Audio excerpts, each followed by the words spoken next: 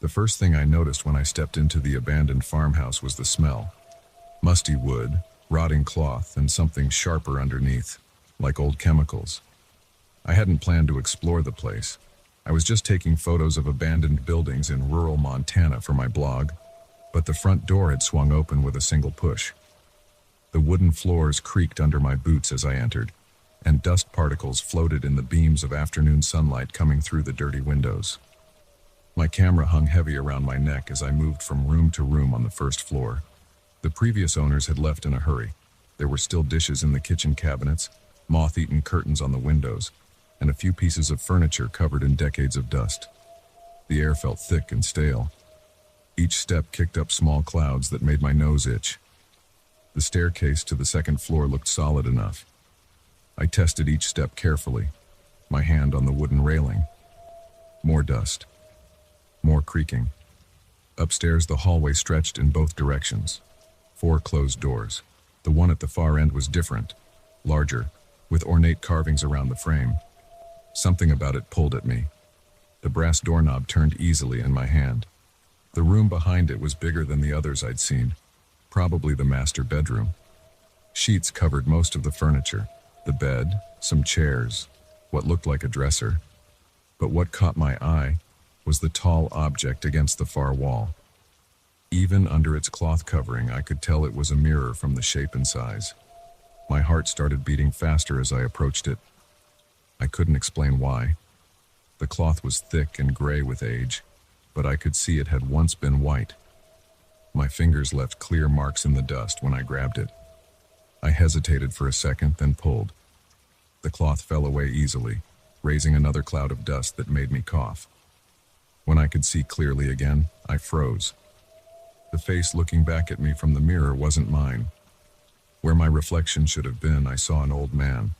His skin was pale and wrinkled, his eyes dark and sunken.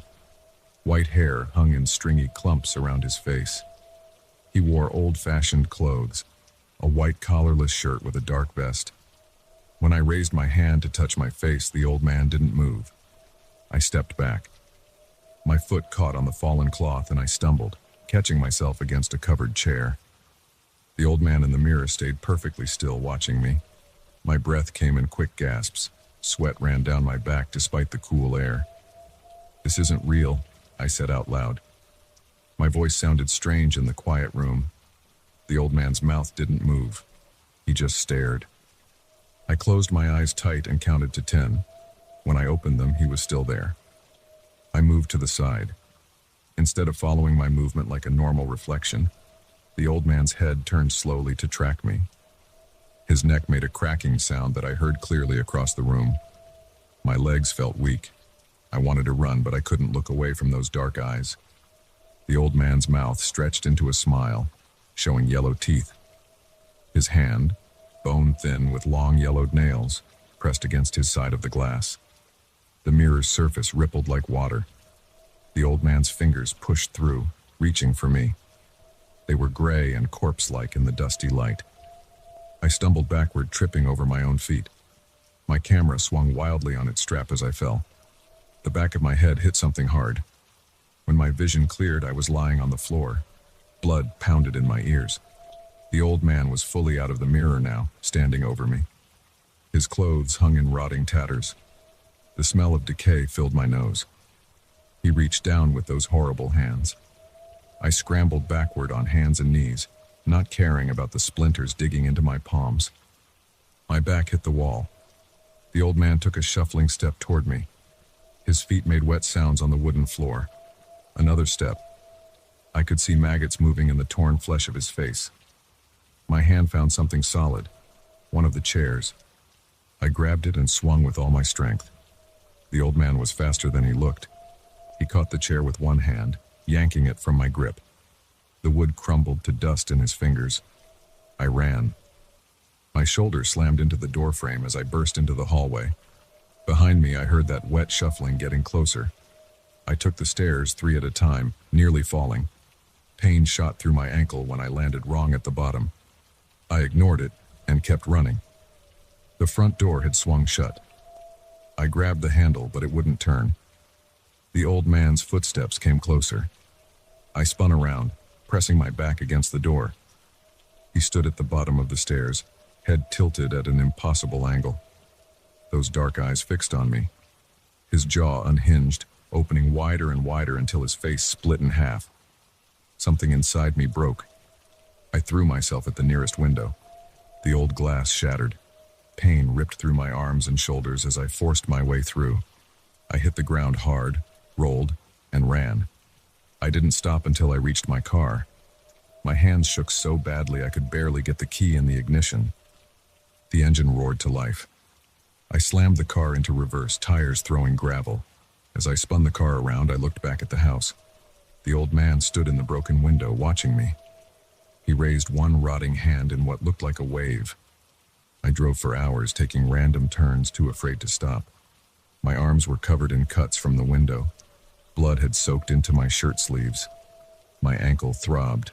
None of it mattered. I just needed to get as far away as possible. It was dark when I finally pulled into a gas station. My hands were still shaking as I cleaned and bandaged my cuts in the bathroom. The fluorescent lights made my skin look gray and sickly in the mirror. For a second, I thought I saw something dark moving in my eyes, but it was gone when I blinked. I drove straight through the night to my apartment in Bozeman. The sun was rising when I finally collapsed into bed. Sleep came quickly, but it wasn't peaceful. I dreamed of dark eyes and reaching hands and that terrible smile. The next morning, I tried to convince myself it had all been some kind of hallucination. Maybe I'd hit my head harder than I thought when I fell. The cuts on my arms were real enough, but I could have gotten those just from breaking the window in a panic. People see strange things in old houses all the time.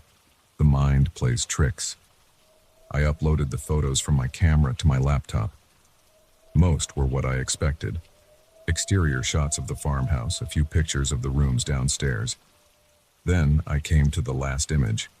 My coffee mug slipped from my hand and shattered on the floor. The photo showed the bedroom with the mirror. The cloth lay crumpled on the floor, and there in the mirror, clear as day, was the old man. His face was turned toward the camera, mouth stretched in that horrible smile. One hand pressed against the glass. I deleted the photo. Then I deleted all the others from that day. Then I wiped my hard drive completely. I threw the camera away. I didn't write about the farmhouse on my blog. I didn't tell anyone what had happened. Who would believe me? But that wasn't the end. Sometimes now, when I pass mirrors, I catch glimpses of something moving in them, just at the edge of my vision.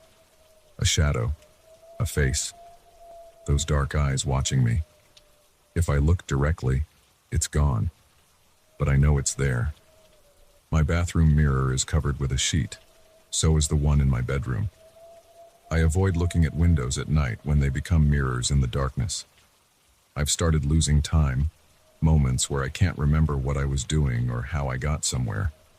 My friends say I seem different, distant. They say my eyes look strange sometimes. Yesterday I caught my reflection in a store window. For just a second, I saw the old man's face instead of mine. He smiled and waved. I smiled and waved back. I'm writing this down because I need someone to know what happened. The memory of that day feels like it's slipping away, being replaced by older memories. Memories that aren't mine. I remember a farmhouse, but not from last month. I remember it from decades ago when it was new. I remember the mirror being delivered, carried up those stairs by two strong men while I watched. I remember the first time I saw my own reflection change, saw someone else looking back at me. I remember reaching through the glass. I remember waiting, so patient, for someone else to come. Someone young and strong. Someone who could give me a new body, a new life. I remember everything now. The mirror is calling me back. I can feel it pulling at me, even from miles away. Soon I'll have to return to the farmhouse. Someone else will come exploring eventually. They always do. And I'll be waiting, watching from the other side of the glass. My hands shake as I write these last words. When I look at them, they seem thinner, the skin more wrinkled. There's dirt under the fingernails that won't come out. It smells like grave dirt. I have to go now. The mirror is waiting. Don't look for me at the farmhouse. And if you find it, don't go inside. Don't look in the mirror. He's always waiting, always hungry, always watching. And now, so am I.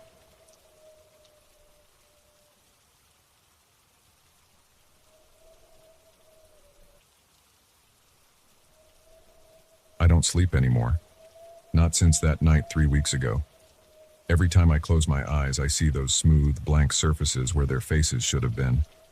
The sleeping pills my doctor prescribed sit untouched on my nightstand.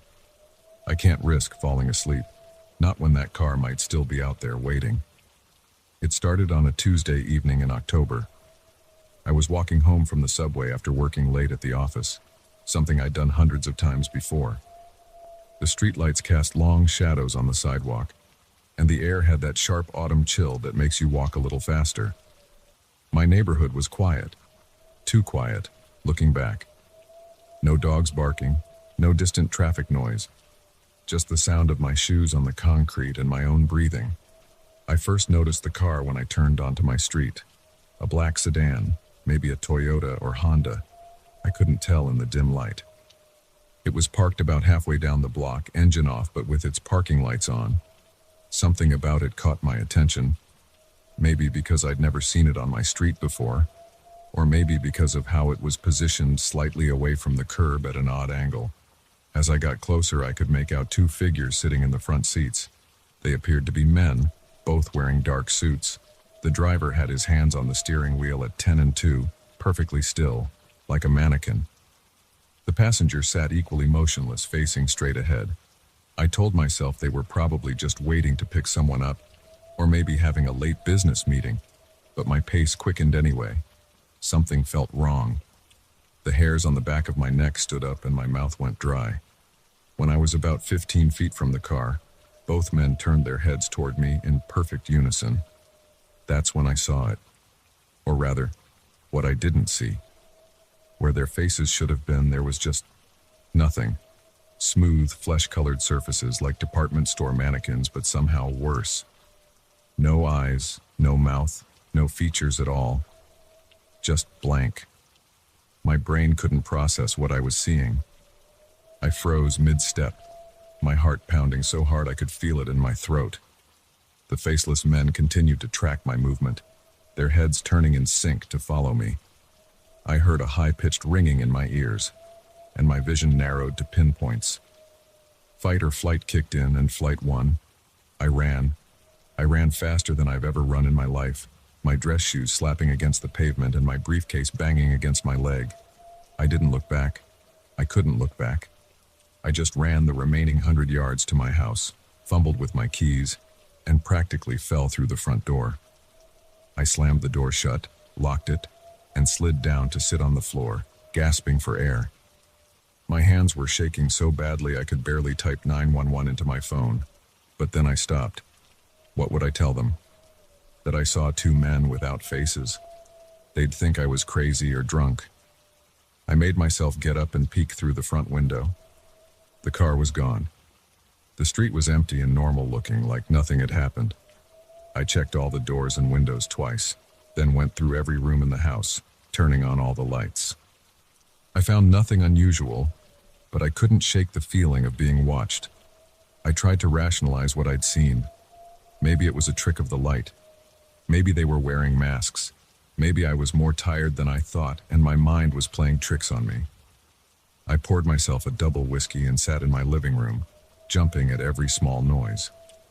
Around midnight, exhaustion finally overcame fear, and I went up to bed. I left all the lights on in the house except my bedroom. Something about sleeping with the lights on felt too much like admitting that what I'd seen was real. The nightmare started normally enough. I was at work, doing something with spreadsheets, when my computer screen went blank. Then it showed the car, parked outside my office building. I tried to look away, but I couldn't move. The screen switched to show the inside of the car, those two blank faces turning slowly toward me. I woke up drenched in sweat, my heart racing. The digital clock on my nightstand read 3:17 a.m. Something compelled me to look out my second-floor bedroom window, even though every instinct screamed not to. The car was there. It sat in exactly the same spot as before, parking lights on, angled slightly away from the curb. Even from up here I could see them. Two dark figures sitting perfectly still, their featureless heads turned up toward my window. I scrambled backward off the bed, tangling in the sheets and hitting the floor hard. I crawled to the corner of the room as far from the window as possible. My whole body was shaking and I could taste copper in my mouth where I'd bitten my tongue. For hours, I sat there in the dark, afraid to move, afraid to look out the window again. When dawn finally came, I gathered my courage and looked. The street was empty. I called in sick to work. Spent the day researching missing persons cases in my area, looking for any mentions of faceless men or mysterious black cars. I found nothing concrete, just some vague conspiracy theories and creepypasta stories that didn't match what I'd seen. That night, I drove to a hotel 20 miles away. I didn't tell anyone where I was going. I used cash, gave a fake name at check-in. I took 2 sleeping pills and passed out watching infomercials with all the lights on. At 3:17 a.m. I woke up. The TV was showing static. And there, in the parking lot right outside my 3rd floor window, I checked out immediately. Drove aimlessly until sunrise. My hands clenched so tight on the steering wheel that my fingers cramped. The next few nights followed the same pattern.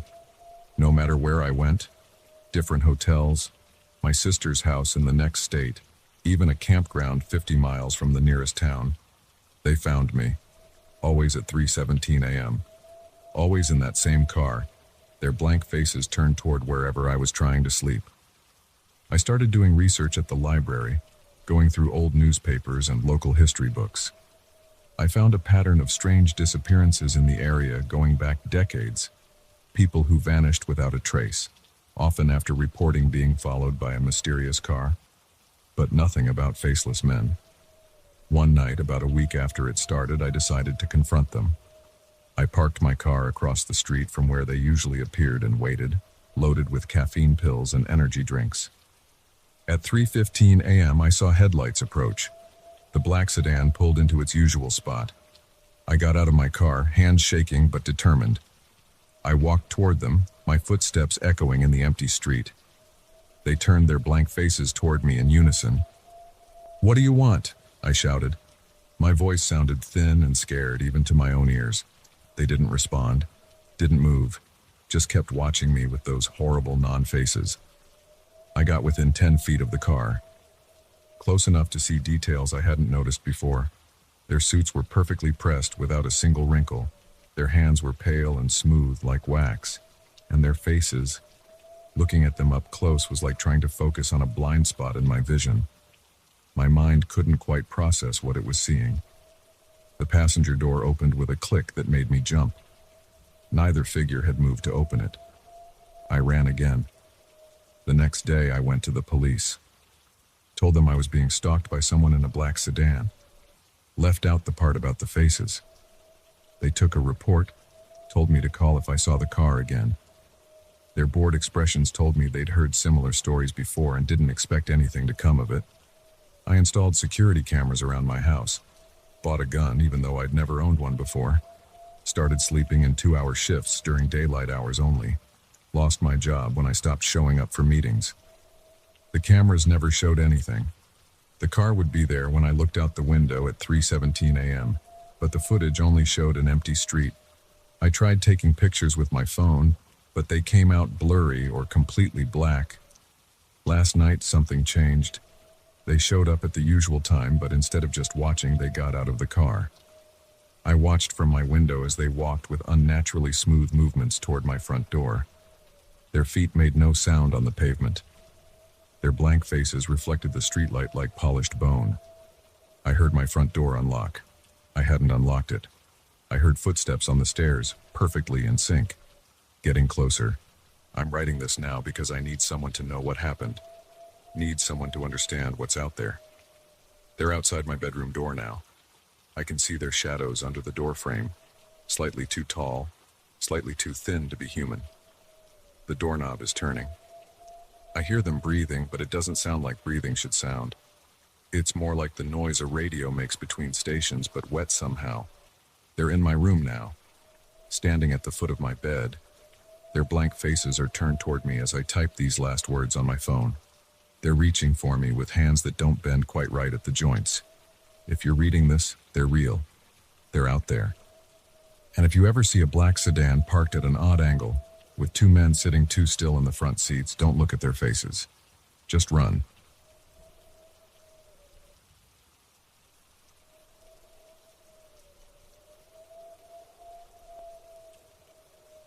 My hands won't stop shaking as I type this. I need to write down what happened at the Riverside manufacturing plant tonight. Maybe someone will make sense of it. Maybe someone will believe me. I'm an urban explorer, or at least I was until 2 hours ago. I've been doing this for 6 years, documenting abandoned places across the Midwest. Old hospitals, defunct schools, empty factories. I've seen them all. Nothing prepared me for what I encountered in that factory. The Riverside plant shut down in 1989 after some kind of industrial accident. The details are sketchy, something about chemical contamination and worker safety violations. The building's been rotting on the outskirts of town ever since. I'd driven past it dozens of times, eyeing those broken windows and crumbling brick walls. Tonight I finally decided to check it out. I parked my truck behind some overgrown bushes at 9:45 p.m. The clouds covered the moon, making it perfect for sneaking in unnoticed. I grabbed my backpack with the usual gear: flashlight, spare batteries, first aid kit, camera, water bottle. The fence had a gap where someone had cut through the chain link. I squeezed through, my jacket catching on the rusty wire. The front entrance was boarded up tight, but I found a broken window on the side of the building. The glass crunched under my boots as I climbed through. The beam of my flashlight cut through total darkness. Dust particles floated in the light. The air felt thick and stale, with a sharp chemical smell that made my nose burn. I stepped carefully across the debris-covered floor. My footsteps echoed off bare concrete walls. Water dripped somewhere in the darkness. Most of the machinery had been stripped out years ago, leaving only empty mounting brackets and severed pipes. Graffiti covered some walls, but not as much as you'd expect for a place abandoned this long. The first floor was boring, just empty rooms and fallen ceiling tiles. I found the stairs to the basement and second floor in the center of the building. The basement door was welded shut with heavy steel plates. Weird. I'd never seen that in an abandoned building before. I headed up to the second floor. The metal stairs groaned under my weight. More empty rooms up here, but different equipment mounting points. This must have been where they did the actual manufacturing. Long rows of support columns stretched into the darkness. The beam of my flashlight caught something white on the floor ahead. I walked closer. A stack of papers scattered across the concrete. I picked one up, some kind of internal memo dated 1989. The letterhead said, Project Echo Status Report. Most of it was too faded to read, but I made out phrases like unexpected results and containment protocols. A loud crash behind me. I spun around, heart pounding, just a piece of ceiling falling. Get it together, I told myself. This place was just making me jumpy. I kept moving down the main corridor, sweeping my light back and forth. More papers. Old filing cabinets tipped on their sides. A break room with a calendar still showing March 1989. The corridor ended at a set of heavy steel double doors. A faded biohazard symbol was stenciled on them. My hand hesitated on the push bar. Every urban explorer instinct told me to turn back. But I'd come this far. The doors opened with a screech of rusty hinges. Beyond them was some kind of laboratory space. Lab benches lined the walls, covered in dusty glassware and equipment. The center of the room held what looked like giant steel pressure vessels, connected by a maze of pipes. My flashlight beam caught more papers scattered across a desk. These were different, handwritten notes in messy scrawl. Day 47. Sample continues to display anomalous properties. Mass fluctuations increasing. Day 51. Containment field unstable. Request immediate evacuation of non-essential personnel. Day 52. God help us. The last note ended in a jerky scrawl trailing off the page. My hands were sweating now. What the hell had they been doing in here? A soft scraping sound from the corridor behind me. I turned quickly, light beam cutting through the darkness. Nothing there. But the sound came again, like something being dragged across concrete. Hello? My voice sounded small in the huge space. No response. I started walking back toward the corridor. The scraping got louder, closer. My light caught something at the far end of the hallway, a shadow. But wrong somehow. Too tall, misshapen. It moved with a jerking motion that wasn't quite human. I froze. The shadow stayed at the edge of my light beam. My heart hammered against my ribs. Sweat ran down my back despite the cold air. I took a step forward, raising the flashlight higher. The shadow vanished. Just gone, between one blink and the next. I ran the light beam across the empty corridor. Nothing there. My hands were shaking so bad I almost dropped the flashlight. I told myself it was just my imagination. Weird shadows playing tricks in the dark. But I knew that wasn't true. The scraping sound came again, behind me now, much closer. I spun around. For a split second, my light caught it. A shape like a person, but wrong. Too tall, limbs too long. Its head brushed the ceiling 9 feet up. The proportions were all distorted, like someone had grabbed a human shape and stretched it. The beam of light passed through it like smoke. It vanished again. But I felt it was still there, just outside the range of my flashlight. Watching. I ran. I don't remember consciously deciding to run, my body just moved. Back through the lab, down the corridor. The scraping followed, getting closer.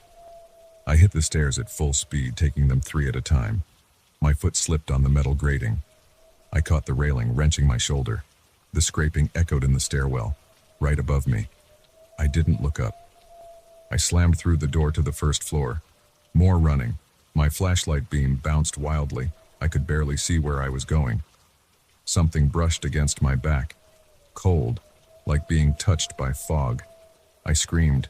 The sound echoed off the walls. Behind me, something else screamed back, a sound no human throat could make. I saw the broken window ahead. I dove through it, not caring about the glass. I hit the ground hard, scrambled up, ran for the fence. The cut section caught my jeans as I squeezed through. I ripped free, leaving fabric behind. I made it to my truck. The engine roared to life. I floored it out of there, gravel spraying. In my rearview mirror, I saw something in an upstairs window of the factory, just for a moment. A stretched, distorted silhouette against the darkness. I didn't stop driving until I got home. Locked all the doors. Turned on every light in the house. My hands are still shaking as I write this. I don't know what I saw in that factory. I don't want to know, but I keep thinking about those notes. What were they working on in there? What went wrong?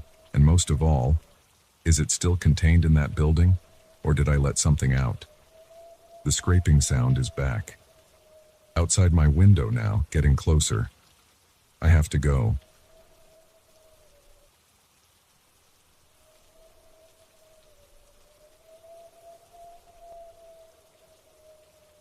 I shouldn't have taken that shortcut through Miller's Woods. That's what started everything. I was just trying to save 20 minutes on my drive home from the conference in Portland. Now I don't know if I'll ever make it home. It was already dark when I turned off the highway onto the unmarked dirt road.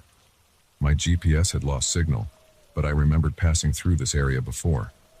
The road wound through dense forest, trees pressing in close on both sides. After about 10 minutes of driving, my headlights caught something through the trees, an orange glow that shouldn't have been there. I slowed down, thinking maybe there was a house or a campsite. The glow got brighter as I rounded a bend, and that's when I saw them. 5 or 6 figures standing in a circle around a bonfire. They weren't moving, just standing there, perfectly still, facing the flames. My foot instinctively hit the brake. Something felt wrong about the way they were standing there. Too still, too rigid. The orange light from the fire cast long shadows behind them, stretching out into the darkness like black fingers.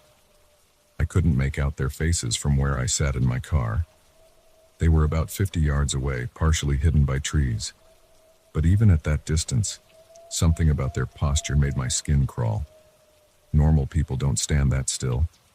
One of them turned their head toward my car. Just their head while their body stayed perfectly rigid. That's when my heart started hammering against my ribs. I couldn't see a face, just a dark oval where a face should be. My hands were shaking as I put the car back in drive. I needed to get out of there. Now. I pressed the gas pedal and the car lurched forward. As I passed the bonfire, I kept my eyes straight ahead. Don't look. Don't look at them. But I couldn't help it. My eyes flicked to the side for just a second. They had all turned their heads to watch me pass, 6 black ovals tracking my car's movement, still not moving their bodies. Fuck this, I muttered, pressing harder on the gas. The dirt road was rough, and my car bounced violently as I sped up. I just needed to get back to the highway. After 5 minutes of driving, I should have reached the highway. But the dirt road kept going. Trees pressed in on both sides, branches scraping against my car. My hands were slick with sweat on the steering wheel. Another 5 minutes passed, still no highway. My chest felt tight. I knew I should have reached it by now. The road curved and twisted through the dark forest, but it wasn't taking me anywhere. I checked my phone again. No signal. The clock read 9:47 p.m. I drove faster, taking the curves as fast as I dared. The trees were a dark blur on either side. 10 more minutes passed. The road kept going. My gas gauge caught my eye. The needle was getting close to empty. Panic clawed at my throat. I had filled up right before leaving Portland. The tank should have been nearly full. I slammed on the brakes and the car skidded to a stop in the middle of the road. Gravel crunched under my tires. I sat there, breathing hard, hands clenched on the steering wheel. This wasn't possible. I knew this road. It was just a short connector between 2 highways. I shouldn't have been able to drive this long without hitting the highway or running out of road. I put the car in reverse and turned around. I'd go back the way I came, find the highway I'd turned off of. But after driving for another 15 minutes, I still hadn't found it. The road just kept going, curving endlessly through the dark woods. The gas gauge needle was now hovering just above empty. I had to stop, had to think. I pulled over to the side of the road and killed the engine. The silence pressed in around me. No traffic sounds, no distant highway noise, just the faint rustle of leaves in the wind. I checked my phone again. 10:22 p.m., still no signal. A branch snapped somewhere in the woods. My head jerked toward the sound. Nothing but darkness between the trees. Another snap, closer this time. Then another. Something was moving out there. I fumbled with my keys, trying to get them back in the ignition. They slipped from my sweaty fingers and fell to the floor. I bent down to grab them, and when I sat back up, there was a figure standing at the edge of the trees. I froze. It was one of them from the bonfire. The same rigid posture, the same black oval where the face should be. My fingers finally found the keys. I jammed them into the ignition and turned. The engine coughed, but didn't start. No, no, no. I turned the key again. Nothing. More snapping sounds from the woods.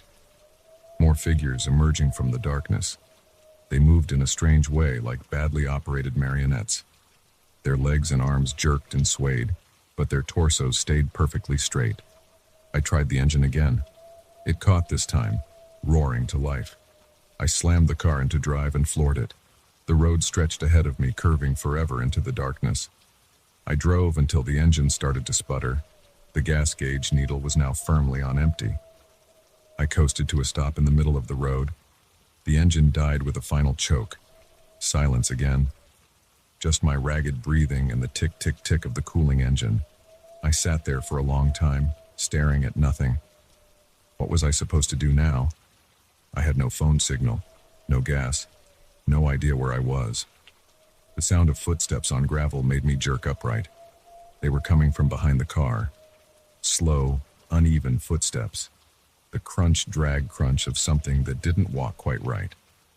I didn't look in the rearview mirror. I couldn't. The footsteps got closer. Crunch, drag, crunch. A shadow fell across the driver's side window. I squeezed my eyes shut. My whole body was shaking. I could feel it standing there just inches away on the other side of the glass. A soft tapping sound. Something was touching the window. Tap, tap, tap. Each tap was followed by the sound of something wet and sticky peeling away from the glass. I opened my eyes. A hand was pressed against my window. It was wrong. Too long. Too thin. The fingers ended in points instead of nails. It tapped again. The fingertips made a wet sucking sound as they pulled away from the glass. I lunged across to the passenger side and threw the door open. I tumbled out onto the gravel and ran. I ran straight into the woods, away from the road. Branches whipped at my face. I tripped over roots and fallen logs, but kept running. After what felt like hours, I had to stop. My lungs were on fire. I doubled over, hands on my knees, gasping for air. When I caught my breath, I looked around.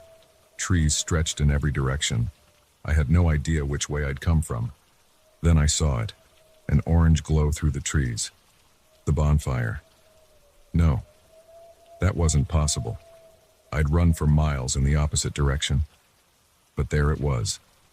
And there they were, the figures standing around it, perfectly still.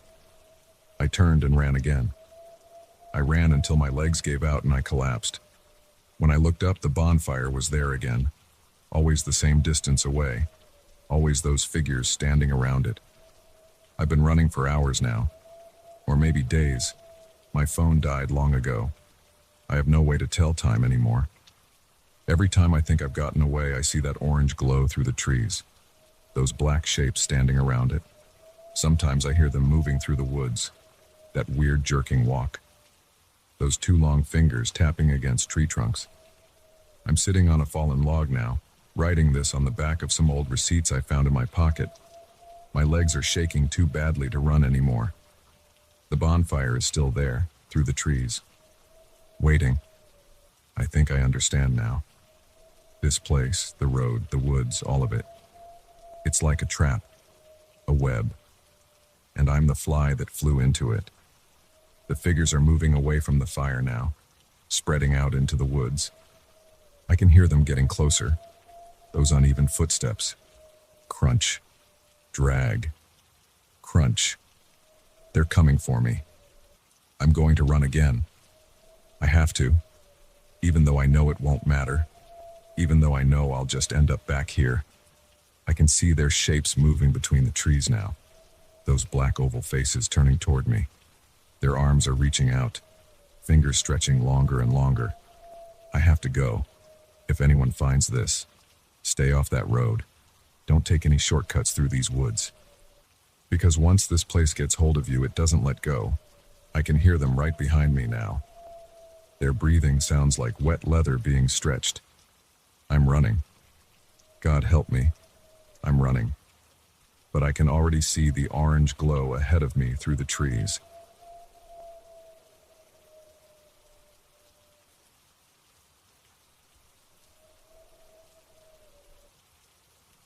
The cabin shouldn't have been there.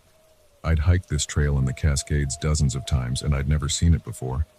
But there it was, sitting in a small clearing about 50 yards off the main path, partially hidden behind a stand of Douglas firs. The sun was setting and I needed to make a decision fast. I checked my phone. No signal as expected this deep in the wilderness. My water bottle was almost empty and the temperature was dropping. The forecast hadn't mentioned rain, but the dark clouds gathering overhead told a different story.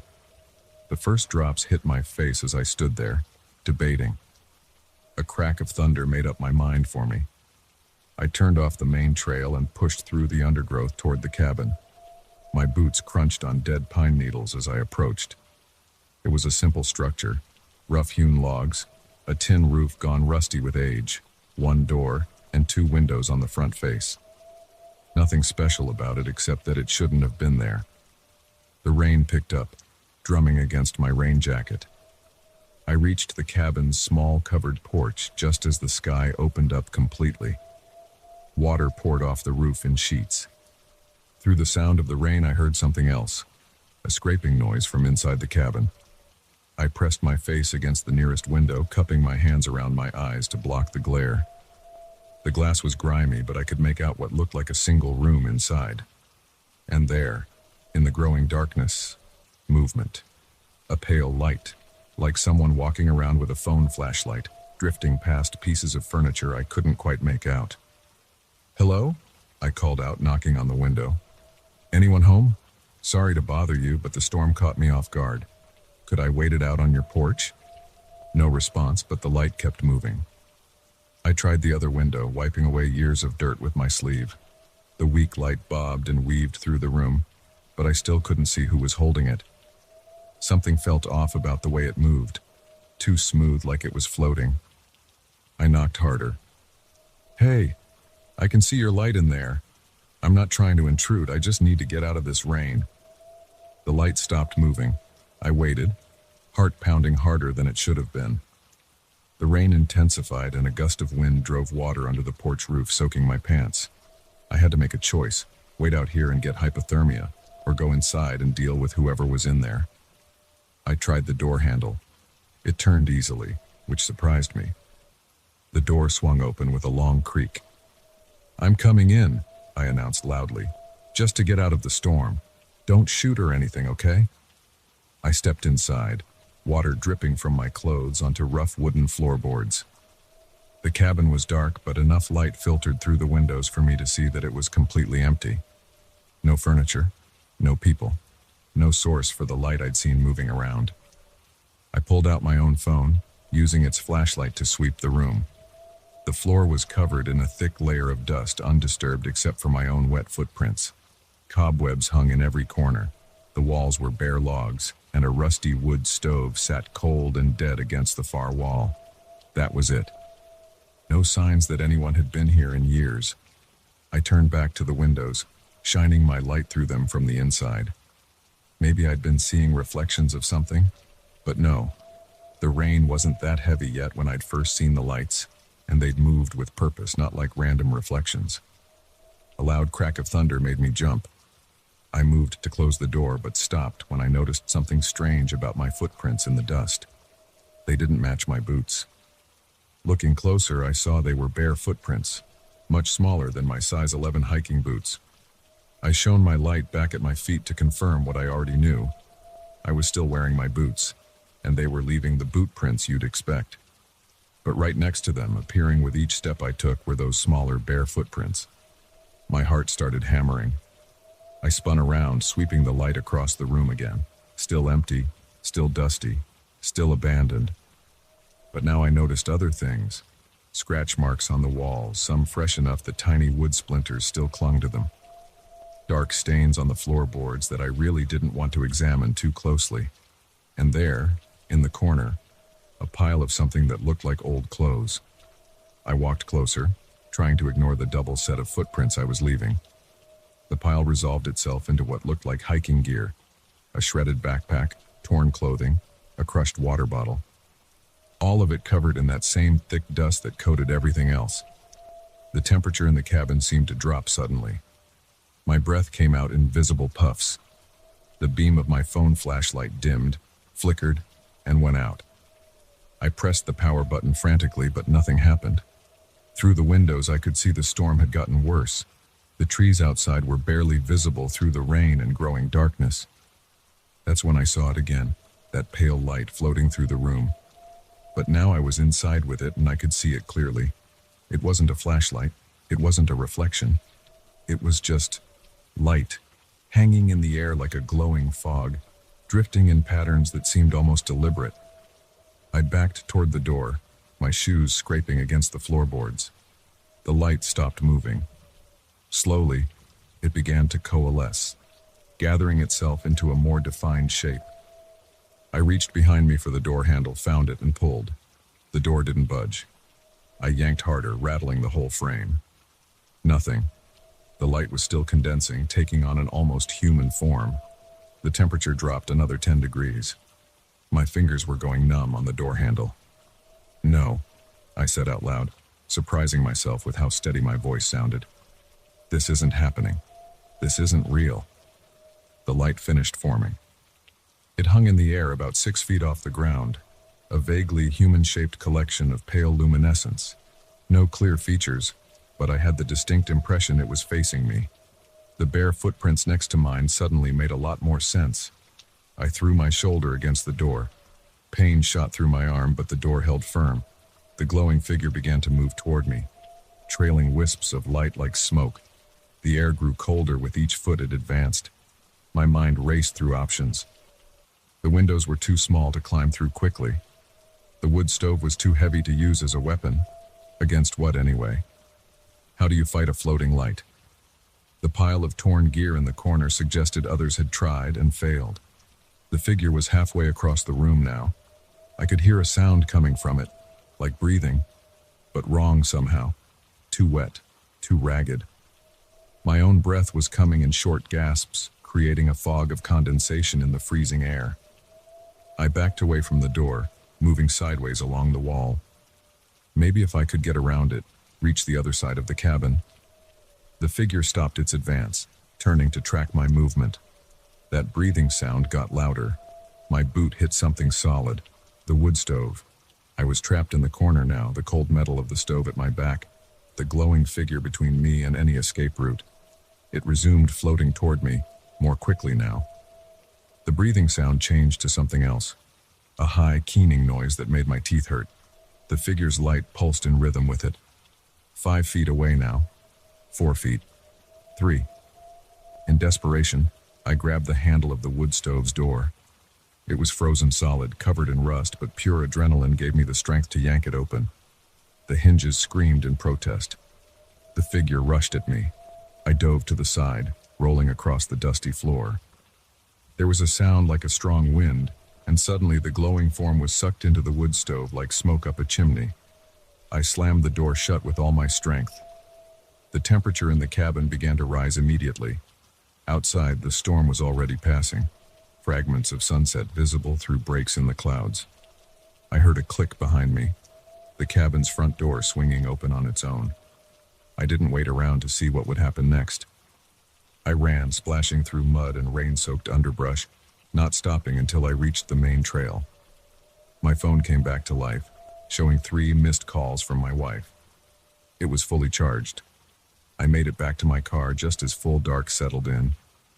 As I drove home, I tried to make sense of what had happened. Part of me wanted to dismiss it as hallucination brought on by dehydration or exhaustion, but I knew better. The torn gear in the corner, the scratch marks on the walls, the bare footprints appearing beside my own. It had all been real.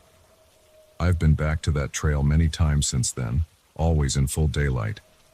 I've never found the cabin again. Sometimes I wonder if it's still there, hiding behind different trees, waiting for another hiker to get caught in a storm. Sometimes on cold nights I dream about that pale light and that wet, ragged breathing. But mostly, I wonder about those other hikers, the ones whose gear I found torn and dusty in the corner. Did they make it out like I did? Or are they still there somehow, their essence trapped in that old wood stove, their bare footprints appearing beside the boots of new visitors? I don't hike alone anymore, and I always make sure I'm back at my car well before sunset, no matter what the weather forecast says. Some questions are better left unanswered. Some cabins are better left unfound. The next morning I went to the ranger station to report what I'd seen. The ranger listened patiently, taking notes. When I finished, he pulled out an old file from a cabinet behind his desk. "You're not the first," he said, showing me a stack of similar reports dating back to the 1950s. "The cabin appears during storms, always in different locations. We've tried to find it, but..." He shrugged. "The only people who see it are the ones who aren't looking for it." He showed me photos from previous encounters, all different cabins, but somehow I knew they were all the same place. Some of the photos showed lights in the windows. In one, if you looked closely, you could just make out a human-shaped glow through the glass. "What should we do about it?" I asked. The ranger closed the file and put it away. "Nothing to do. Can't find something that doesn't want to be found. Just be grateful you made it out and spread the word. When hiking these trails, always carry emergency gear. Always have a plan. and never ever trust a cabin that shouldn't be there. I nodded and left the station. On my way home, I stopped at a sporting goods store and bought new hiking gear, including an emergency shelter just in case. The next time I got caught in a storm on the trail, I wasn't going to need a cabin's hospitality. But sometimes, on rainy nights, I find myself drawn to the windows of my house, looking out into the darkness. And sometimes, just for a moment, I think I see a pale light drifting through the trees at the edge of my property. When that happens, I close the blinds, turn on all the lights, and wait for morning. Because I know now that some shelters are better left unused, some doors are better left unopened, and some lights are better left unfollowed. The bare footprints I left in that cabin's dust are probably still there, appearing alongside my boot prints, telling a story that nobody else will believe. But I know what I saw. I know what I felt. And I know that somewhere in those woods, a cabin is waiting for its next visitor, its windows glowing with a light that shouldn't exist. I just hope they're smarter than I was. I hope they keep walking.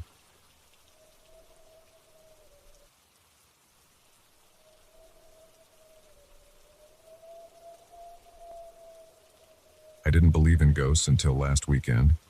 Now I can't sleep without checking every corner of my bedroom twice and making sure all my doors are locked.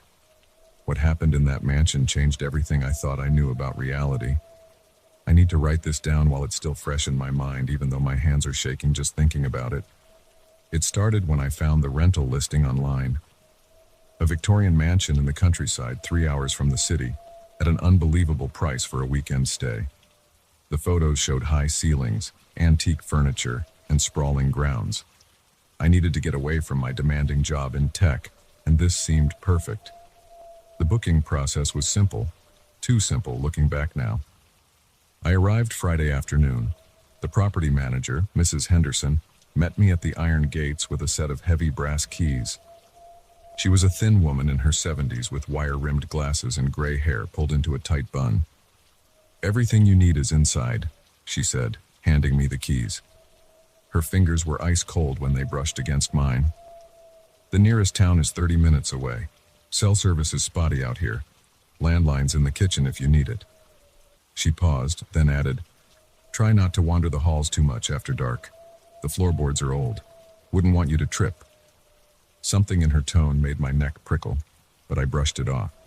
She got into her beige Volvo and drove away, leaving me alone with the mansion looming above me. 3 stories of weathered red brick and tall windows, white trim that needed painting, dead vines crawling up the walls. I unlocked the front door and stepped into a massive foyer. The air inside was stale and cold despite the warm September day outside. My footsteps echoed on the hardwood floor as I explored the first level. Formal dining room, library, sitting room, kitchen.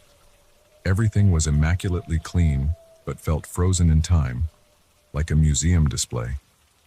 Heavy velvet curtains, ornate wallpaper, oil paintings of stern-faced people in Victorian clothing. The kitchen had been modernized with new appliances, at least. I unpacked my groceries and made coffee, trying to shake off the weird feeling settling in my gut. Just typical old house vibes, I told myself. I'd grown up in apartments, wasn't used to all this space and silence.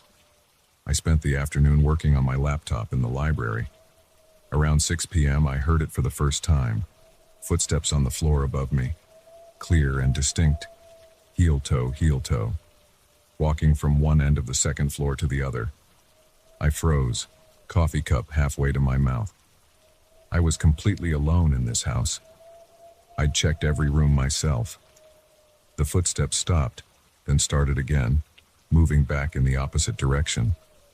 My heart pounding, I got up and walked to the base of the main staircase. "Hello?" I called up. "Is someone there?" Silence. I climbed the stairs slowly, wincing at every creak of wood under my feet. The second floor was empty. I checked every room, turning on all the lights. All the windows were locked from the inside. No signs anyone had been there. Back downstairs, I told myself it was just the house settling. Old buildings make weird noises. I made dinner and tried to distract myself with Netflix on my laptop. That's when I found the letters. They were tucked inside a drawer in the library desk, yellowed pages covered in spidery handwriting dated 1892. I started reading and felt my blood turn to ice water. My dearest Elizabeth, I must tell you about the strange occurrences in this house. Every night I hear footsteps in the halls, but when I look, no one is there. Doors open and close on their own. Objects move when I'm not looking. Last night I woke to find every candle in my room lit, though I'd extinguished them before bed. The servants whisper about the previous owner, Mr. Harrison, who died here in his study. They say he still walks the halls, searching for something. I fear I'm losing my mind. Please come soon. I cannot bear another night alone here. Your loving sister, Margaret. There were more letters, each more disturbing than the last. Margaret wrote about seeing shadows move against the walls, about waking to find her belongings rearranged, about hearing whispers in empty rooms. The last letter was different, written in shaky, frantic handwriting. Elizabeth, something is in this house with me. It stands in my room at night. I can feel it watching. The servants have all fled. I must leave this place before... The letter ended mid-sentence. I should have left right then. Should have gotten in my car and driven back to the city. Rental agreement be damned. Instead, I put the letters back and told myself they were fake. Probably planted there to spook tourists. Ghost stories to add atmosphere to a historic rental property. The sun had set while I was reading. The library felt different in the dark, the tall bookshelves casting long shadows in the lamplight. I decided to head up to bed. I'd chosen a bedroom on the second floor, the master suite with a 4-poster bed and attached bathroom. I was brushing my teeth when the TV in the bedroom turned on by itself. The sudden blast of sound made me jump. Toothpaste splattered on the mirror. I walked out of the bathroom to find static flickering across the TV screen, filling the room with gray light and white noise. I hadn't even realized there was a TV in the room. It was an old model, the kind with dial knobs. I looked for a remote but didn't see one. The TV wasn't even plugged in. My hands shook as I turned the power knob. The screen went black. I pulled the unplugged cord out from behind the TV and held it up, staring at it, trying to make sense of what had just happened. That's when the footsteps started again, right outside my bedroom door. I stood perfectly still, listening. Heel toe, slow and deliberate. They stopped directly outside my door. The temperature in the room plummeted. I could see my breath misting in the air. The doorknob began to turn. I lunged forward and grabbed it, holding it in place. My heart was trying to punch through my ribs. The knob kept turning against my grip like someone on the other side was fighting to open it. "Who's there?" I shouted. My voice cracked. "This isn't funny." The pressure on the doorknob released. The footsteps moved away down the hall. I waited until I couldn't hear them anymore, then yanked the door open. The hallway was empty and dark. All the doors were closed except one at the far end, the door to the study. It was wide open, though I distinctly remembered closing it during my earlier search. I walked down the hall on shaking legs, holding my phone's flashlight out in front of me. The study was empty. A leather armchair sat behind a massive oak desk. More oil paintings watched me from the walls. Everything was still and silent. Then I saw the fresh footprints in the dust on the floor.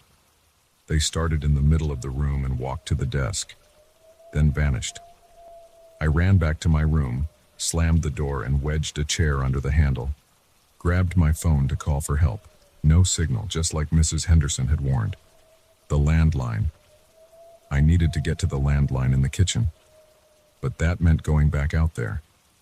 I sat on the bed trying to think rationally. There had to be a logical explanation. Maybe someone else had a key. Maybe this was an elaborate prank. Maybe I was having some kind of breakdown from work stress. The TV turned on again. This time, instead of static, a face appeared on the screen. A man's face, pale and gaunt, with dark hollows around his eyes. He stared directly at me through the screen. His mouth moved, but no sound came out.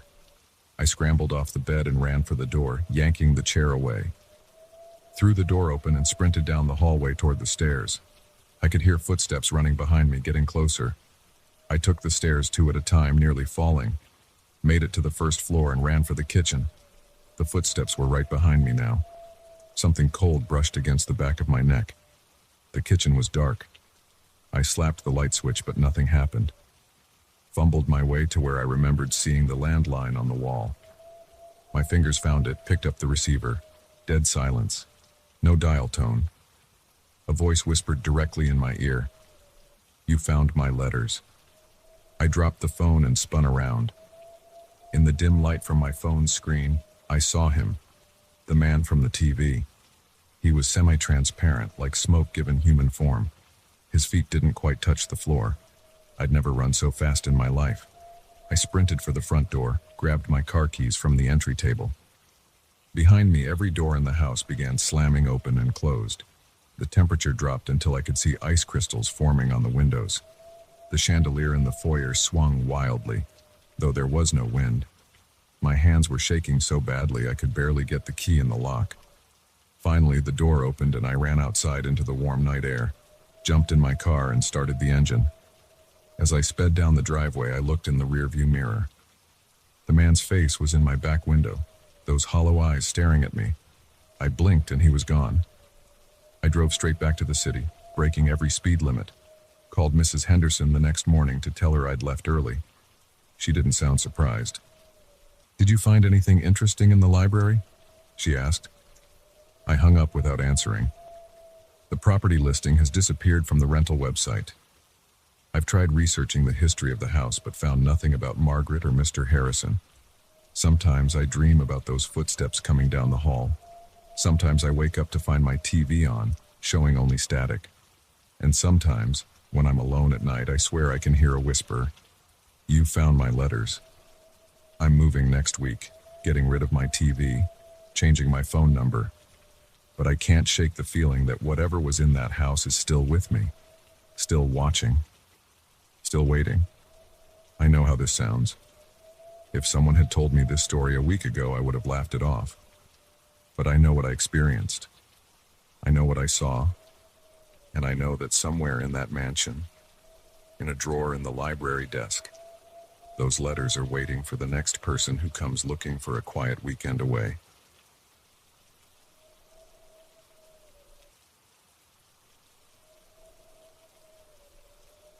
Three days ago, I walked into room 115 at the Starlight Motel just off Route 22, carrying nothing but a duffel bag and the weight of my mistakes. Today, I'm writing this from a hospital bed, trying to make sense of what happened in that room. The doctors say my injuries will heal, but I know the scars inside my head never will. I need to get this down while it's still fresh, while I can still remember every detail of that night. Maybe then someone will believe me. I chose the Starlight because it was the kind of place that didn't ask questions. The neon sign flickered with half its letters burned out, and the parking lot was more potholes than pavement. Perfect for someone who needed to disappear for a while. $28 a night, cash only. The room smelled like stale cigarettes and cheap cleaning supplies, with water stains spreading across the ceiling like yellow continents on a grimy map. The first 2 nights passed in a blur of cheap whiskey and fitful sleep. I barely left the room, surviving on vending machine snacks and tap water that tasted like pennies. The TV only got 3 channels clearly, all playing reruns of shows I'd seen 100 times before. But I didn't care. I wasn't there for entertainment. It was 3:17 a.m. on the 3rd night when the first sound jerked me awake. A soft thump from inside the wardrobe against the far wall. At first I thought it was just the ice machine down the hall kicking on. That thing had been making weird noises since I checked in. I rolled over, pulling the thin blanket tighter around my shoulders. Then I heard it again. Louder this time. Deliberate, like someone knocking from the inside. I sat up, my heart already picking up speed. The wardrobe was a cheap piece of furniture, particle board covered in fake wood veneer, with doors that didn't quite line up. I'd thrown my duffel bag inside when I first arrived, but hadn't opened it since. The knocking came again. 3 distinct taps, followed by what sounded like scratching. "Hello?" My voice came out hoarse, barely above a whisper. The room's only light came from the vacancy sign outside, casting everything in a sickly red glow. The scratching stopped. I swung my legs over the side of the bed, my bare feet touching the thin carpet. The The air felt different somehow, heavier, like the moments before a storm. My mouth was dry and I could hear my pulse in my ears. Another knock. This time it was 5 rapid taps, like someone trying to get my attention. I stood up slowly, my legs shaking slightly. The 12 feet between the bed and the wardrobe felt like a mile. Each step made the carpet crunch under my feet, probably decades of dirt ground into the fibers. The wardrobe door rattled slightly. "Who's there?" I called out louder this time, trying to sound braver than I felt. No answer, just more scratching. I reached for the baseball bat I'd brought with me. Old habits die hard. The aluminum felt cool and reassuring in my sweaty grip. 3 more steps to the wardrobe. The scratching got more frantic, like someone or something was trying to claw their way out or in. I couldn't tell which was worse. My hand touched the wardrobe's handle. The metal was ice cold against my palm. The scratching stopped instantly. I took a deep breath, tightened my grip on the bat, and yanked the door open. My duffel bag lay exactly where I'd left it. But the back wall of the wardrobe, Jesus Christ, the back wall. Long, deep gouges ran from floor to ceiling, some fresh enough that small splinters of particle board still clung to the edges. They formed no pattern I could recognize, just wild, desperate marks of something trying to break through. I reached out and touched one of the grooves. It was deep enough to fit my fingertip inside, and the edges were sharp. These weren't made by rats or raccoons. They were too big, too deliberate. They looked like human fingernail marks. The smell hit me then, a musty, organic odor like wet earth and decay. It seemed to pulse from the scratches themselves, growing stronger with each second. I slammed the wardrobe shut and backed away until my legs hit the bed. My heart was hammering so hard I thought it might crack my ribs. For 5 minutes, nothing happened. I stood there, bat ready, staring at the wardrobe. The only sound was my own ragged breathing and the distant hum of traffic on Route 22. Then the knocking started again. Not from inside the wardrobe this time, but from inside the wall behind it. I crossed the room in 3 steps and pressed my ear against the wallpaper. The knocking was clearer now, moving slowly from right to left. Following it with my ear, I traced its path as it traveled along the wall, around the corner and into the bathroom. The bathroom light wouldn't turn on. I flicked the switch up and down repeatedly, but nothing happened. The red glow from the vacancy sign barely reached inside, leaving most of the small room in darkness. The knocking continued, now coming from inside the bathroom wall, right behind the mirror. I stepped inside, my reflection barely visible in the dim light. The knocking stopped. Then I saw it. In the mirror over my right shoulder, a shadow moved. Just for a second, but I'm sure I saw it. A dark shape like someone ducking out of view. I spun around. Nothing there. The shower curtain hung still and straight, no one hiding behind it. When I turned back to the mirror, the shadow was gone. But something else had changed. My reflection. The eyes were wrong. They were my eyes, but they weren't blinking when I blinked. They were staring at me unmoving while I stood there frozen in horror. The reflection's mouth started to move, forming words I couldn't hear. I wanted to run, but my body wouldn't respond. Those eyes held me there, forcing me to watch as the reflection's face began to change. The skin around its eyes darkened like bruises spreading in fast motion. Its mouth stretched wider, wider than any human mouth should go. The teeth. There were too many teeth. I finally managed to move, stumbling backward out of the bathroom. I slammed the door shut and wedged the chair from the desk under the handle. The knocking started again immediately, this time from all around me. Every wall, the ceiling, the floor. It was everywhere. The sound got louder and louder until it felt like my skull would split. I grabbed my phone from the nightstand, but there was no signal. Of course there wasn't. I ran to the door, fumbling with the chain lock with shaking hands. That's when the lights went out. Not just in my room. The whole motel went dark. The vacancy sign outside died, plunging everything into absolute darkness. In that darkness, I heard something new. A wet, sliding sound like something dragging itself across the carpet. It was coming from the direction of the wardrobe. I finally got the door open and burst out into the parking lot. The night air hit me like a slap, shockingly cold against my sweat-soaked skin. I ran to the office, pounding on the door, but no one answered. Looking back at room 115, I saw something that made my blood freeze. The curtains in my window were moving, but not like they were being blown by wind. Something was pushing against them from inside, something with long, thin fingers that left dark streaks on the fabric. I ran to my car, hands shaking so badly I dropped the keys twice before getting the door open. As I started the engine, I looked in the rearview mirror. The reflection's eyes were wrong again. I don't remember much after that. The police report says they found my car wrapped around a tree 3 miles from the motel. They had to cut me out of the wreckage. When they searched room 115, they found nothing unusual. The wardrobe was empty except for my duffel bag. The walls were solid. The mirror in the bathroom showed no signs of tampering, but they didn't find the camera for my phone either. I had dropped it during my panic, and it must still be in that room. If anyone finds it, they'll see what I saw. The last photo I managed to take shows the back wall of the wardrobe. The scratches spell out words.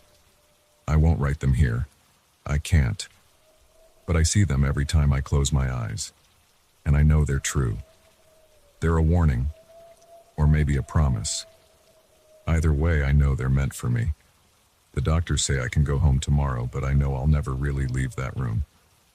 Part of me is still there, staring into that mirror, watching my reflection change. Sometimes, when I look in mirrors now, I have to blink first just to make sure my reflection blinks too. And every night, just before I fall asleep, I hear it. That soft, steady knocking coming from inside my walls. I know what's making that sound now. I know what left those marks in the wardrobe. And I know it followed me home. But the worst part, the part that keeps me awake night after night, I'm starting to think it was always there, in every room I've ever slept in, just waiting for me to notice it, waiting for me to open that door. And now that I have, it won't let me forget. The doctors are coming now. They say I need to rest, but I had to get this written down first. I had to tell someone what really happened in room 115. Because last night I looked at my hands under the hospital room lights, really looked at them for the first time since the accident. My fingernails are worn down to nothing, and there are splinters under what's left of them.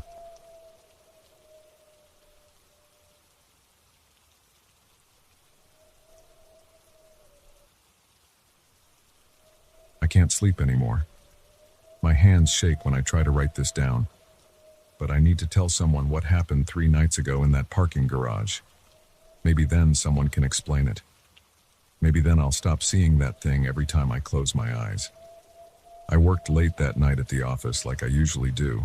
The Anderson account needed finishing, and I'd promised the client I'd have it done by morning. By the time I packed up my laptop, it was already 11:45 p.m. The office building was empty except for the night janitor mopping the hallway outside my door. The parking garage connected to our building through a covered walkway on the 3rd floor. During the day, it was always packed with cars from the various businesses in the complex. But at night, most of the 500 spaces sat empty. The fluorescent lights buzzed overhead, creating pools of sickly white light between long stretches of shadow. I remembered checking my phone as I walked across the concrete bridge to the garage. My wife had texted twice asking when I'd be home. I typed out a quick response. Leaving now, 20 mins. That's when I first saw it. The figure stood by the elevator bank about 50 feet ahead. It wore a black hooded robe that reached the floor, completely hiding any features underneath. The hood pointed straight ahead, toward the elevator doors. I stopped walking. Something felt wrong. The shape was too still, like a photograph. No subtle movements, no shifting of weight. No signs of breathing, just absolute stillness. My footsteps had echoed loudly in the empty garage, but the figure hadn't turned to look. I stood there for maybe 30 seconds watching. It didn't move at all. "Hello?" I called out. My voice bounced off the concrete walls. No response. I pulled out my phone again and opened the camera app. The screen showed the empty elevator bank. I lowered the phone and looked up. The figure was still there. My heart started beating faster. I raised the phone again. Nothing in the frame. Lowered it. The figure stood exactly as before. I backed up a few steps, keeping my eyes fixed on the shape. My foot hit something, probably a small piece of concrete, and I glanced down for a split second to keep from stumbling. When I looked up, the figure had moved closer, much closer. It now stood about 20 feet away, but I hadn't heard any footsteps. The hood still pointed straight ahead, not at me. "Who are you?" I shouted. My voice cracked. Sweat ran down my back despite the garage's cold air. Again, no response. I took another step backward, fumbling for my keys. The rental car fob had a panic button. If I could just... I blinked. The figure now stood 10 feet away. Same position, same stillness, but closer. My hands shook so badly I dropped the keys. The clang of metal on concrete echoed through the garage. I quickly snatched them up, keeping my eyes locked on the figure. That's when I noticed something else wrong. The robe didn't move. There was always some air movement in the garage from the ventilation system, enough to stir up dust and bits of paper. But the black fabric hung perfectly still, like it was frozen in place. I jabbed the panic button repeatedly. The car's alarm started blaring and the headlights flashed, filling the garage with sound and strobing light. In those alternating moments of brightness and shadow, I saw it happen. Each time the lights flashed on, the figure had moved. 15 feet to the left, then behind a concrete pillar, then next to a parked car. Each new position brought it closer to me in a circular path, but I never saw it move. In the dark moments between flashes, there was no sound of footsteps, no whisper of fabric, no indication of movement at all. It simply appeared in each new spot, like a sequence of still photographs. I ran. I don't remember making the conscious decision. My body just moved. I sprinted toward the stairs, my dress shoes slapping against the concrete. The car alarm continued wailing behind me. I slammed through the stairwell door and took the steps 3 at a time, gripping the railing to keep from falling. My breath came in ragged gasps that echoed in the enclosed space. Second floor. First floor. I burst out into the garage's ground level and ran toward the exit. The security gate was down, but there was a man-sized gap next to it for pedestrians. If I could just reach it.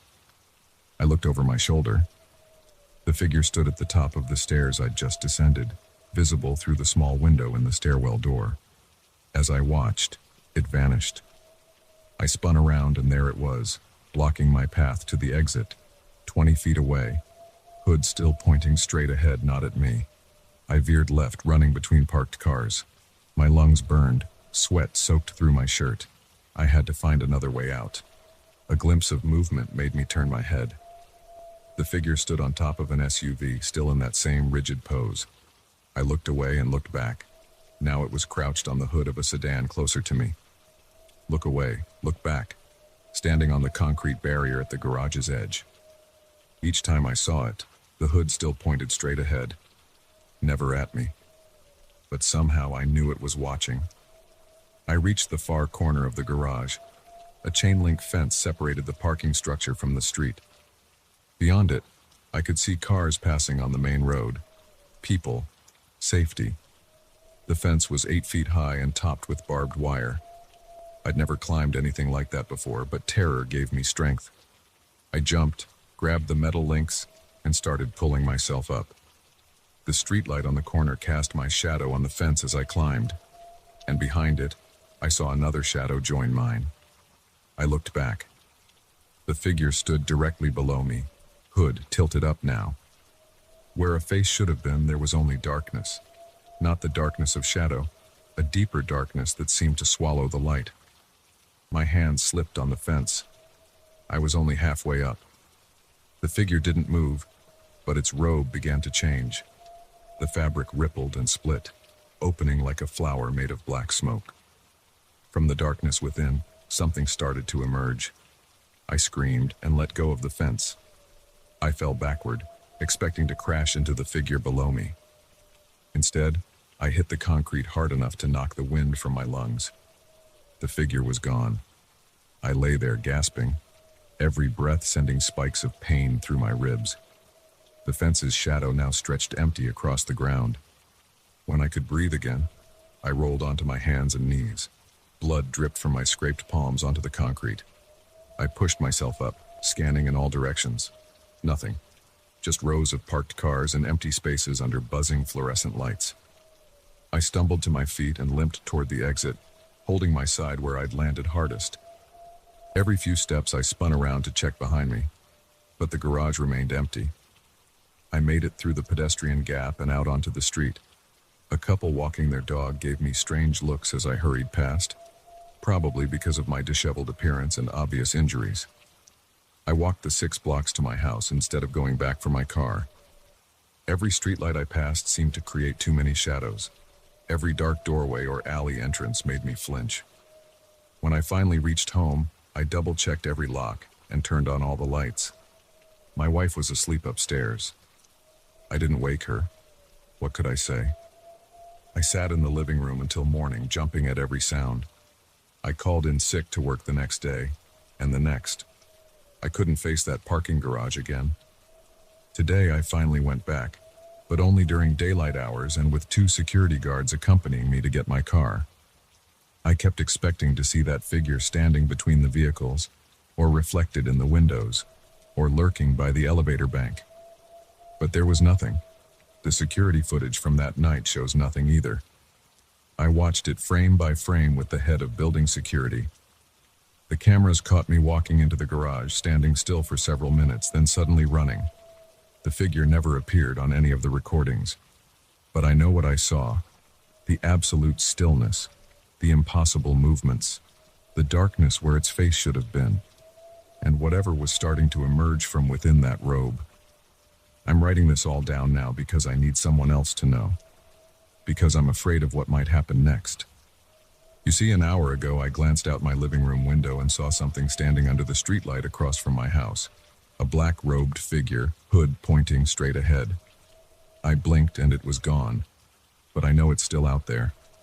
Watching. Waiting. And next time, I don't think I'll be able to run away. The sun is setting now. The shadows in my house are getting longer. Soon it will be dark. And I keep catching movement at the edge of my vision. Quick glimpses of something black and still.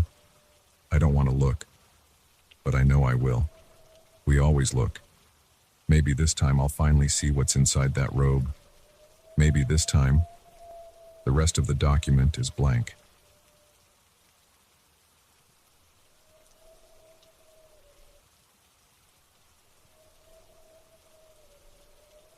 The concrete gave way beneath my feet without warning.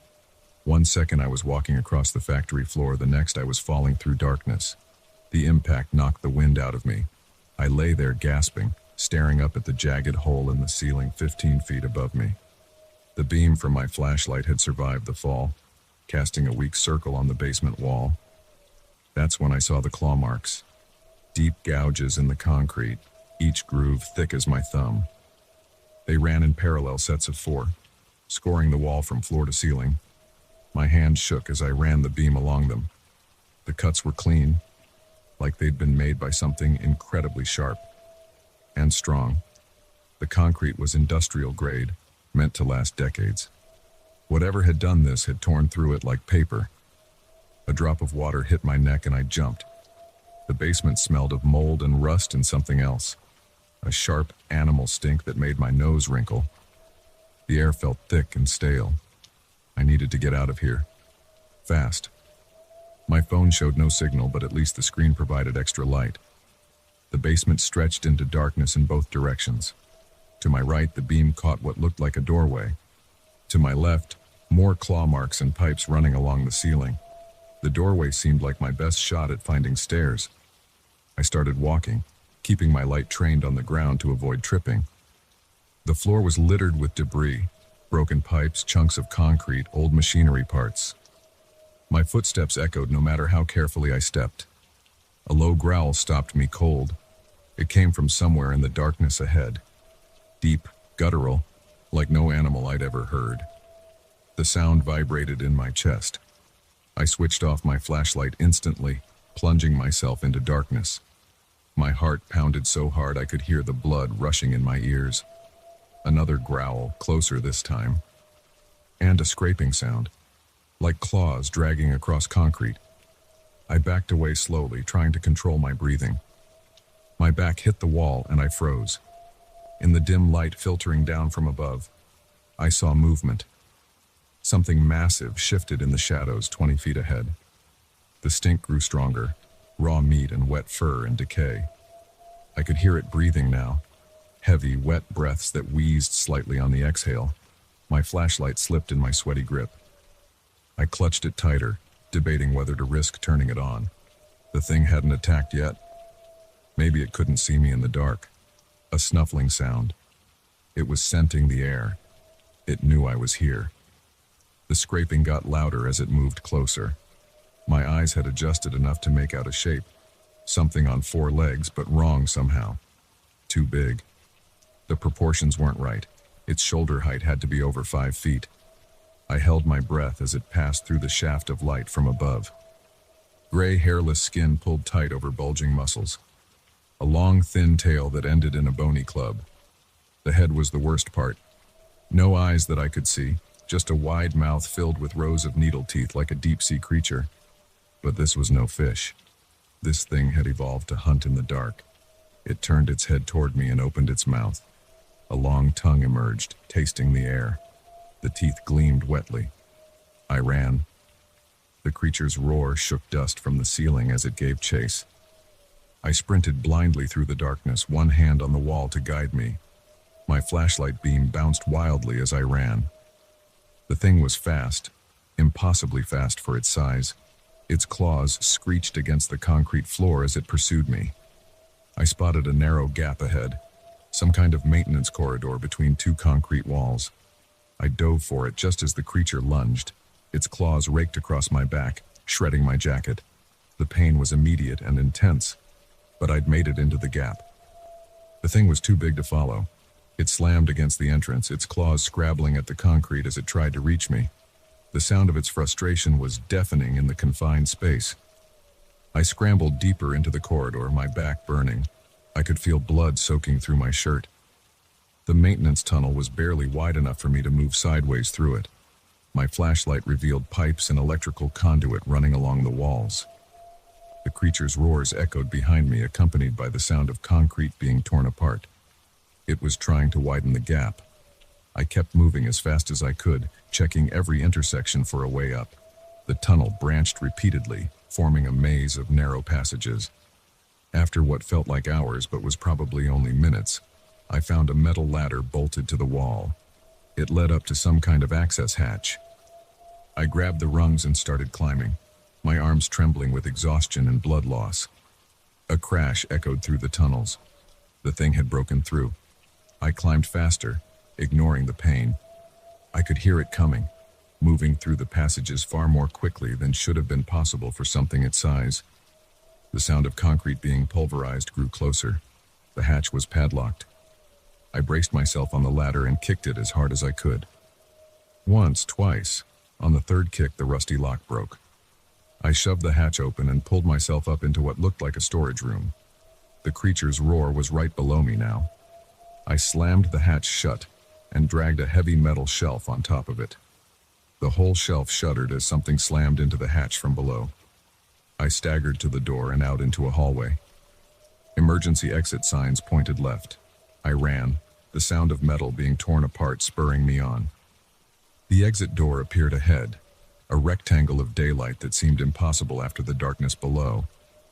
I hit the crash bar and burst out into the parking lot. The sun was setting, painting the sky orange. I ran to my car, fumbling with the keys as another roar echoed from inside the building. The engine started on the first try. I floored it out of the lot, gravel spraying behind me. In the rearview mirror, I caught a glimpse of something moving in the shadows of the loading dock before the factory disappeared around a bend. I drove straight to the emergency room. They patched up my back. 4 deep gashes that required dozens of stitches. I told them I'd been attacked by a large animal while hiking. They assumed it was a bear. I never reported what I'd really seen. Who would believe me? But I think about that creature often. about what it is and how long it's been down there, about whether it's alone. The factory was demolished 2 months later. The official reason was structural instability. They filled in all the underground spaces with concrete before they knocked it down. Sometimes I drive past the empty lot at night, and sometimes I swear I can hear something moving beneath the new concrete. Something big, something hungry, something waiting. But that's impossible, isn't it? The claw marks on my back have healed into thick scars. The doctor said they'd never seen animal wounds quite like them. Sometimes they ache when the weather changes, like they're trying to remind me, as if I could ever forget. I don't go into old buildings anymore. I don't like dark places. And I never ever go into basements, because now I know what can be waiting in the darkness below. I know there are things in this world that shouldn't exist. Things that have evolved in the hidden places, in the spaces we've forgotten. Things with too many teeth and no eyes. Things that hunt by sound and smell. Things that have learned to break through concrete walls to reach their prey. The worst part isn't the memories of what I saw. It's knowing that it's still out there somewhere, that it survived the demolition, that it's probably found new hunting grounds, new dark spaces to inhabit. So if you're exploring an abandoned building and you find claw marks on the walls, don't dismiss them. Don't try to explain them away. And if you hear a deep growl echoing up from below, run. Run as fast as you can, and don't look back. Because if you see what's chasing you, if you get a good look at what made those marks, you'll never be able to forget it. Trust me, I know.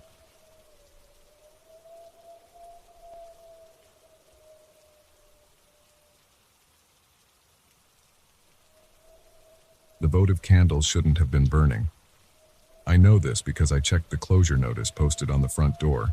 St. Michael's Church had been shut down for 8 months, but there they were, dozens of small flames flickering in red glass holders, casting moving shadows on the altar. I stood in the entrance, my flashlight beam cutting through the darkness. The air smelled stale and dusty, like all abandoned buildings do, but there was something else.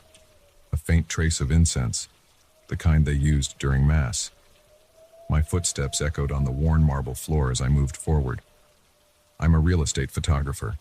The diocese hired me to document the building before its scheduled demolition next month.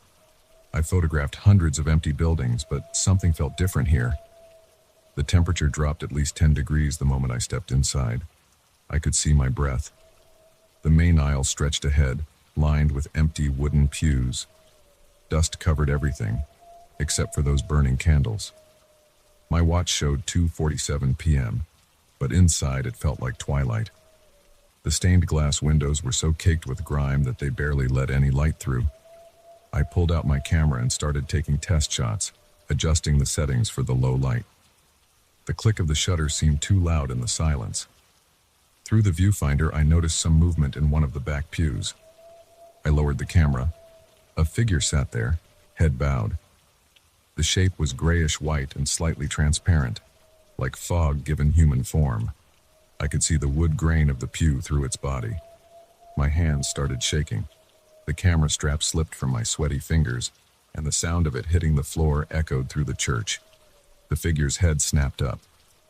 It looked like an old woman, but her features kept shifting and blurring, like trying to see someone's face underwater. Her mouth moved in silent prayer. The air grew colder, so cold it hurt to breathe. I took a step forward. My legs felt heavy, like I was walking through mud. The figure flickered like a bad TV signal. Another step, and she became even less distinct. By my third step, she had vanished completely. My heart pounded against my ribs.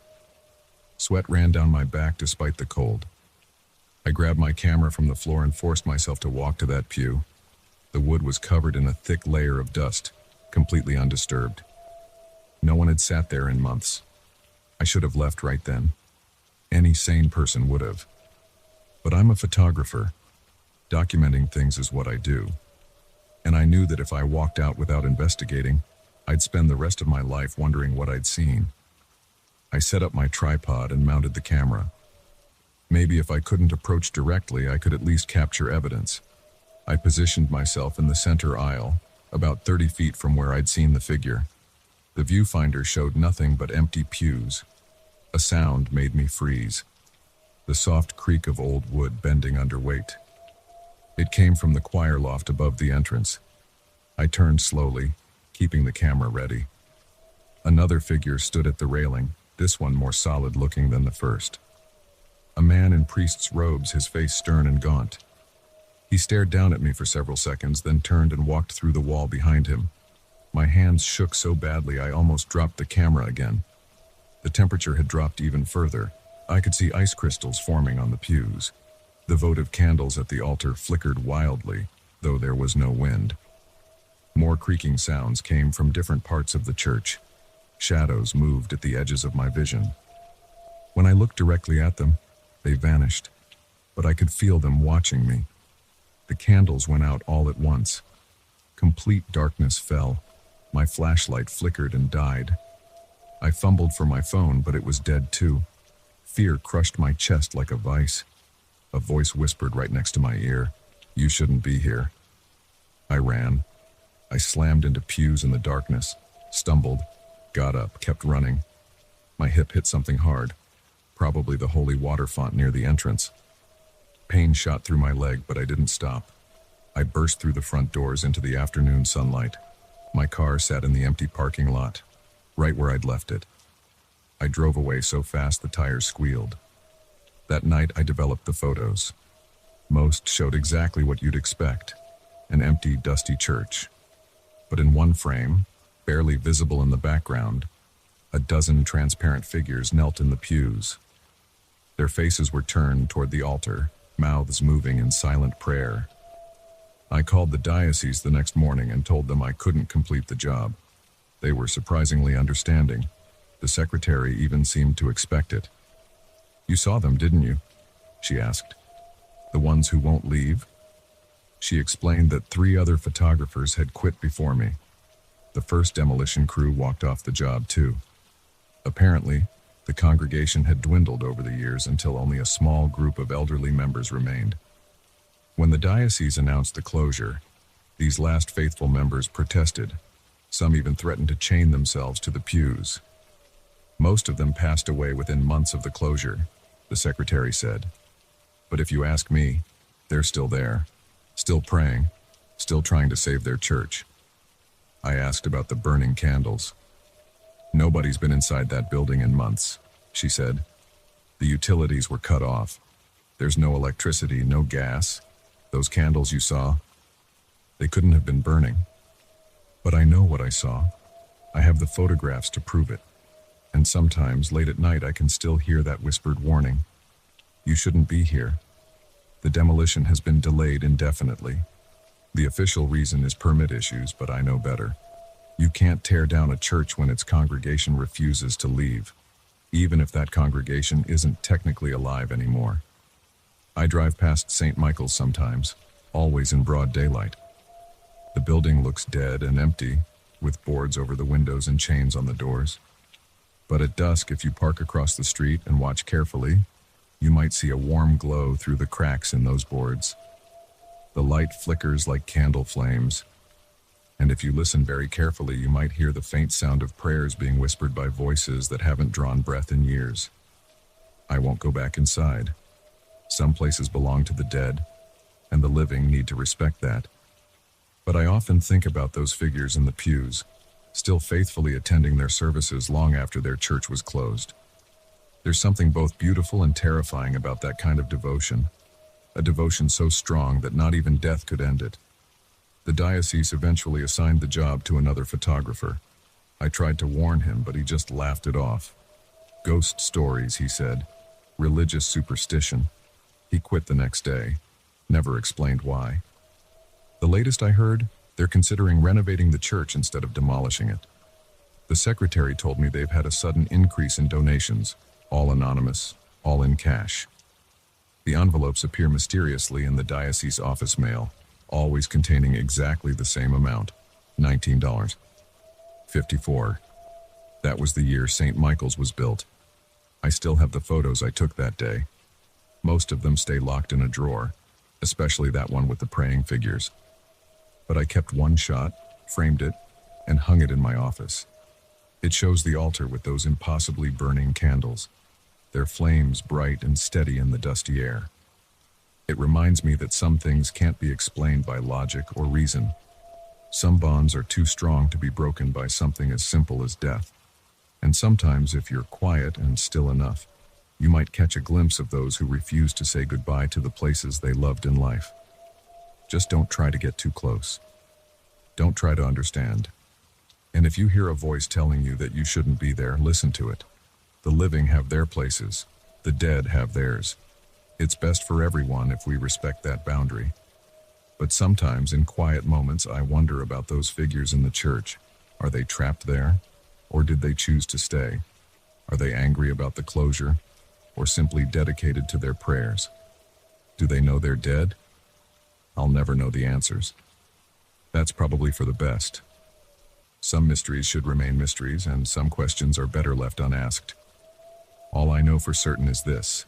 In an abandoned church on the edge of town, candles still burn on the altar. Transparent figures still kneel in prayer. And if you listen carefully in the darkness, you might hear whispered words and voices that haven't spoken aloud in years. Just don't get too close. Don't try to make contact. And if you see the candles burning, turn around. Walk away. Some doors are better left closed. Some boundaries are better left uncrossed, and some prayers are meant only for the dead to hear.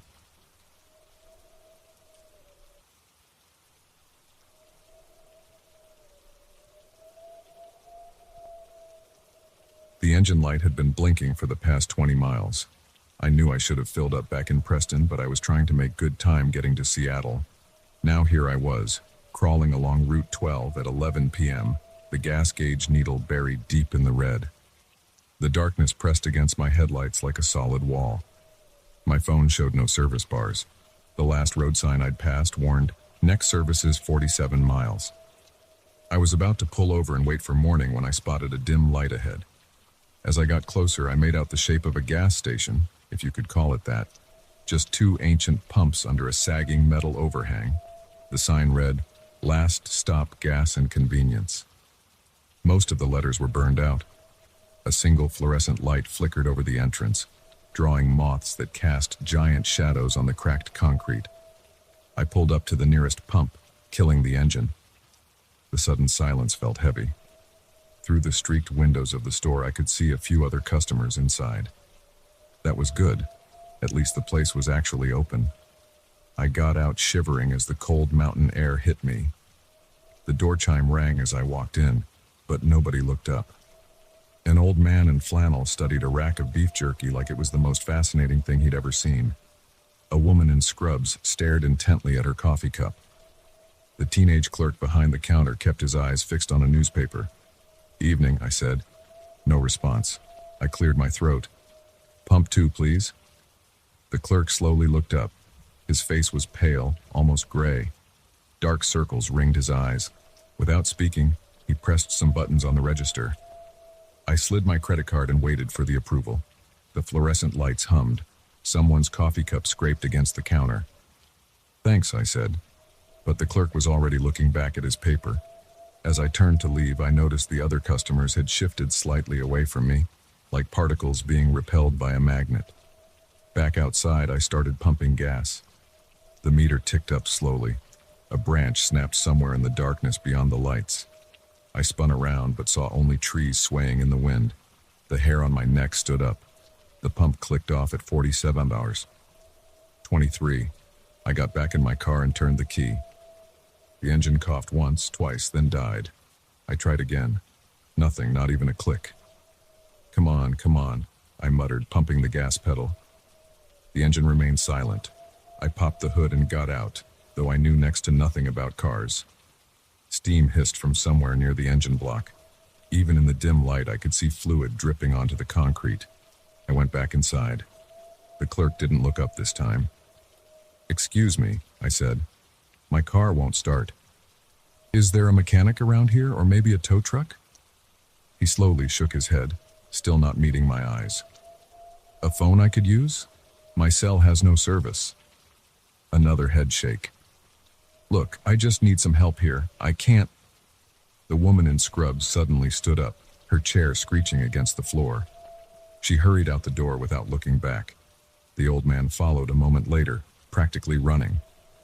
I watched through the window as they got in their cars and peeled out of the parking lot, gravel spraying.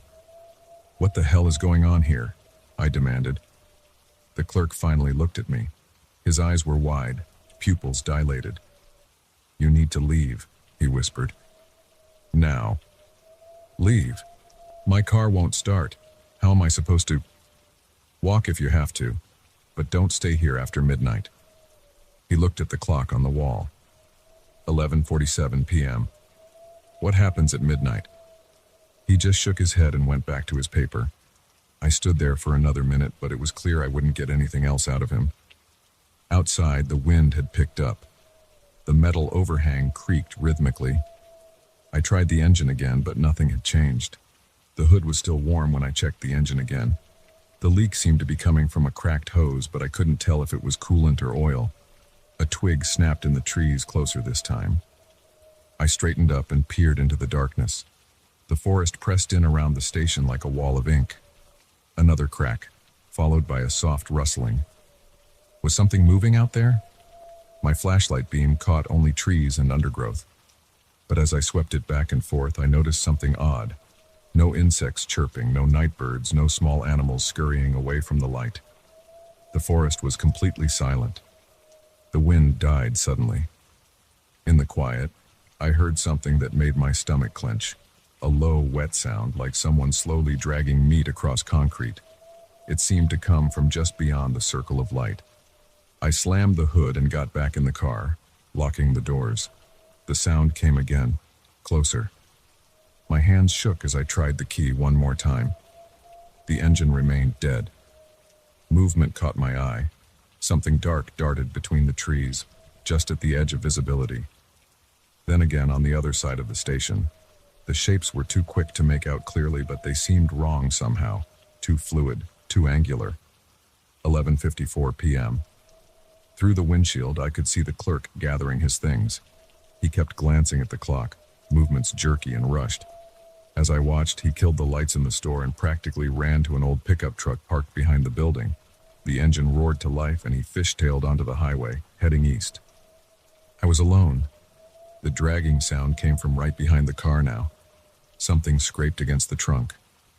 I kept my eyes straight ahead, afraid to look in the rearview mirror. More shapes flitted at the edges of my vision. The temperature seemed to drop. A hollow tapping started on the passenger window. Tap, tap, tap. My breath fogged the glass. I knew I shouldn't look, but I couldn't help myself. I turned my head slowly.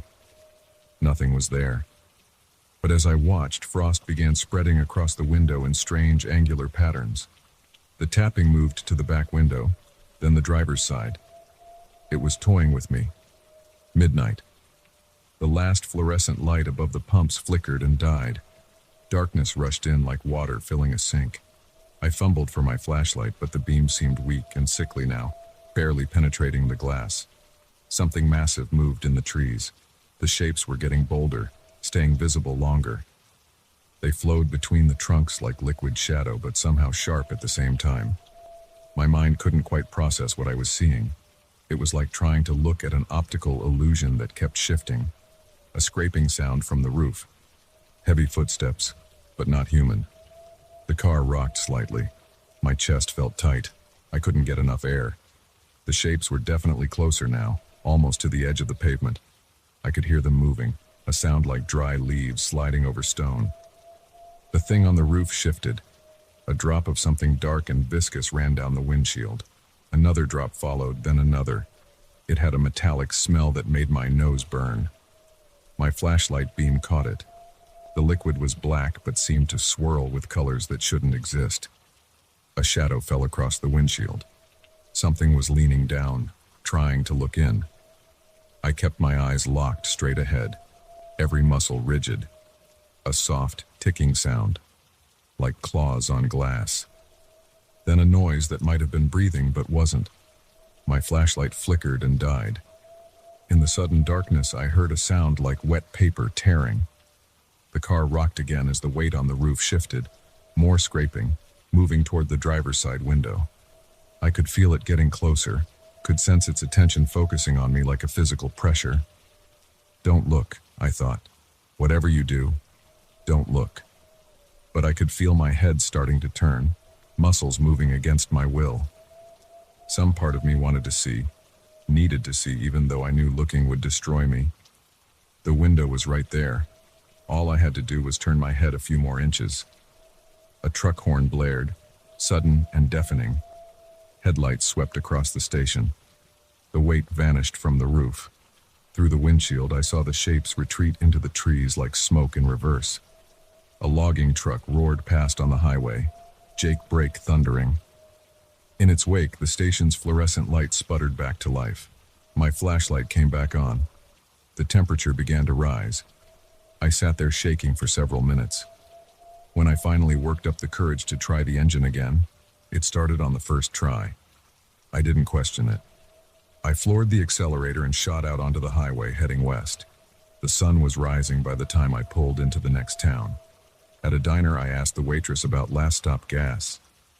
Never heard of it, she said. Only station out that way burned down 20 years ago. Killed the owner's whole family. Real tragedy. I drove back later that day, in full sunlight. I found the turnoff where the station had been, but there was nothing there, just crumbling concrete foundations half buried in weeds. As I stood there, a cold wind stirred the trees. Something dark moved just at the corner of my vision. I got back in my car and drove away. I've never driven that stretch of Route 12 again. Sometimes I wonder about the clerk if he makes that drive every night racing the darkness. Sometimes I wonder what would have happened if I'd turned my head those last few inches, if I'd looked directly at what was trying to look at me. But mostly I try not to wonder at all. Some questions are better left unanswered. Some roads are better left untraveled. And some stops should be the last stop indeed. In my dreams, I still hear that wet dragging sound. I still see those liquid shadows flowing between the trees. And sometimes, just as I'm waking up, I catch a whiff of that metallic smell and feel something cold and sharp watching me from just beyond the edge of vision. I keep my flashlight close now. I don't drive at night anymore. And I always make sure my gas tank is full. But sometimes, when I'm alone in the dark, I feel that same pull, that need to look, to see, to know. And I wonder if maybe that night at the station something looked back at me after all. Something that followed me home. Something that's still watching, still waiting, for the moment I finally give in and turn my head those last few inches. I think that's the worst part. Not knowing if I'm actually being watched or if the darkness that followed me home is all in my mind. But then I remember what I saw in those woods, what I felt on that terrible night, and I know it doesn't really matter. Some things are real whether we believe in them or not. Some darknesses don't need our permission to exist. So I keep my lights on. I check the locks twice. And I never ever look too long into the shadows at the edge of my vision. Because I know now that some things look back, and once they notice you noticing them, they never really go away.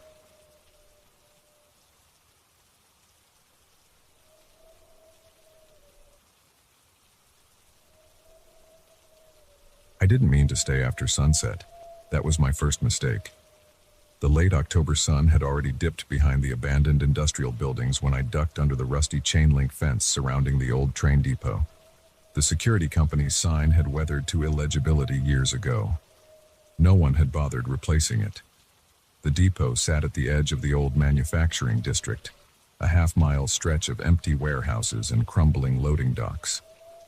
Most of the businesses moved out in the 90s when the railroad stopped running the spur line. Now it was just urban decay slowly being reclaimed by weeds and graffiti artists.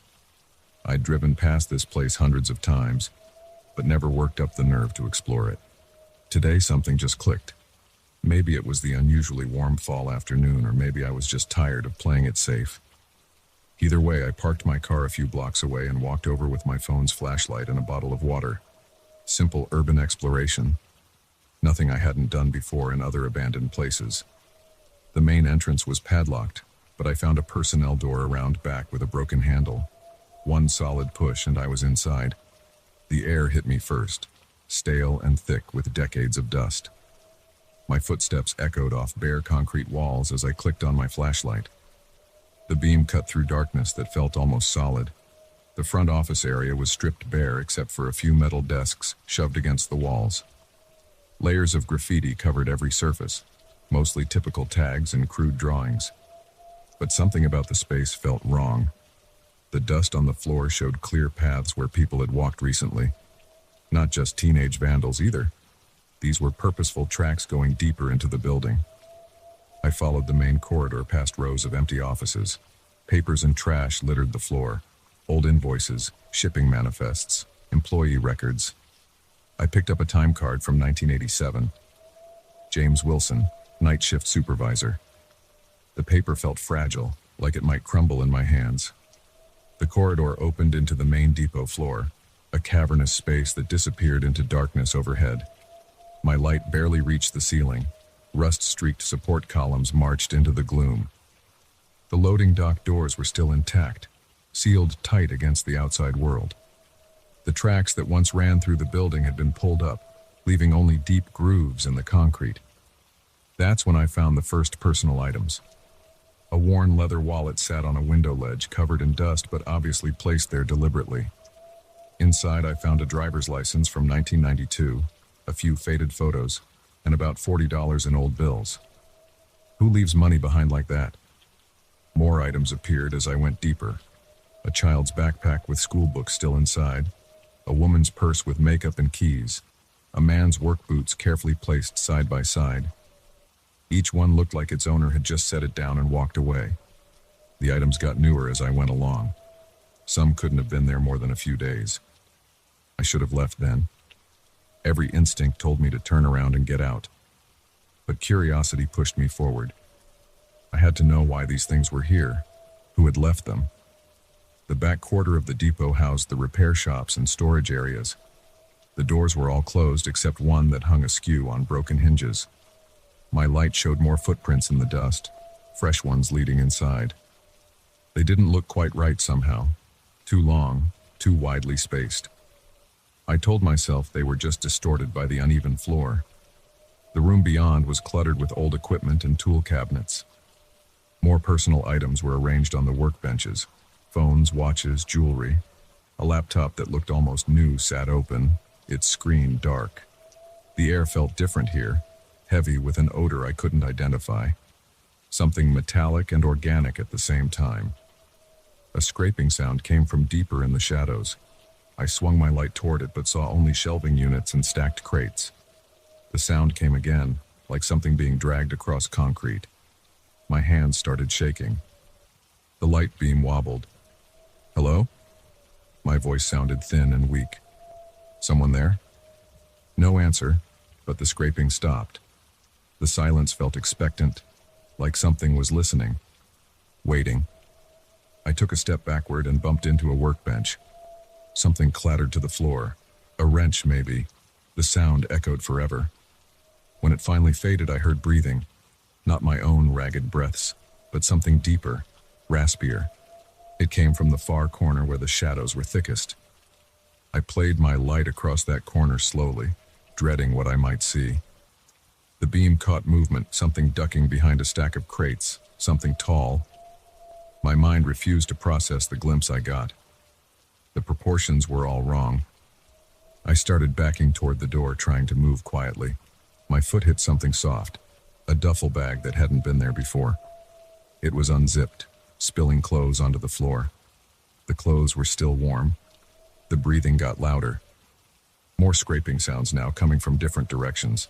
They were moving around me in the darkness. I ran.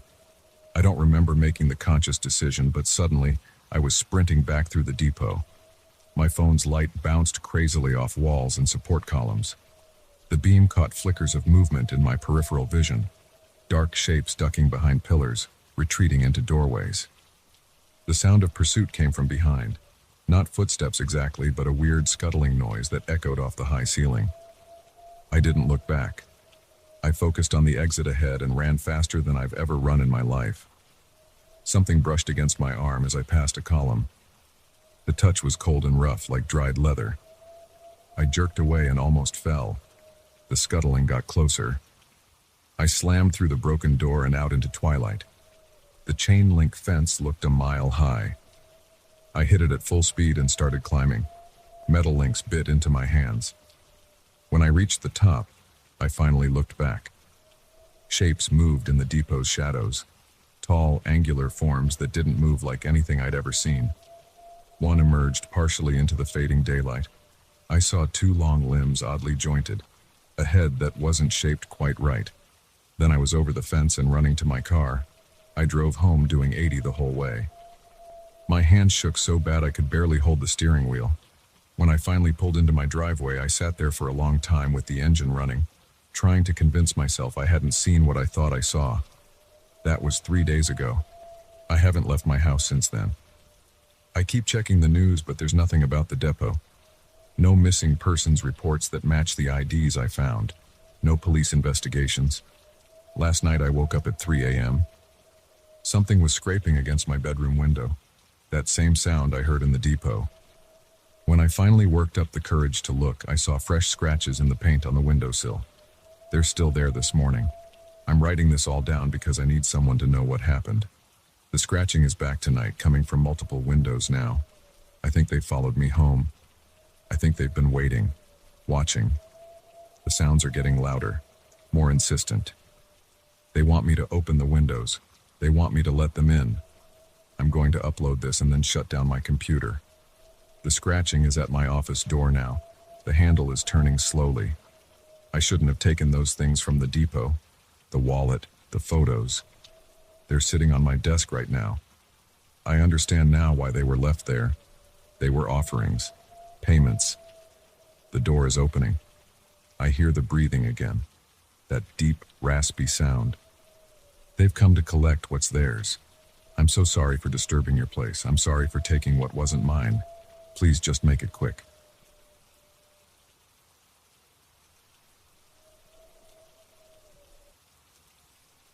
I saw him again last night, standing right behind me in that damn mirror.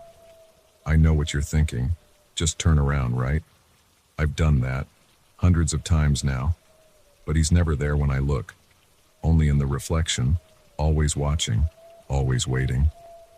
It started 3 weeks ago when Sarah and I moved into the Montgomery house on Maple Street.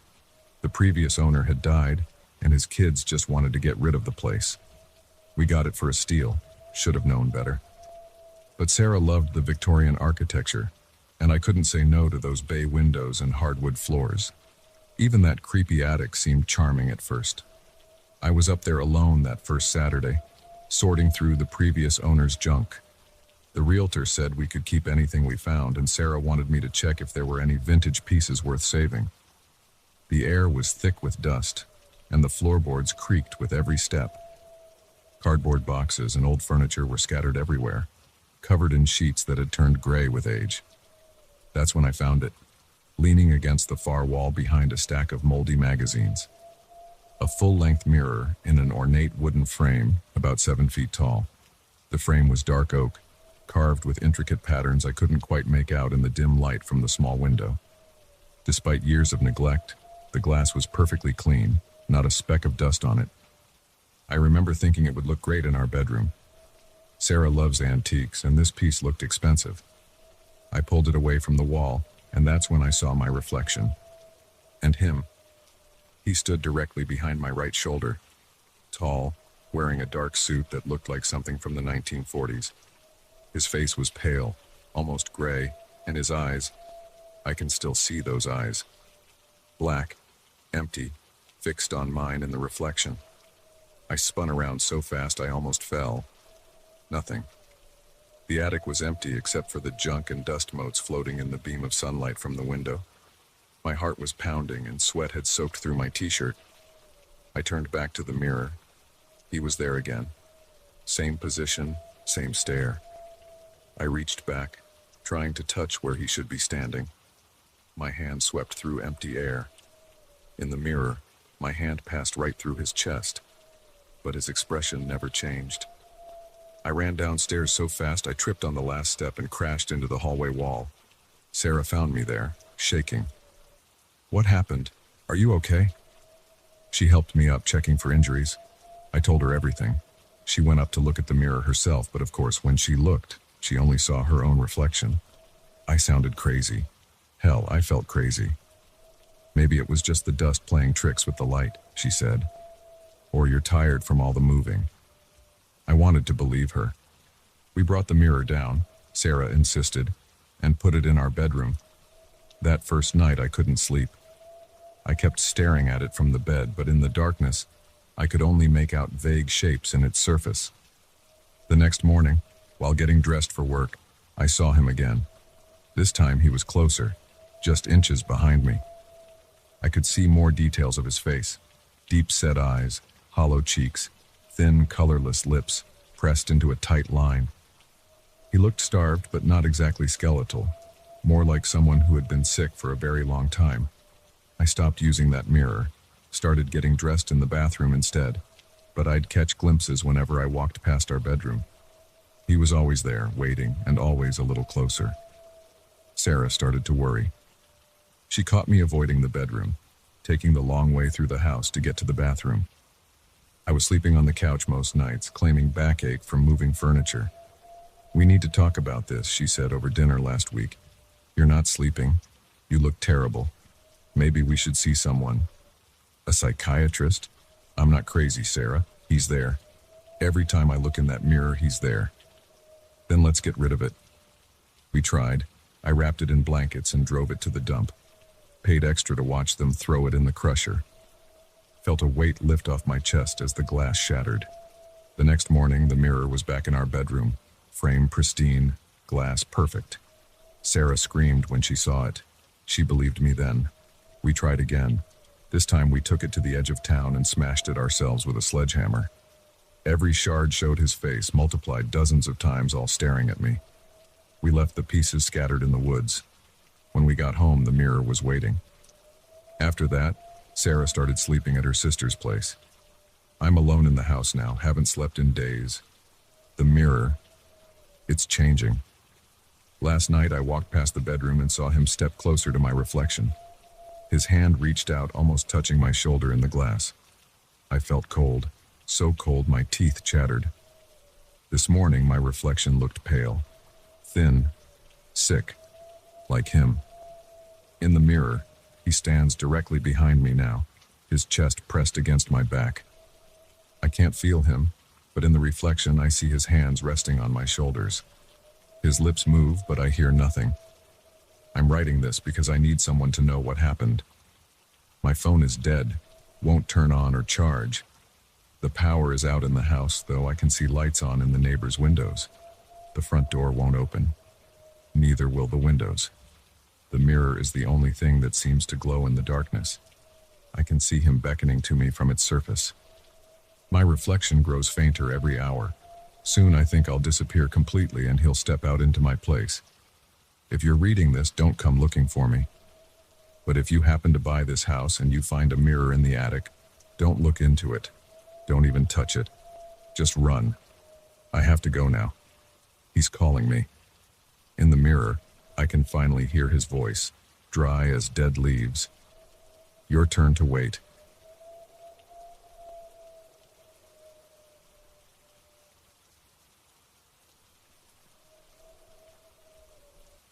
I wasn't supposed to be at the Jefferson Theater that night. My job was just to assess the building's structural integrity for the demolition company. But what happened in those dark hours changed everything I thought I knew about reality. The front doors creaked when I pushed them open at 7:15 p.m. My flashlight beam cut through decades of dust hanging in the air. The lobby smelled like mold and rotting carpet. Water damage had turned the ceiling into a mess of brown stains and peeling paint. I checked my phone. No signal inside these thick walls. Standard procedure said I should wait for my partner Dave, but he was already 20 minutes late. The demolition was scheduled for next week.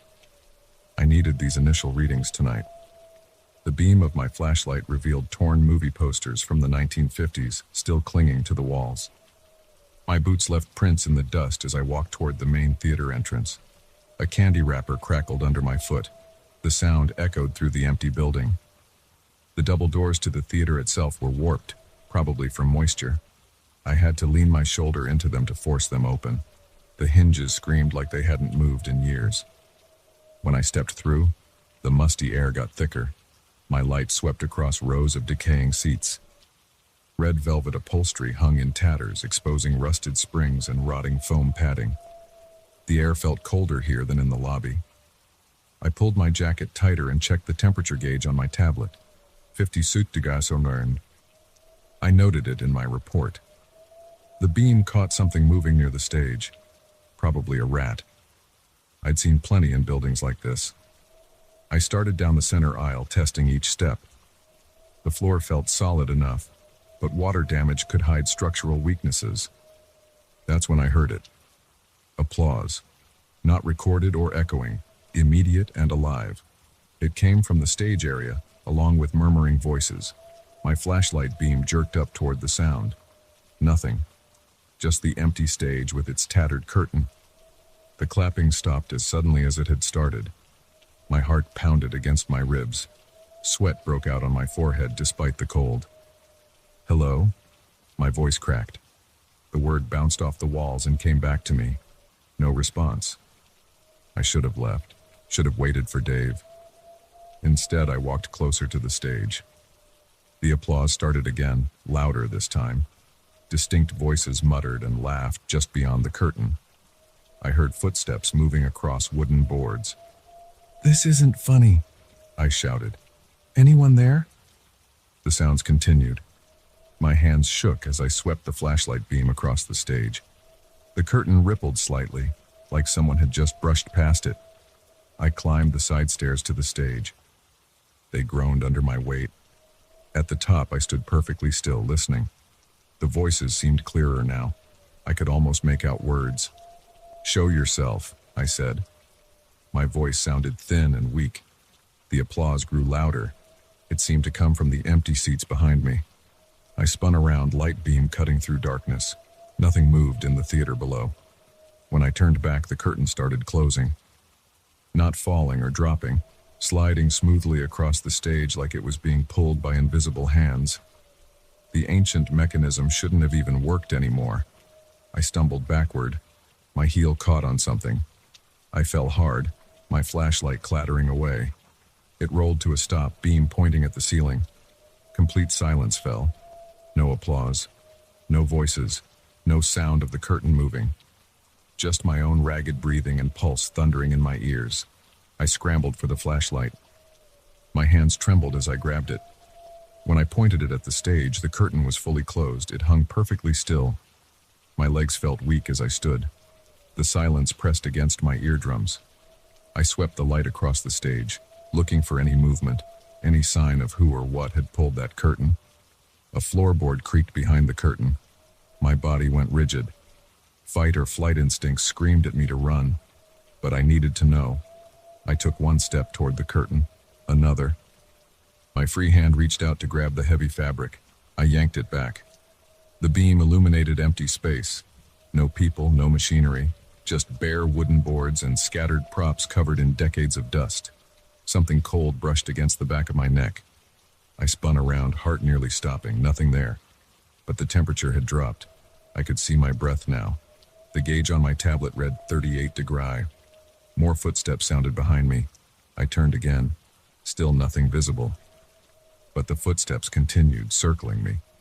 The beam of my flashlight caught puffs of disturbed dust rising from the floor where the steps fell.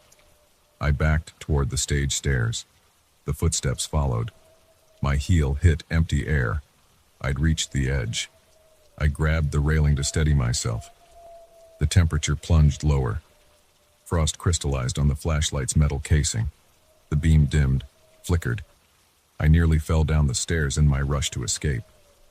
My feet tangled and I slid down several steps, catching myself on the railing. Pain shot through my palms where they scraped against rusted metal. The footsteps rushed toward me. I could hear them pounding on the stairs. I ran down the center aisle, not daring to look back. The flashlight beam bounced wildly, throwing twisted shadows across the walls. Something grabbed my jacket. I yanked free, hearing fabric tear. Cold air wrapped around me like fingers. The voices returned, dozens of them now, laughing and whispering just behind me. I slammed into the theater doors at full speed. They burst open and I stumbled into the lobby.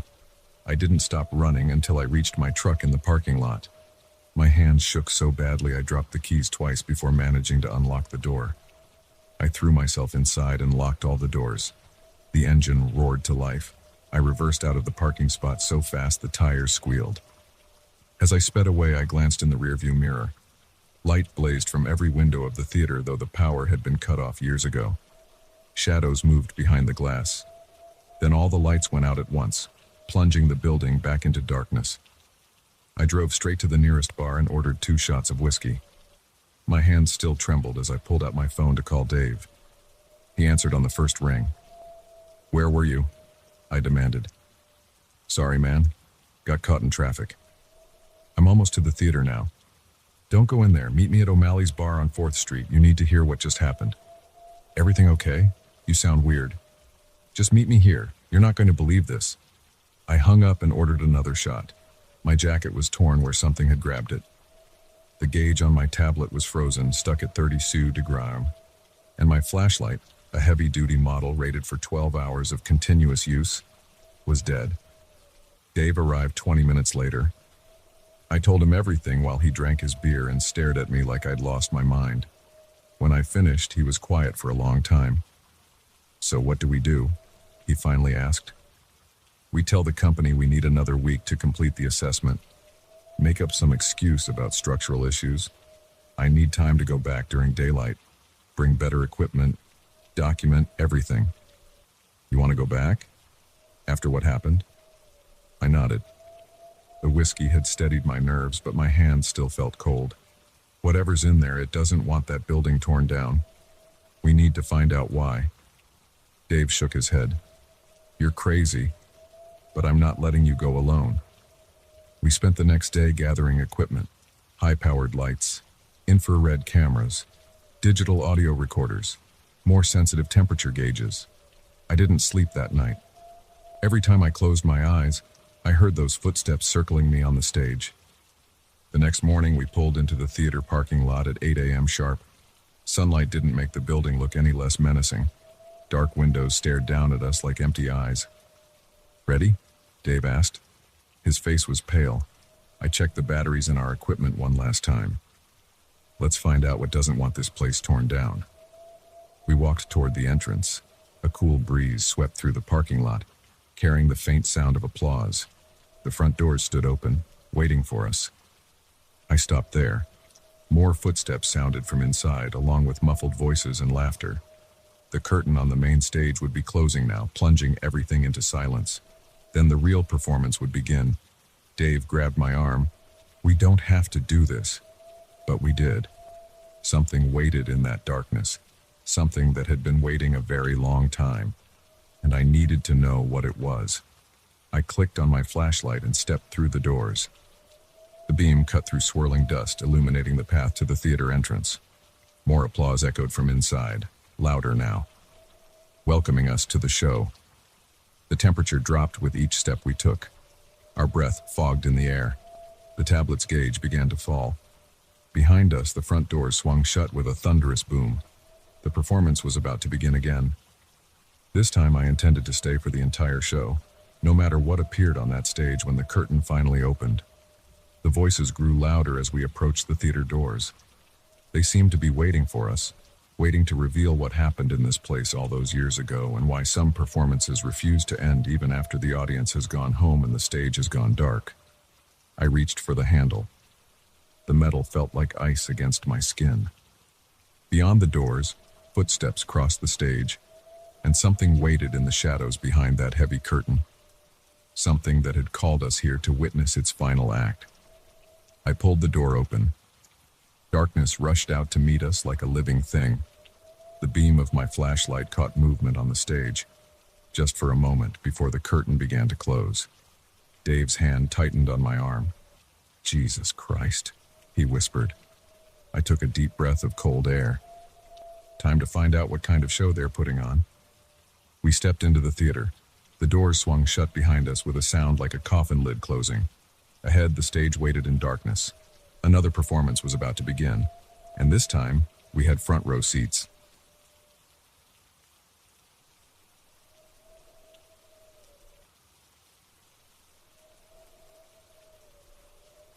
I shouldn't have gone into that house.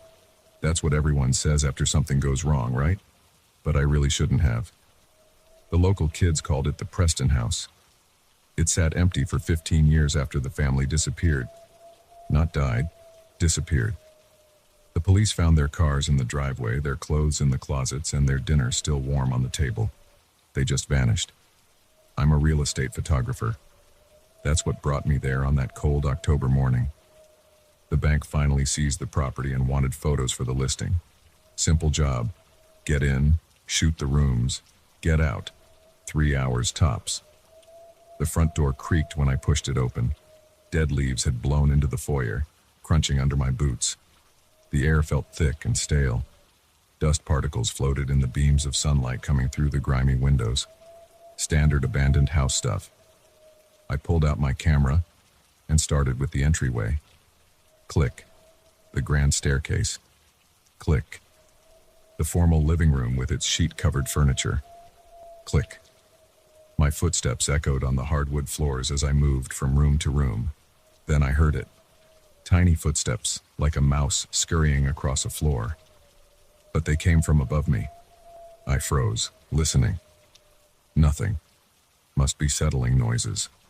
Old houses make weird sounds. The kitchen was huge, with an island bigger than my apartment's bathroom. While I lined up a shot of the industrial stove, the footsteps came again. Tap, tap, tap. Definitely from upstairs. Probably squirrels in the attic. I headed up to the second floor. More dust, more sheets, more silence. The master bedroom took up half the floor. Walking in, I noticed a door in the corner. Not quite a closet, too small. I opened it. Inside sat a dollhouse. Not some plastic Barbie dream house, but a perfect miniature of the Preston house. Every detail matched. The wraparound porch, the dormer windows, even the weather vane on top. It stood about 4 feet tall with tiny furniture visible through the windows. I knelt down to look closer. The craftsmanship was incredible. Each room was an exact copy of the real house, down to the wallpaper patterns. The furniture matched too. I could see the same covered shapes in the dollhouse living room as the full-size one downstairs. Then my blood went cold. In the miniature foyer, I saw tiny leaves scattered across the floor, just like the ones I'd walked through earlier. Tap, tap, tap. The sound came from inside the dollhouse. I pressed my ear against the tiny front wall. More footsteps moving from room to room, following the path I'd just taken. I backed away. This wasn't possible. I needed air. I turned to leave and knocked my camera bag over. As I bent to pick it up, movement caught my eye. Through the dollhouse windows, I saw something small and dark dart past. My hands shook as I grabbed my bag. I had to get out of there. But curiosity gripped me. I had to know what was in that dollhouse. I pulled out my phone and turned on the flashlight. Leaning in close, I peered through the windows. The beam illuminated each tiny room. Empty. Empty. Empty. Wait. There. In the kitchen. A figure about 2 inches tall stood by the miniature island. It looked like a person, but wrong somehow. Too angular. Its head turned toward me. I stumbled backward, hitting the real bedroom wall. The figure disappeared into the dollhouse shadows. More footsteps above me now, coming from the attic.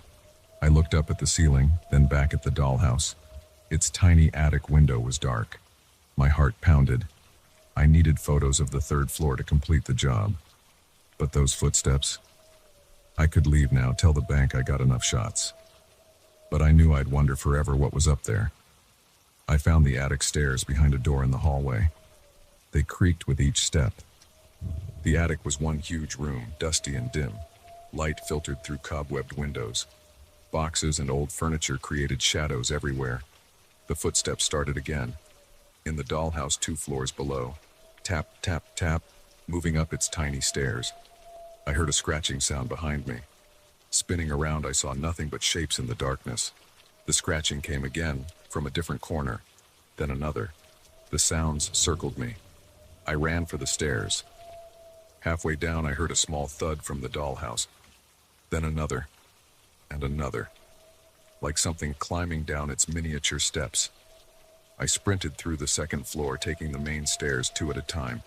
More thuds from the dollhouse getting faster, racing me. I reached the foyer. The front door was closed. I hadn't closed it. I grabbed the handle, locked. I rattled it hard. The door wouldn't budge. Tap, tap, tap. The dollhouse footsteps reached its ground floor. Something moved in my peripheral vision. A shadow darting between the sheet-covered furniture. Another by the stairs. More shadows joined them, closing in. I backed against the door. The shadows crept closer. They were about 2 inches tall. My phone rang, making me jump. I fumbled it out of my pocket. My boss. "Where are those Preston House photos? Bank's waiting." The shadows stopped moving. "I'm still working on them," I said, my voice shaking. "Everything okay? You sound weird." The shadows retreated a few inches. "Yeah, just taking longer than expected. Reception's bad in here. I'll call you back." I ended the call. The shadows surged forward. I kicked the door hard. The lock broke. I bolted outside, ran to my car, and drove away. I didn't stop until I was home. I never sent those photos to the bank, never went back to that house. But sometimes, late at night, I hear tiny footsteps in my walls. Tap, tap, tap, getting closer. The next morning I checked the news. The Preston house had burned down overnight. Total loss. The fire department found no cause. But I know what happened. They got tired of waiting in that dollhouse. They wanted out. Now they're free. I've started noticing small shadows in my apartment, just glimpses. And yesterday I found something in my closet, a dollhouse, an exact miniature of my building. I'm packing my bags now, moving far away, but I know it won't matter. They'll find me. They always find me. The footsteps are coming from inside the walls again, but they don't sound so tiny anymore. They're getting bigger, closer. They're almost here.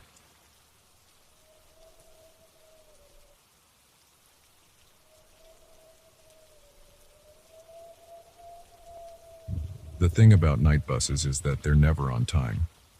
I know this because I've spent too many hours waiting for them. But what happened last Tuesday made all my previous bad experiences seem like pleasant memories. I worked late shifts at the warehouse on the outskirts of town, and that night was particularly cold for October. The digital display at bus stop 43 showed 11:47 p.m. when I first noticed him. Just a shape, really, sitting on a bench 3 stops down, illuminated by a flickering streetlight. The distance between stops is about 200 yards each, so I could make out only basic details. A figure in dark clothes, hunched forward, completely still. My phone was at 12% battery, and I'd already killed time by scrolling through every social media app twice. The schedule said the 72 bus should arrive at 11:50 p.m. I stamped my feet against the cold and rubbed my hands together, creating a harsh sound that seemed too loud in the empty street. When I looked up again, something about the distant figure caught my attention. The streetlight above him cast weird shadows, but I could see he wore some kind of long coat or robe that covered most of his body.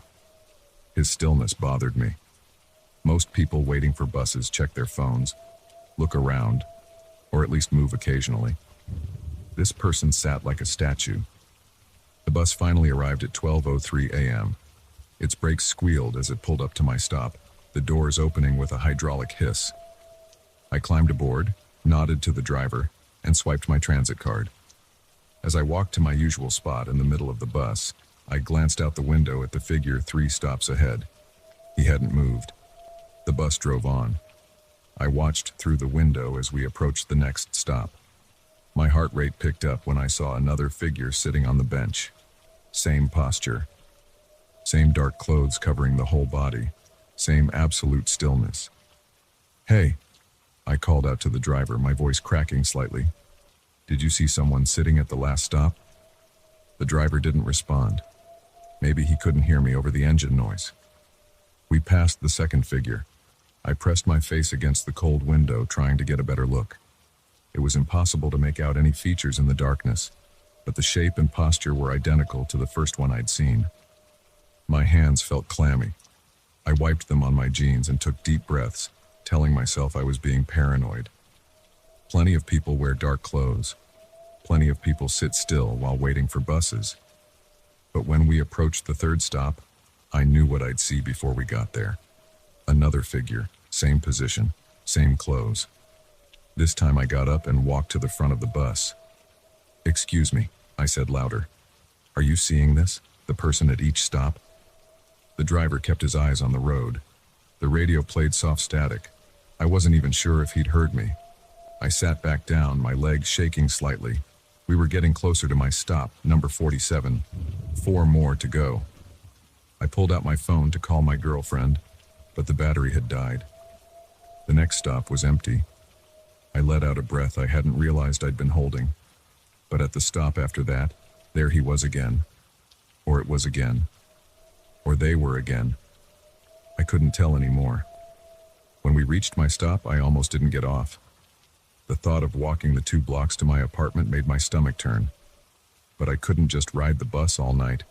I needed to get home, get inside, lock the doors, and try to make sense of what I'd seen. I pressed the stop request button. The bus slowed and I walked to the exit, my legs feeling wooden. As I stepped down onto the sidewalk, I forced myself not to look back at the previous stops. The bus pulled away, leaving me alone in the yellow cone of a street light. My apartment building was just ahead, past the 24-hour convenience store and the closed laundromat. I walked quickly, my footsteps echoing off the buildings. The street was empty except for a stray cat that darted across my path, making me jump. I fumbled with my keys at the building's entrance, dropping them once before managing to get the door open. The fluorescent lights in the lobby buzzed as I waited for the elevator. When it arrived, I pressed the button for the 4th floor repeatedly until the doors closed. My apartment was at the end of the hall. I locked the door behind me, then checked that I'd locked it, then checked again. The familiar surroundings helped calm my nerves slightly. I turned on all the lights and went through my normal routine, hung up my jacket, kicked off my shoes, grabbed a beer from the fridge. I didn't want to look out the window. I really didn't. But something pulled me toward it the same way your tongue is drawn to a sore tooth. My living room window faces the street. I stood to the side of it, hidden by the curtain, and slowly peered out. At first I saw nothing unusual, just the empty street, the closed shops, the streetlights casting pools of yellow light on the sidewalk. Then I noticed movement near the bus stop, where I'd gotten off. A figure stepped into the light. Dark clothes that covered everything except the face. But I couldn't see a face. Where a face should have been, there was only shadow. It turned toward my building, toward my window. I yanked the curtain closed and backed away. My heart pounded so hard I could feel it in my throat. After a few seconds, I forced myself to look again. The figure stood directly under the street light now, completely still, oriented toward my window. I couldn't tell if it was looking at me because I still couldn't see a face, but I felt its attention like a physical weight.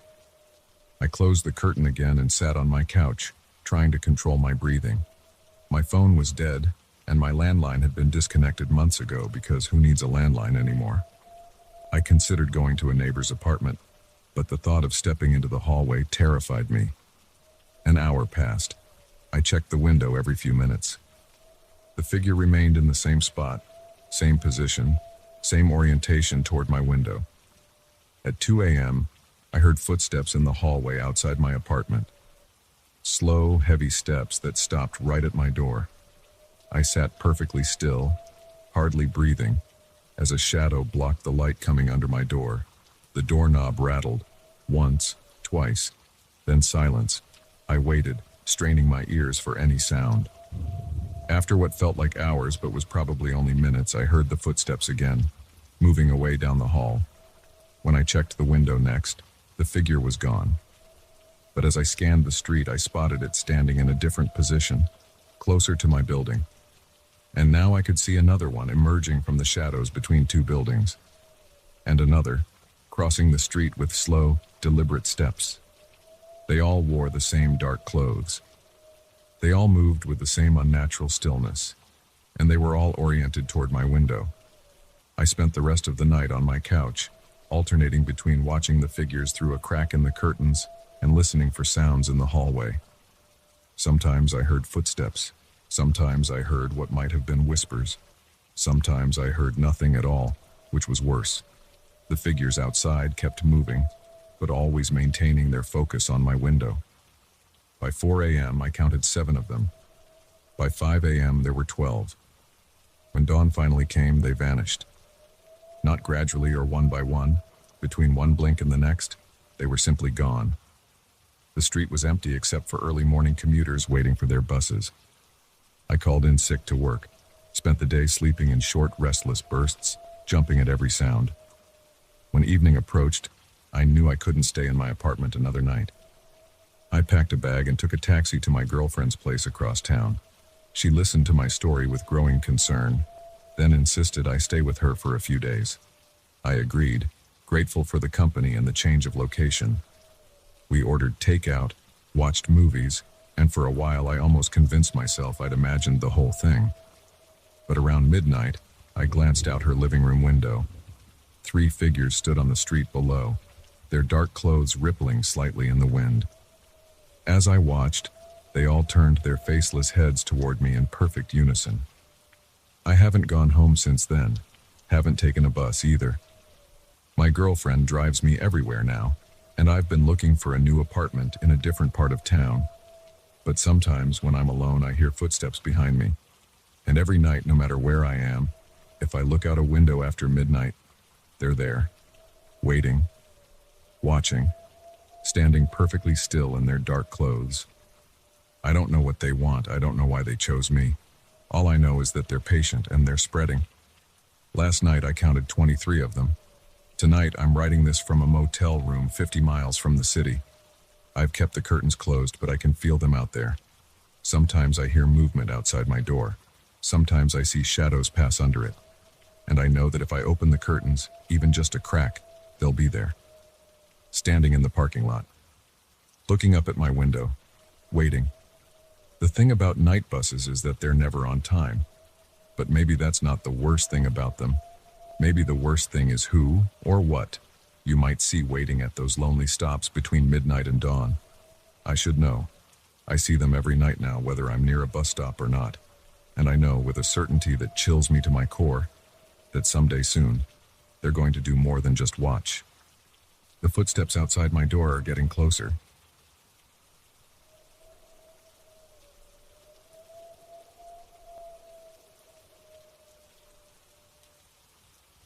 My hands are still shaking as I type this. I need to write down what happened 3 nights ago at Blackwood State Forest. Maybe someone will find this and make sense of it. Maybe someone will tell me I'm not crazy. I smelled the smoke before I opened my eyes. The campfire had died down to embers, barely giving off any heat in the cold October air. My watch showed 2:47 a.m. The nylon walls of my tent rippled in the breeze. Everything was quiet except for the occasional crack of a branch in the darkness. Then I heard it, a voice, clear as day, coming from somewhere in the trees. Hello? Is anyone there? I sat up, fully awake now. The voice was male, probably middle-aged, with a slight tremor that made it sound uncertain. It came again, this time from a different direction. Can somebody help me? I'm lost. I grabbed my flashlight and unzipped the tent.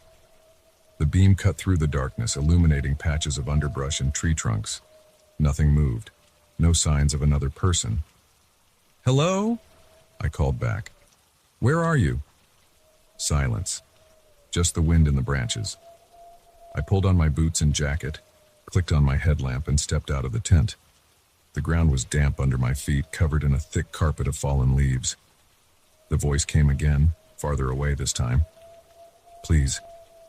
I can't find my way back. I hesitated. Every horror movie I'd ever seen told me to stay put. But what if someone really was lost out there? The temperature was dropping fast. A person could die of exposure on a night like this. Keep talking, I shouted. I'm coming to help. I grabbed my backpack with some basic supplies. Water, protein bars, first aid kit, spare batteries. The beam of my headlamp swung back and forth as I walked toward where I'd last heard the voice. The trees seemed to press in closer, their branches reaching overhead like gnarled fingers. Hello? The voice was fainter now, deeper in the forest. Is someone there? I picked up my pace, pushing through patches of thorny undergrowth. The voice kept moving, always just ahead, always just out of sight. After about 10 minutes of walking, I stopped to get my bearings. Something wasn't right. The trees around me looked different. The trunks were older, wider, covered in thick black bark that I hadn't seen before. The branches grew at odd angles, creating natural archways between them. It was like walking through a series of doorways. I turned around to head back to camp.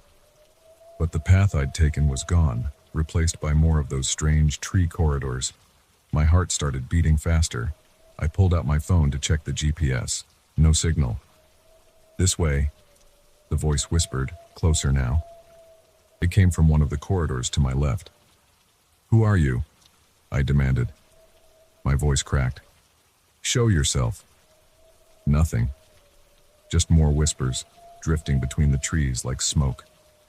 I picked a direction and started walking, trying to keep track of my route. Left turn, right turn, straight ahead through a gap between two massive oaks. The corridor seemed to go on forever, twisting and branching like some kind of maze.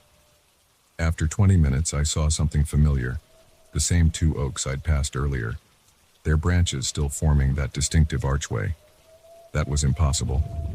I'd been walking in a straight line. My hands were sweating now. I wiped them on my jeans and checked my watch.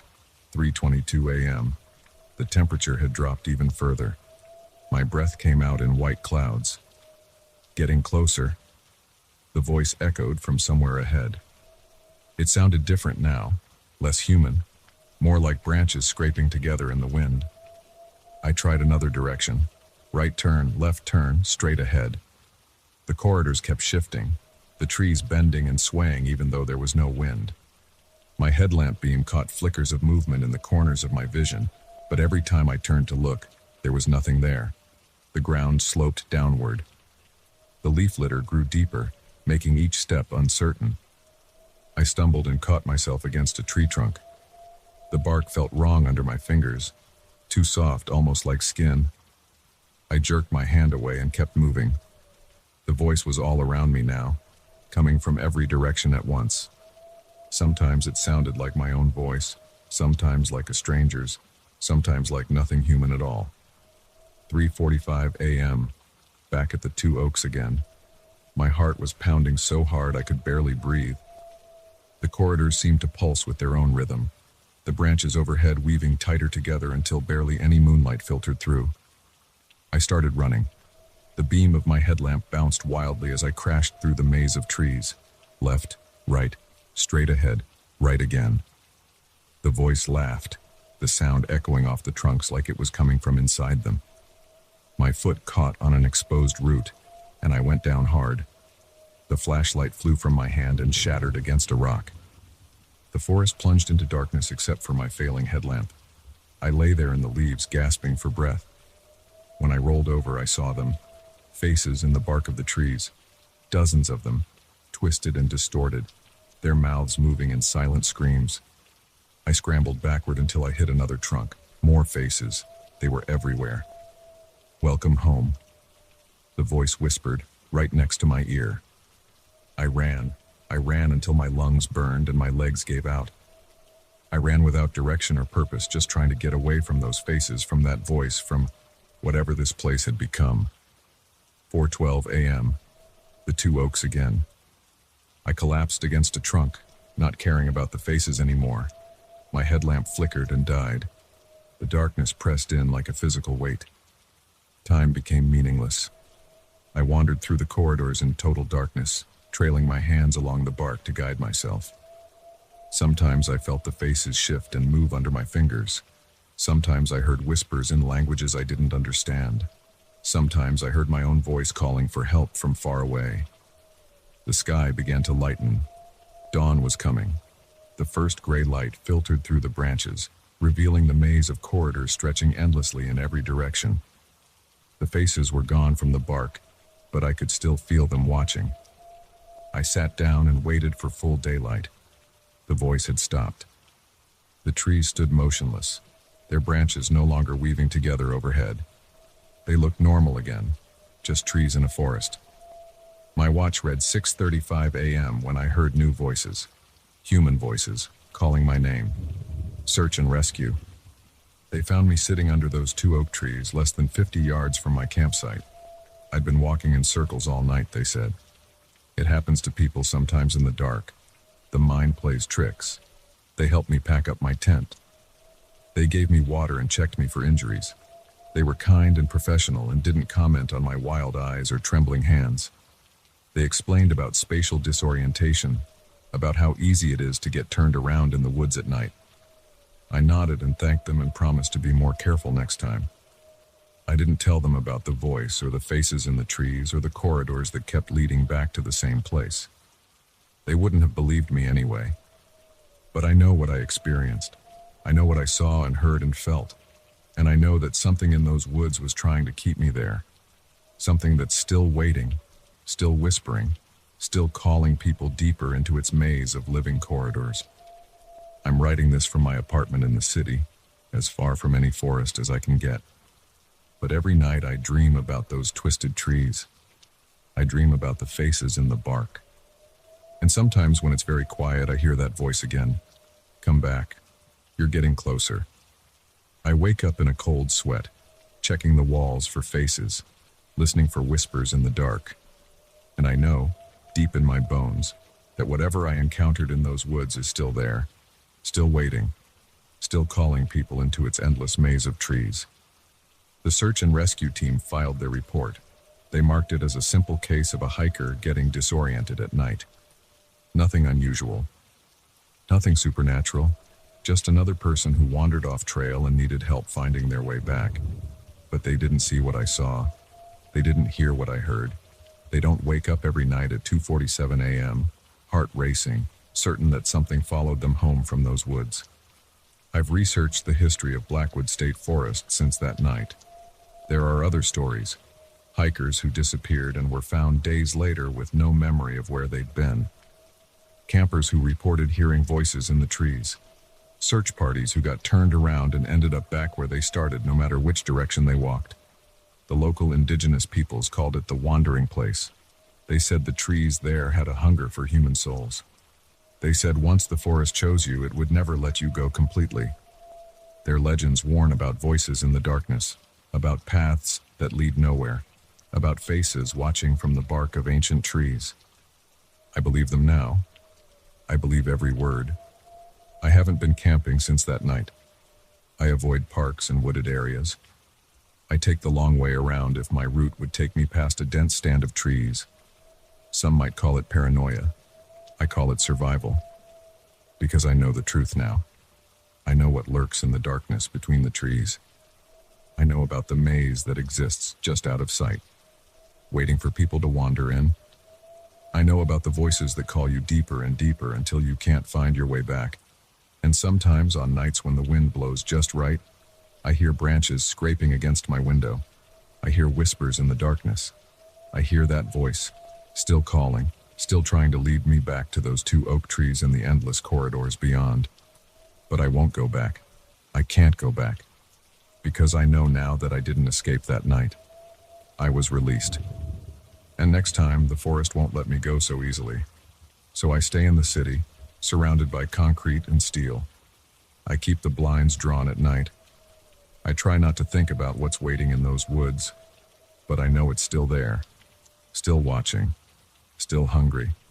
And somewhere in Blackwood State Forest, in a maze of twisted trees and endless corridors, something is waiting, waiting and whispering, waiting for the next person to hear its call, waiting to welcome them home, just like it almost welcomed me.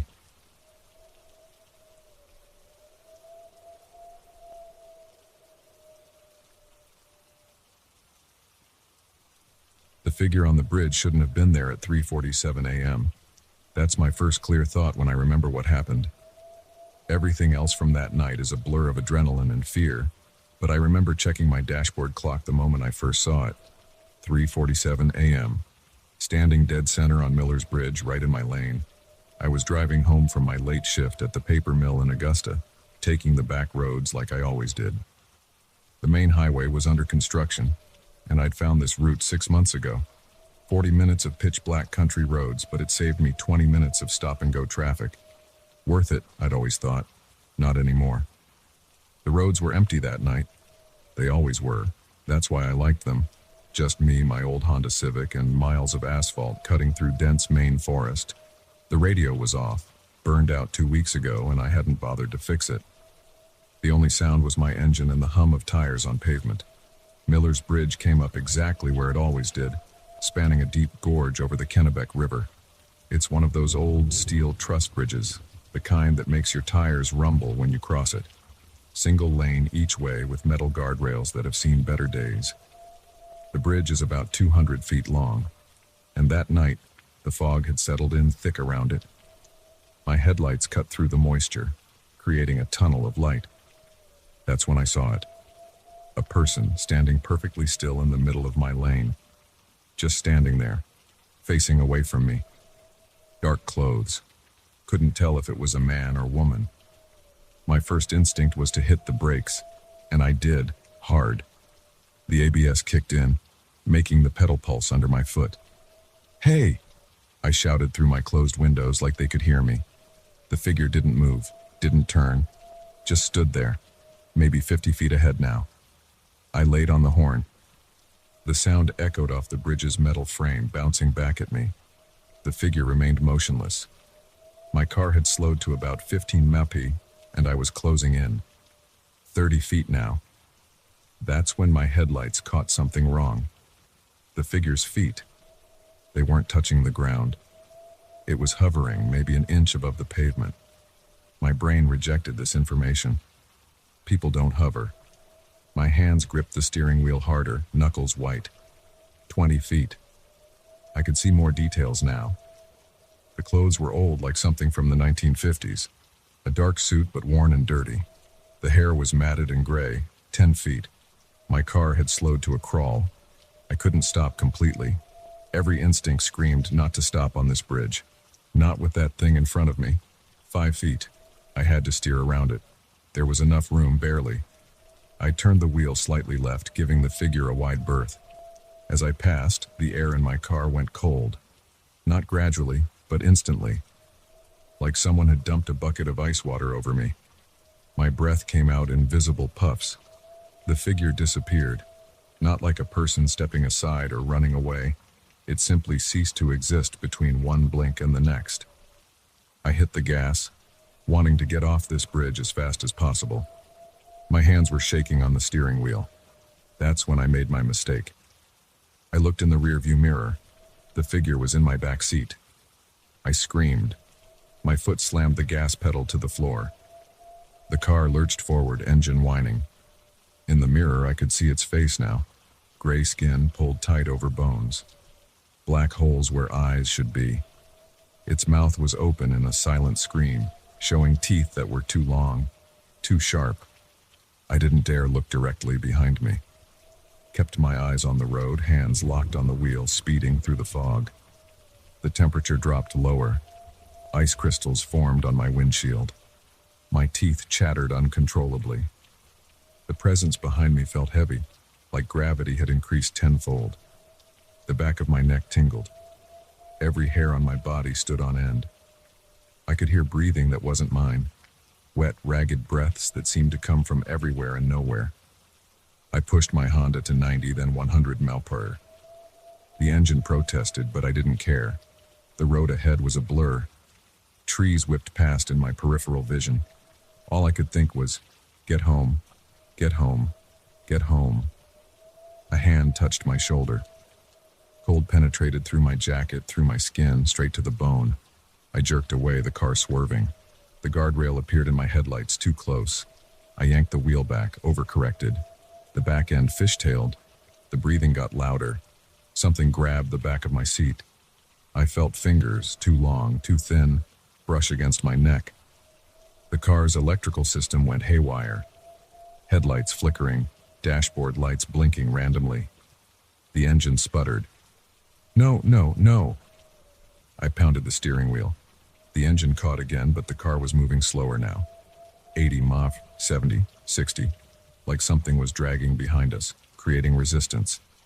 The thing in my back seat moved. In my mirror, I saw its face getting closer to mine, those black eye sockets fixed on my reflection. Its mouth opened wider, impossibly wide. The jaw distended like a snake's. The teeth, God, the teeth, there were rows of them, like a shark's. I didn't think. I slammed on the brakes and yanked the emergency brake at the same time. The car went into a spin. The world outside became a carousel of trees and fog. I felt the back end lift off the ground. We were going to roll. Then everything stopped. The car settled back on all four wheels, facing the wrong direction on the empty road. The engine died. Silence fell. I sat there, hands still death-gripping the wheel, breathing hard. Cold sweat ran down my face. Slowly, carefully, I looked in the rearview mirror. The back seat was empty. My hands wouldn't stop shaking as I tried to start the car. The engine turned over on the third try. I did a 3-point turn and drove the rest of the way home at exactly 35 mph, jumping at every shadow. I called in sick the next day, and the next. When I finally went back to work, I took the highway. An extra 20 minutes of traffic was nothing compared to what waited on those back roads. But here's the thing. Here's why I'm writing this down. Last night I was getting ready for bed, brushing my teeth, going through my normal routine. I looked up at the bathroom mirror to check for toothpaste on my face. There was something behind me. Just for a second. A dark suit, gray skin, black holes for eyes. I'm writing this at a truck stop diner off I-95. I've been here for 6 hours drinking coffee that tastes like battery acid. The sun is up now. I'm safe in the daylight, surrounded by truckers and travelers, but night is coming. And I can't stop looking in mirrors. The thing is, I know what people will say. Sleep deprivation, stress, mind playing tricks. That's what I would have said before that night on the bridge. But I know what I saw, what I felt, the cold, the breathing, those teeth. I've started covering all the mirrors in my house, putting sheets over them before sunset. But sometimes late at night I catch reflections in windows, in the screen of my TV when it's turned off, in the chrome coffee pot in my kitchen. Always just for a second. Always just a glimpse. A dark suit, gray skin, those empty, hungry eyes. It's following me, waiting. And sooner or later, the glimpses will last longer than a second. Sooner or later, I'll feel that cold hand on my shoulder again. Hear that wet breathing behind me. I know how this ends. You don't escape things like this. Not really, they're patient, they have all the time in the world, but I'll keep running anyway. Keep covering mirrors, keep sleeping with the lights on, keep looking over my shoulder. And if you're driving late at night and you see someone standing on a bridge, now don't slow down, don't look in your mirror, just drive.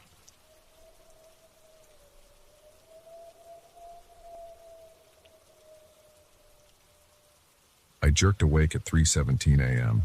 The digital clock's red numbers were the only light in the unfamiliar bedroom.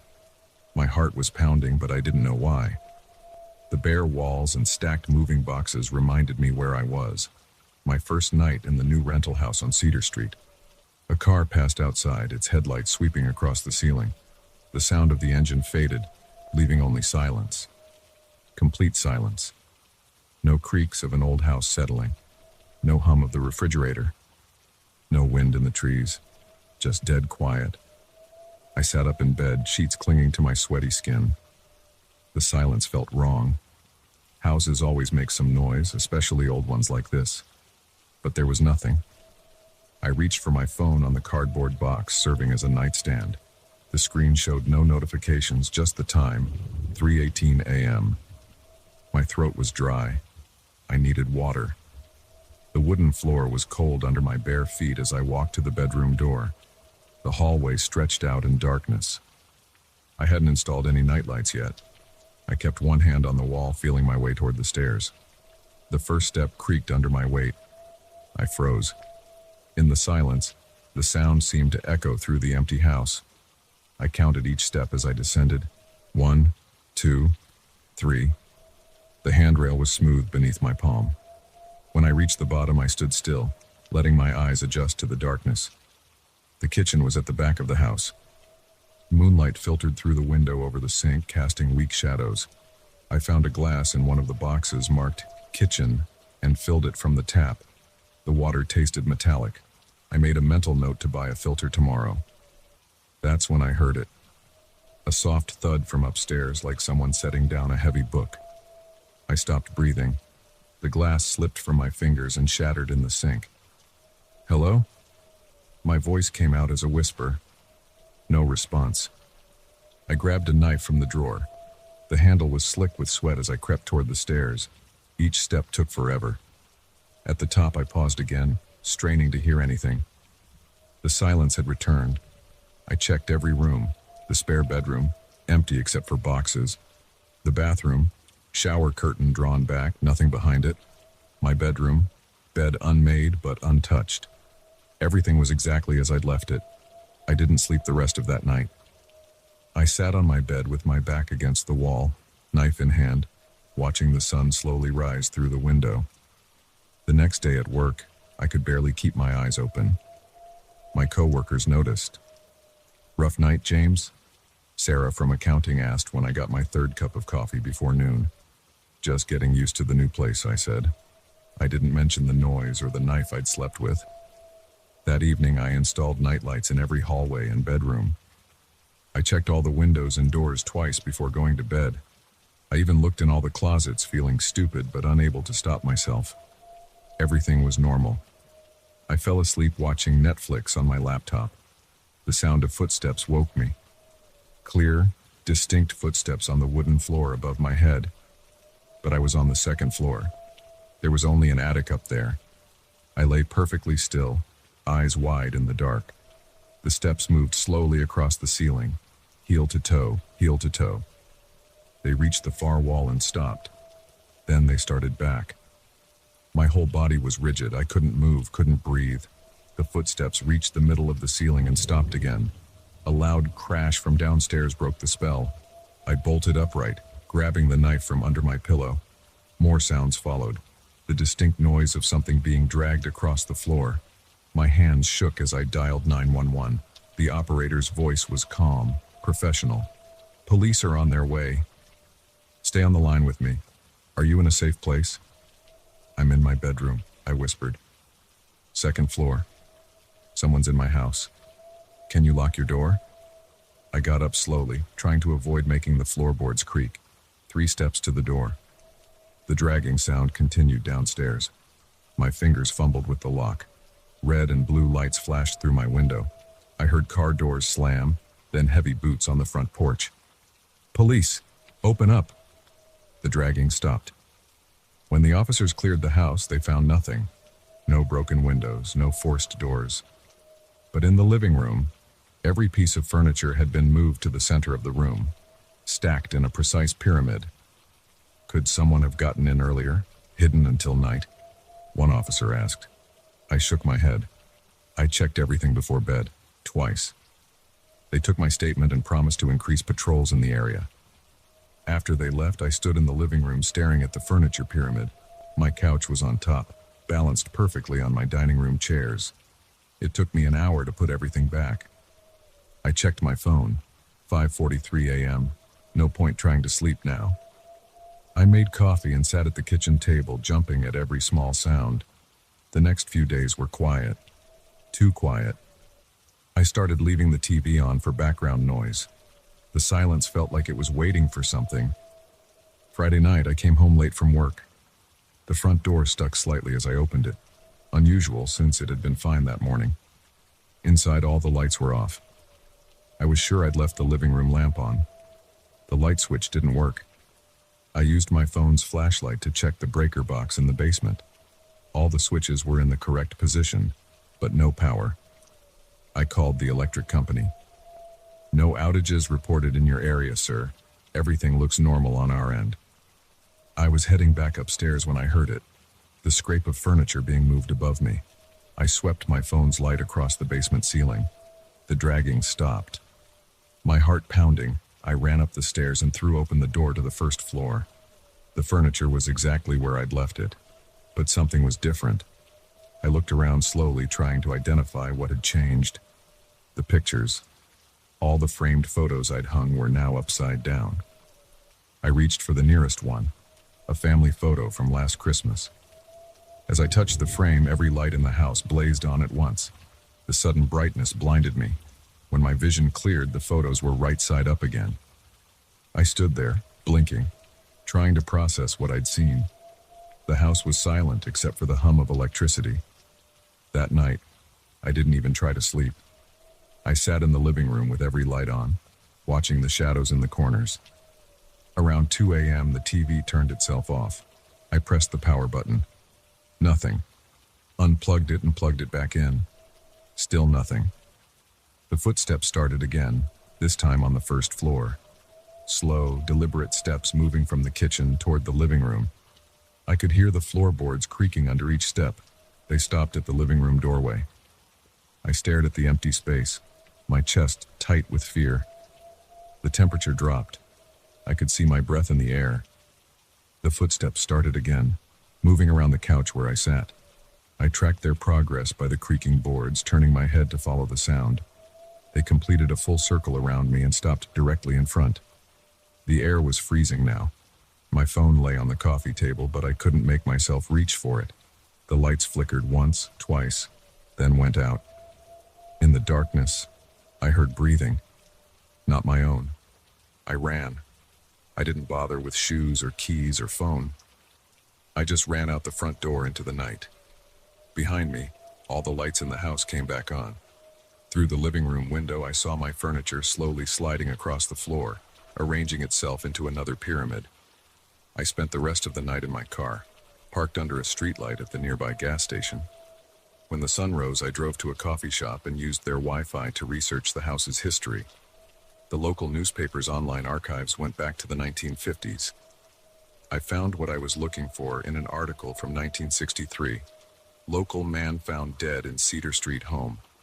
The story was brief. Arnold Wells, 47, discovered by neighbors after they noticed his lights had been on for 3 straight days. The cause of death was listed as unknown. I dug deeper. 2 more deaths in the house over the years. A woman in 1982, another man in 1997. Both ruled natural causes, but both found only after neighbors reported strange lights and noises. My hands shook as I scrolled through the articles. A pattern emerged. Every victim had lived alone. Every death happened within months of moving in. Every body was found in the living room. I called my landlord from the coffee shop parking lot. "Did you know about the deaths?" I demanded. "What deaths?" He sounded genuinely confused. 3 people have died in that house." "That's impossible. I've owned it for 20 years. No one's died there." "Check the records." 1963, 1982, 1997. Silence on the line. Then, "Those must be mistakes. Different house, maybe. Same address, same description, same details about the lights and noises before each death." He hung up. I tried calling back but got voicemail. I had to go back to the house. All my belongings were there, including my laptop with 2 weeks of unsaved work projects. I waited until noon, when the sun was high and bright. The house looked normal in daylight. Birds sang in the trees. A neighbor walked her dog past, waving cheerfully. I waved back, wondering if she'd be the one to find my body. Inside, everything was exactly as I'd left it during my panicked flight, except the furniture pyramid in the living room. Each piece was back in its proper place, arranged exactly as I'd had them.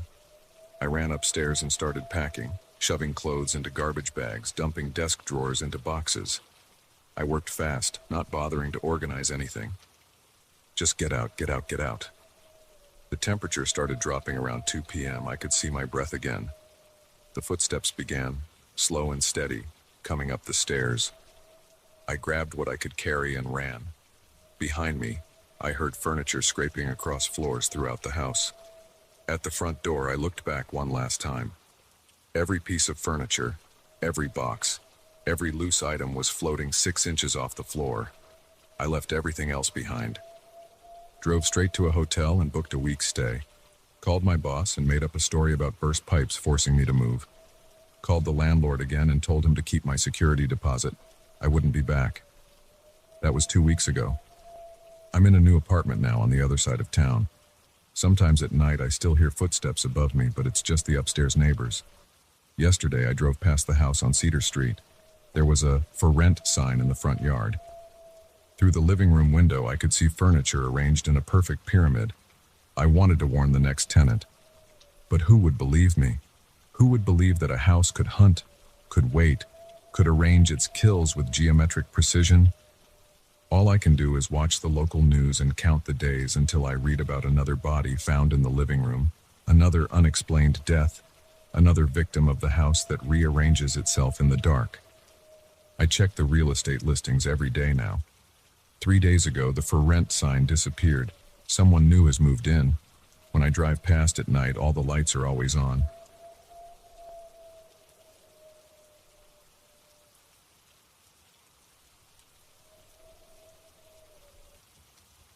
My hands won't stop shaking as I write this.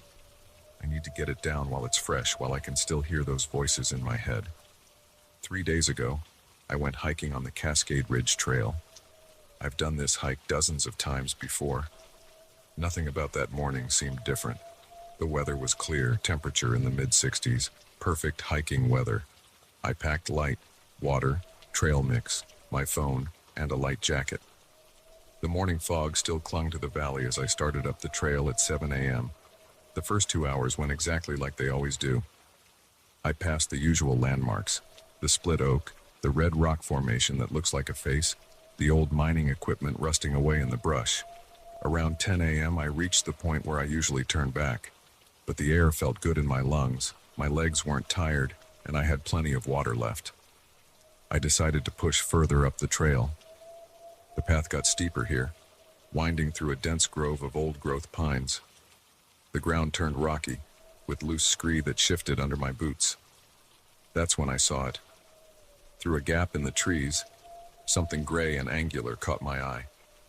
I stepped off the trail, pushing through a tangle of undergrowth. My boots crunched on pine needles as I approached what looked like a wall made of stacked stones. The wall belonged to a small house, maybe 12 feet square. Thick green moss covered most of the stonework. The roof was made of flat stones too, somehow still intact after what must have been decades of winter snow and summer rain. No windows, just a low doorway with no door. I've hiked these mountains for 15 years. I know most of the old structures: abandoned miners' cabins, Forest Service shelters, the remnants of early homesteads. But I'd never seen this place before, never even heard rumors of it. The construction looked older than anything else I'd seen in these mountains. The stones fit together too perfectly, with barely any mortar visible between them. The doorway was short. I had to duck to enter. The air inside felt thick and cool. Dust particles floated in the shaft of sunlight coming through the door. The floor was bare earth, packed hard by time. And the walls were covered in markings. Not graffiti or trail symbols, but intricate patterns carved into the stone. They formed flowing lines that curved and intersected in ways that made my eyes hurt if I looked at them too long. Some of the lines seemed to catch the light differently than others, creating a subtle shimmer when I moved my head. I pulled out my phone to take pictures, but the screen showed only darkness where the carving should have been. I tried video, same result. The markings simply wouldn't show up on my phone. I reached out to touch one of the patterns. The stone felt warm under my fingers, warmer than it should have given the cool air in the house. Time got weird after that. I know I spent hours studying those walls, tracing the patterns with my fingers, trying to make sense of them. The light through the doorway shifted and dimmed. I didn't notice the sun setting until the interior was almost completely dark. I reached for my phone to use as a flashlight. That's when I heard the first voice. It came from outside, a low murmur that could have been the wind through trees. Except it wasn't. The sound had too much structure, too much intention. More voices joined the first, speaking in what was definitely a language, but not one I recognized. The words seemed to slide past my ears without leaving any impression I could grab onto. I pressed myself against the back wall of the house. The voices grew louder, closer. They seemed to circle the building, passing the doorway multiple times. I could see nothing in the darkness. but I felt the air pressure change as something moved past the entrance. My phone showed 9:47 p.m. The screen's blue light made the wall carvings jump and writhe in my peripheral vision. I shut it off quickly, the darkness pressed against my eyes. The voices continued their circuit around the house, the words rising and falling in patterns that made my teeth ache. A new sound joined the voices, a scraping, like stone grinding against stone. It came from the walls around me. The temperature in the house dropped. I could see my breath in the faint starlight coming through the door. The grinding sound grew louder, and I felt the wall behind me vibrate. I ran. I don't remember deciding to move. One moment I was pressed against the wall, the next I was bursting through the doorway. I caught a glimpse of something tall and dark against the starlit sky, something that definitely wasn't a tree. Then I was running down the mountain, stumbling over rocks and roots in the darkness. The voices followed me. They stayed just far enough behind that I couldn't make out any distinct words, but close enough that I knew they were there. My lungs burned. Branches whipped my face. I lost the trail almost immediately, but I kept running downhill, knowing the road had to be somewhere below. I fell 3 times. The first time I scraped my palms bloody on sharp rocks. The second time, I slammed my knee into a tree trunk. The third time, I rolled down a steep slope and landed in a shallow creek. The cold water shocked me back to some kind of clarity. I lay there for a moment, listening. The voices were gone. The only sounds were my ragged breathing and water running over rocks. My phone showed 11:23 p.m. Somehow I'd been running for over an hour. It took me another 2 hours to find my way back to the road. I walked 3 miles in the dark before a passing truck gave me a ride back to my car. The driver didn't ask why I was soaking wet and covered in dirt at 1 a.m. I think I'm grateful for that. Yesterday I went back up the trail with 2 friends. We hiked past my usual turning point, all the way to where I thought I'd found the stone house. There was nothing there. No walls, no foundation, not even a clearing in the trees where a building could have stood. My friends thought I was crazy, especially when I couldn't explain why we'd hiked 4 hours just to look at an unremarkable patch of forest. But I know what I saw. I have the scrapes on my palms and the bruise on my knee to prove it. And I have something else too. This morning, I noticed something in the mirror while brushing my teeth. On the side of my neck, just below my ear, there's a mark. It looks like one of the patterns from the walls of the stone house, a series of curved lines that seem to shift slightly when I'm not looking directly at them. I tried to take a picture of it. Just like in the house, it won't show up on camera, but I can feel it when I touch it. The skin there is warm, warmer than it should be. The mark is spreading. Each morning it covers a little more of my neck. And last night, lying in bed, I heard them again. The voices. They were distant, maybe coming from the mountains, maybe just from inside my head. But I could almost understand them this time. Almost. I'm writing this down because I need someone to know what happened, because I'm not sure how much longer I'll be able to tell the story. The mark has reached my jawline now. When I press my fingers against it, I feel vibrations like stone grinding against stone.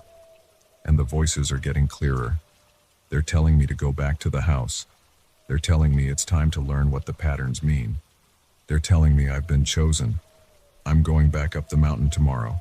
I know the house will be there this time. They've promised me it will be. They've promised to teach me everything. Their language, their symbols, their truth. They say I'm ready now. They say the mark proves it. If you're reading this and you hike the Cascade Ridge Trail, don't go past the red rock formation that looks like a face. Don't explore any strange buildings you find in the woods. And if you hear voices speaking in a language you don't understand, run. Run as fast and as far as you can. But I can't run anymore. The mark has spread too far, and the voices are too loud to ignore. They're calling me home. I know that sounds crazy. But the craziest part is, I want to go. The patterns on my skin burn with possibility. The unknown language echoes in my dreams, almost forming into words I can grasp. There are so many secrets waiting in that stone house, so much knowledge carved into those ancient walls. Tomorrow I'll climb the mountain one last time. Tomorrow I'll learn what it means to be chosen. Tomorrow I'll finally understand.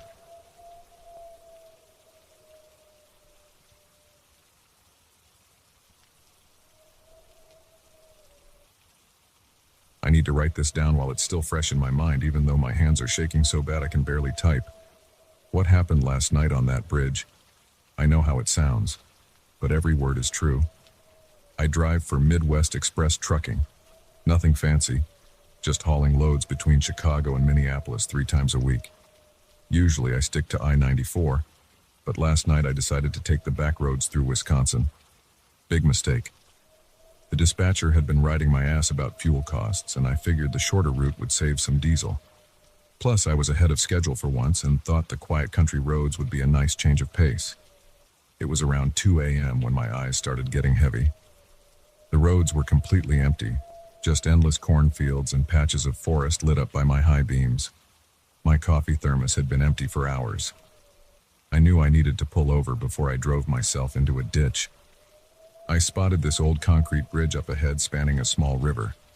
There was just enough room on the shoulder to park safely, so I pulled over and killed the engine. The silence hit me immediately.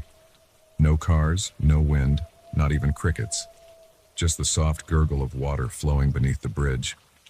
I reclined my seat back and closed my eyes, figuring I'd grab a quick power nap. That's when I heard it. A sound that made my skin crawl. Crying. Not loud sobbing, but this quiet, hitching kind of weeping, like someone trying to hold it in but failing. At first I thought I was imagining things, sleep deprivation playing tricks on my mind. But the crying continued, echoing slightly under the bridge. It sounded like a woman or maybe a child. I sat there for probably 5 minutes debating with myself. Every instinct told me to start the engine and get the hell out of there. But what if someone was hurt? What if they needed help? My hand was trembling as I pulled the flashlight from my glove compartment. The beam flickered weakly. I couldn't remember the last time I'd changed the batteries. I stepped out of the cab, and the gravel crunched under my boots. The crying got a little louder. "Hello?" I called out. "Is someone down there? Are you okay?" The weeping stopped abruptly. Complete silence. Even the river seemed to go quiet. I walked to the edge of the bridge, sweeping my flashlight back and forth. The beam barely reached the water about 15 feet below. Ancient concrete supports were thick with moss and water stains. I couldn't see anyone. "If you need help, I can call 911. I tried again. My voice sounded thin and scared, even to my own ears. That's when I saw it. A figure sitting on a concrete ledge just above the waterline. It looked like a woman in a pale dress, but something was wrong. The edges were blurry, like trying to look through frosted glass. I couldn't make out any clear features. I aimed my flashlight directly at it. The beam caught the figure full on, and for a split second I saw... Jesus, I don't even know how to describe it. Where a face should have been, there was just smooth, blank skin. No eyes, no mouth, no features at all. Just this horrible flesh-colored oval. The thing's head snapped toward me with a sickening crack. Then it simply vanished, like smoke dispersing in wind. The flashlight slipped from my numb fingers and clattered on the bridge. I ran. I've never moved so fast in my life. My boots pounding on the asphalt sounded impossibly loud in the silence. I yanked open the truck door and threw myself inside, fumbling with the keys. The engine roared to life and I stomped on the gas. The tires spun on the loose gravel before finding purchase. I was doing at least 70 on a road marked for 45, but I didn't care. My hands were locked on the steering wheel so tight my knuckles were white. That's when I made the mistake of glancing in my rearview mirror. It was following me. Not running, more like gliding, floating just above the road surface. That blank face was tilted at an impossible angle, like its neck was broken. Its dress rippled in wind that didn't exist. And it was gaining on me. I pushed the accelerator all the way to the floor. The engine whined in protest as I hit 85, then 90. The thing was still there, matching my speed exactly. Always the same distance behind me, no matter how fast I drove. My headlights caught a road sign, Junction with Highway 53 coming up in 2 miles. If I could just make it to the main road. I don't know why, but I felt like that would make a difference, like maybe this thing could only exist out here in the dark back roads. The engine temperature gauge was creeping into the red zone. I'd never pushed this old truck so hard. 1 mile to go. The thing was still there, that horrible blank face perfectly centered in my mirror. Half a mile. My hands were so sweaty they kept slipping on the wheel. Every curve in the road felt like it might send me flying into the ditch. I saw the highway ahead, a ribbon of lighter darkness against the fields. The junction was marked by a single flashing yellow light. Almost there. Something slammed into the back of the truck. The whole cab shuddered. In the mirror, I saw pale hands pressed against my back window. Long fingers, too many joints. The blank face was inches from the glass. I screamed. I'm not ashamed to admit it. I screamed like a child as I yanked the wheel hard, making the turn onto Highway 53 at speed. The truck's tires squealed. For a terrible moment, I felt the trailer start to jackknife. Then I was on the highway straightening out. A car passed in the opposite direction, the first traffic I'd seen in hours. I checked the mirror. Nothing. The thing was gone. I drove straight through to Minneapolis without stopping. The sun was coming up by the time I pulled into the depot. My supervisor chewed me out for being late with the delivery, but I barely heard him. I called in sick for my next 3 runs. Told them I had the flu. That was 2 days ago. I haven't slept more than an hour at a time since then. Every time I close my eyes, I see that blank face. Those impossible hands reaching for me. I did some research online. Turns out there are stories about that bridge going back decades.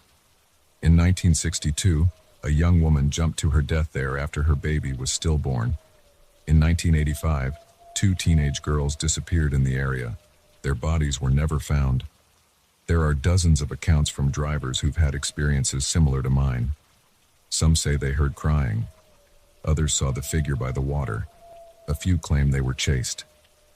I've been driving that route for 8 years. How many times did I pass that bridge in the dark, never knowing what was waiting there? How many other places like this are out there, haunted by things that shouldn't exist? I have another run to Chicago scheduled for tomorrow night. I told the dispatcher I'll only do it if I can stick to the interstate. He wasn't happy, said the fuel costs are too high. I don't care. I'll quit before I take another back road at night.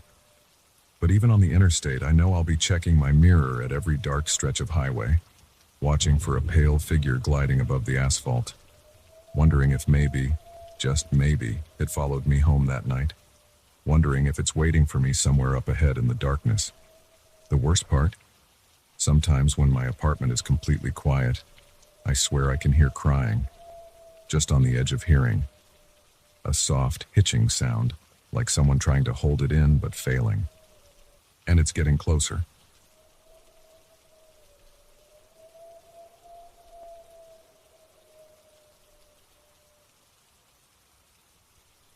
I should have known something was wrong when I saw the scratched-out number on the door. The brass 13 had been gouged away, leaving only rough marks in the wood. But the rent was cheap, and I needed a place fast after my divorce. That's how I ended up in Riverside Apartments, an old brick building from the 1920s that smelled like dust and old radiators. The real estate agent, Mrs. Peterson, didn't mention anything about the scratched number when she showed me the place. She just rattled on about the vintage charm and original hardwood floors. I noticed how she kept checking her phone, rushing through the showing. When I asked about other tenants, she said the building was empty during renovations. Just me, alone in a 6-story building. Perfect for focusing on work, she said. I moved in on a Tuesday. The moving company dropped off my boxes in the afternoon. Just the basics, since Sarah kept most of our stuff. A bed, desk, couch, TV, and some kitchen things. The empty rooms echoed with every footstep. My shoes left marks in the dust on the floor. The windows were grimy, filtering the sunlight into a dirty yellow glow. The first night was quiet. I ordered pizza, unpacked some boxes, and fell asleep on the couch watching Netflix. Normal stuff. The heating pipes knocked and groaned, but that's typical in old buildings. I woke up around 3 a.m. with a stiff neck and dragged myself to bed. The second night is when it started. I was sitting at my desk, trying to finish some work reports when I heard it. A scraping sound from above, like furniture being dragged across the floor. My ceiling light flickered. I looked up, listening. The sound moved from one end of the room to the other, slow and deliberate. Then it stopped. My heart was pounding. I stood up, my chair squeaking against the floor. The building was supposed to be empty. I grabbed my phone and called Mrs. Peterson, straight to voicemail. The scraping started again. This time it was followed by footsteps, heavy, slow steps moving back and forth. My hands were sweating as I pulled up the building's website. No contact number for maintenance or security. Just the real estate office, closed until morning. I walked to my front door and pressed my ear against it. The hallway was silent. The footsteps continued above, and now I could hear something else. Voices. Not clear enough to make out words, just low murmurs and whispers. My mouth went dry. I opened the door and stepped into the hallway. The emergency lights cast a dim glow over the faded carpet. I walked to the stairwell, my footsteps sounding too loud in the empty building. The door to the stairs creaked when I opened it.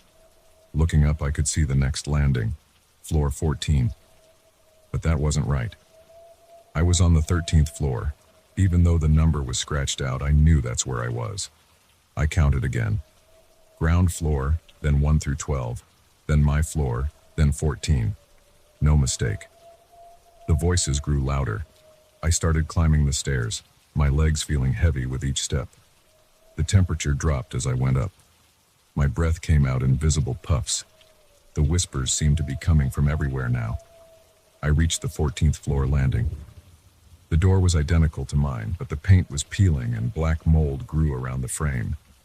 The brass number 14 was tarnished but intact. The whispers were clear now, coming from behind the door. Multiple voices, speaking in low tones. My hand shook as I reached for the doorknob. It was ice cold. I turned it slowly, and the door opened with a long creak. The hallway beyond was dark. The emergency lights were out. I pulled out my phone and turned on the flashlight. The beam showed empty space where the floor should have been, just a black void stretching down. The walls were covered in thick black mold. Cold air rushed past me, carrying the smell of rot. I stumbled backwards, slamming the door shut. My phone light flickered and died. The darkness felt thick, pressing against me. I ran down the stairs, taking them 2 at a time. I could hear the whispers following me, growing louder. I burst into my hallway and sprinted to my apartment. The door wouldn't open. The key wouldn't turn. Panic rose in my throat as I kept trying, my hands shaking so bad I could barely hold the key. Behind me, something moved in the darkness. Finally, the lock clicked. I threw myself inside and slammed the door, turning all the locks. I stood there, breathing hard, listening. The whispers faded away. Above me, the scraping sound started again. I spent the rest of the night sitting in my living room with all the lights on, jumping at every sound. When the sun came up, I called Mrs. Peterson again. This time she answered. "The 14th floor?" She sounded confused. "That's impossible. The building only has 13 floors. "But I was just there," I said. "I saw it." "Mr. Walker, I have the original building plans right here. 13 floors, that's all. Are you feeling all right?" I hung up and opened my laptop. I searched for information about Riverside Apartments. The building had a history. In 1943, a fire had destroyed the top floor, the 14th floor. 13 people died. The floor was never rebuilt. The articles showed old photos of the building with 14 floors, but recent pictures showed only 13. The scraping sound started again. I packed a bag and checked into a hotel. When I came back the next day to get more of my things, the building was empty. Not just empty, abandoned. Boards covered the windows. The front door was chained shut. A condemnation notice from the city was taped to the wall, dated 1985. I stood there staring at the building, my key still in my hand. Above, on what should have been my floor, I saw movement behind one of the grimy windows, a face pressed against the glass. Then another, and another. Their mouths moved, whispering words I couldn't hear. I left my stuff behind. All of it. Drove straight to the real estate office. It was empty too, dusty and abandoned like it had been closed for years. Mrs. Peterson's business card in my wallet had turned yellow and brittle. The phone number faded away. That was 3 weeks ago. I'm staying with my brother now, trying to make sense of what happened. Last night I got a voicemail from an unknown number. When I played it, I heard the scraping sound, then the whispers. They were clearer this time. They were saying my name. I looked up the building's history again today. Found an article from 1944 about the fire. There was a list of victims. The last name on the list was James Walker. My name. The article included a photo of him. The man in the picture could have been my twin. The whispers are getting louder now. Even here, miles away from the building. They're calling me back. Back to the 13th floor that was never meant to exist. Back to the voices that know my name. Tonight, I'm going back to the building. I have to know the truth. I have to know why they scratched out the number. Why they're calling me. I have to know what's on the 14th floor. I'm writing this down in case I don't come back. If you're reading this and you see an apartment listing for Riverside Apartments, don't take it. Count the floors. Look for the scratched out numbers. Listen for the whispers. They're getting louder now. I can hear the scraping sound above me, even though I'm on the top floor of my brother's house. They're waiting for me. I have to go now. The door is opening.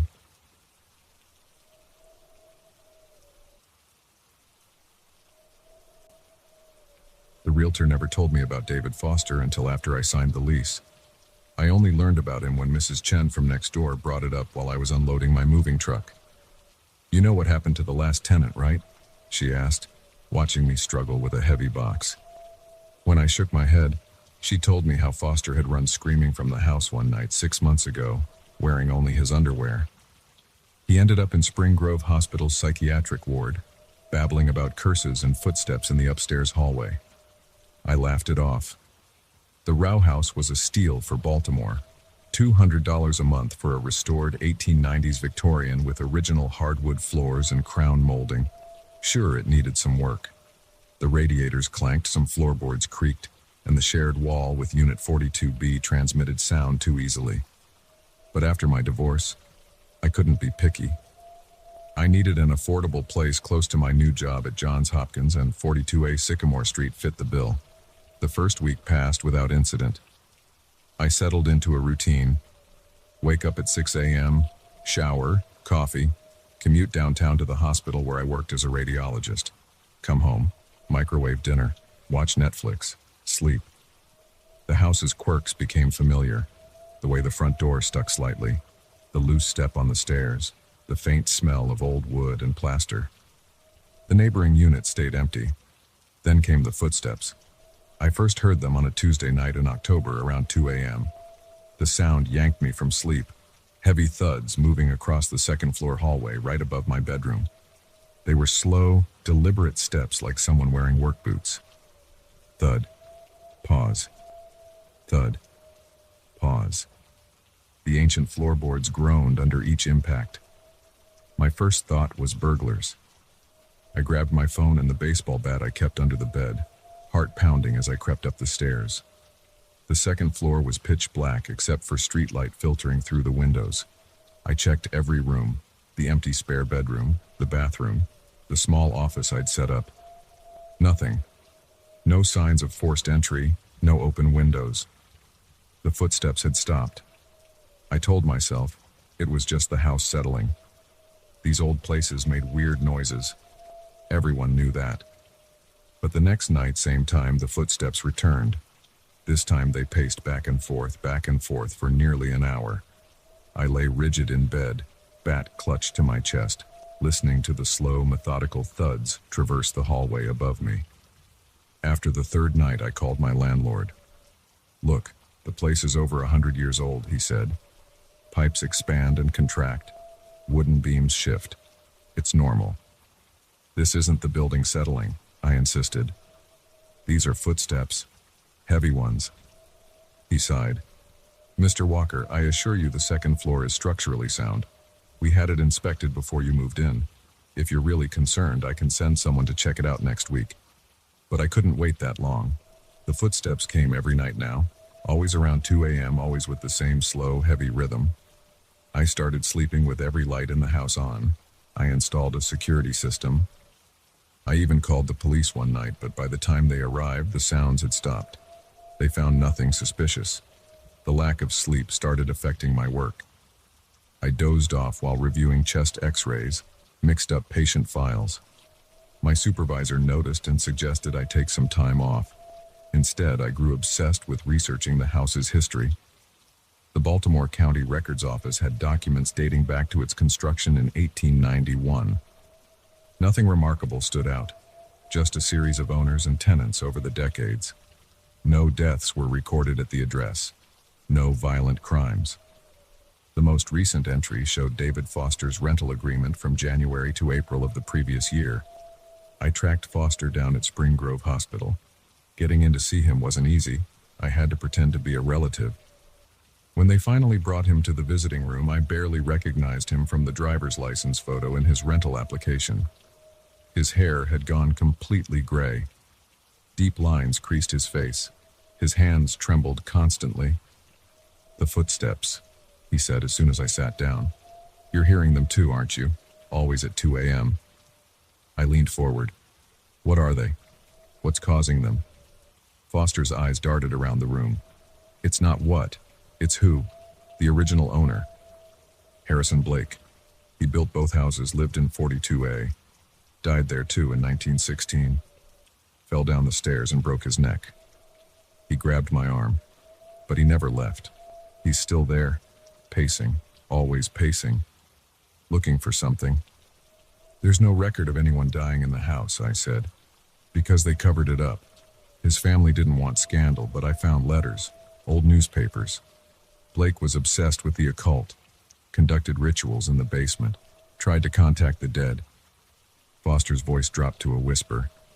"He succeeded too well. Opened a door he couldn't close. That's why the footsteps never stop. That's why they get louder, closer, until..." A nurse appeared. "Time's up, Mr. Foster." As they led him away, he shouted back at me, "Check the basement, behind the coal chute. The truth is there." I spent that afternoon in the basement with a flashlight. The old coal chute was still there, sealed up decades ago when the house converted to gas heat. Behind it, I found a loose brick. Inside the cavity was a metal box, badly rusted. It contained a leather-bound journal, the pages yellow and brittle. The handwriting was cramped but legible, Harrison Blake's personal diary. Most entries were mundane business records, but they grew increasingly erratic in the months before his death. He wrote about experiments with seances and spirit boards, about voices in the walls, about footsteps that followed him through the house. The final entry was dated October 31st, 1916. "It's here. God help me. It's here. I can hear it coming up the stairs." The ritual worked, but I was wrong about everything. So wrong. It's not a door to the other side. It's a door to something else. Something that was never meant to. The entry ended mid-sentence. That night, the footsteps started earlier, 1 a.m., and they were different, faster, more purposeful. They moved from the hallway into the spare bedroom directly above me. There was a scratching sound like nails dragging across hardwood. Then silence. I lay in bed, every muscle tense, listening. The digital clock on my nightstand clicked over to 1:59 a.m. A floorboard creaked at the top of the stairs. Another creak, halfway down. Another. 3 steps from the bottom. I couldn't move. Couldn't breathe. The temperature in the room plummeted. My breath came out in white clouds. The final step groaned. Heavy footsteps crossed my bedroom floor, slow and deliberate. The mattress compressed on one side like someone sitting down. I felt hot breath on my face. I ran. I didn't stop to grab anything. Not my phone, not my wallet, not even shoes. I sprinted out the front door in my boxers and t-shirt, bare feet slapping the sidewalk as I ran through the dark streets. Behind me, a deep laugh echoed from the house's open doorway. They found me 3 blocks away, huddled in a corner store doorway, shivering and babbling. The police report noted signs of extreme psychological distress, but no evidence of an intruder or break-in at 42A Sycamore Street. The hospital admitted me for observation. Acute stress reaction, they said. Possible psychotic break. I checked myself out after 2 days, against medical advice. I never went back to the house. Left everything there. Furniture, clothes, family photos. The landlord kept my security deposit and first month's rent. I didn't care. I'm staying with my sister in Philadelphia now. Looking for a new job, a new place to live. Somewhere modern. No history, no basements. But sometimes late at night I still hear them. Heavy footsteps moving slowly across a distant floor. And I wonder about 42A Sycamore Street. About what Harrison Blake really found with his rituals. About the door he opened. The house is for rent again. $200 a month. A steal for Baltimore. The footsteps are waiting for the next tenant.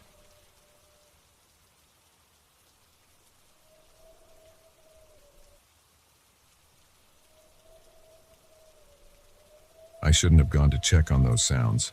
That's what everyone says in these situations, right? But I did check, and now I can't forget what happened that night at Riverside Commerce Building. I need to write it down, to make sense of it. Maybe someone will believe me. It was Tuesday, October 15th. I remember because I had a major deadline the next morning.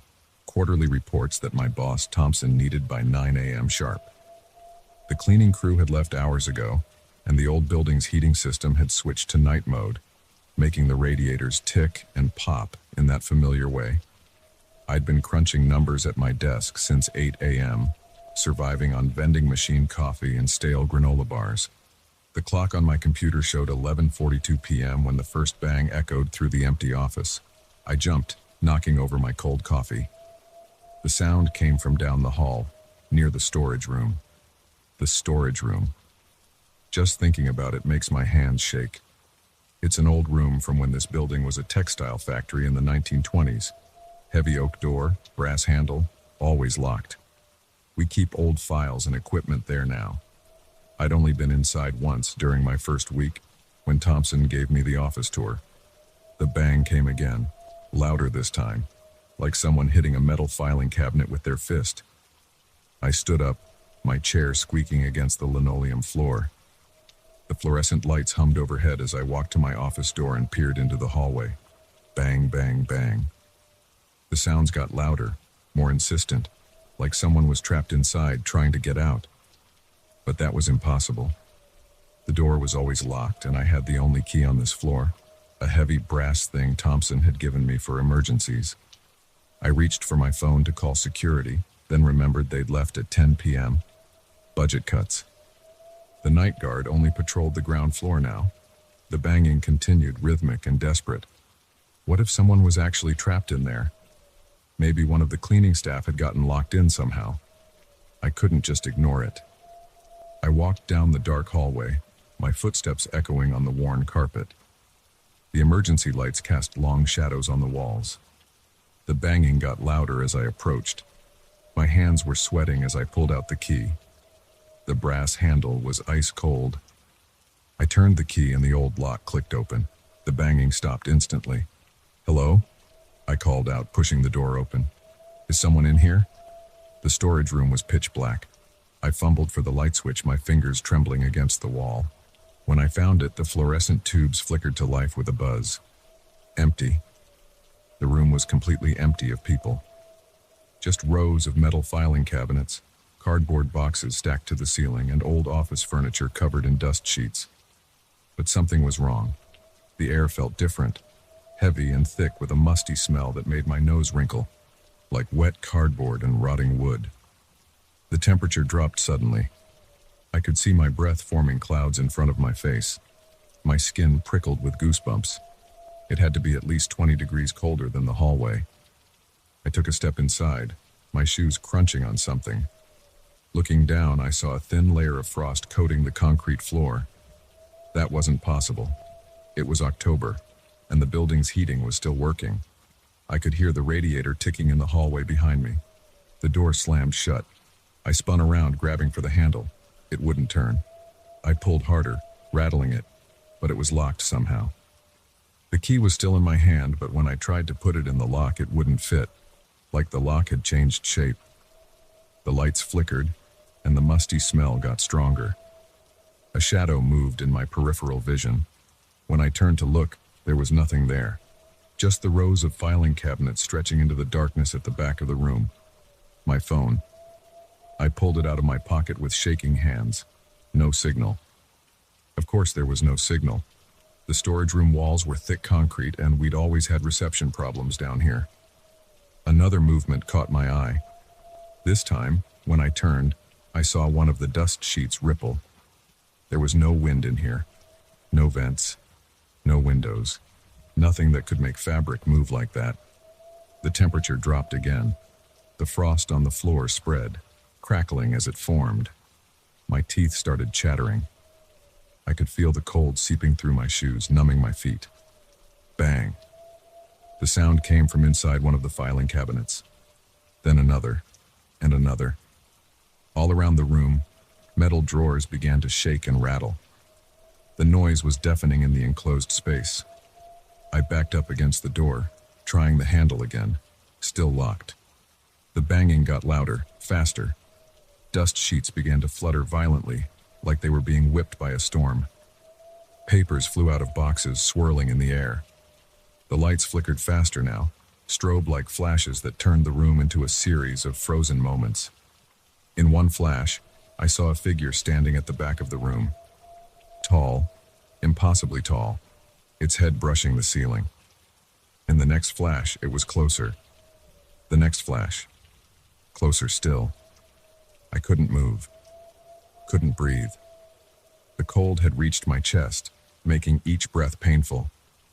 The figure was getting closer with each flicker of the lights. I could smell its presence, that overwhelming stench of decay and age. Flash, 10 feet away.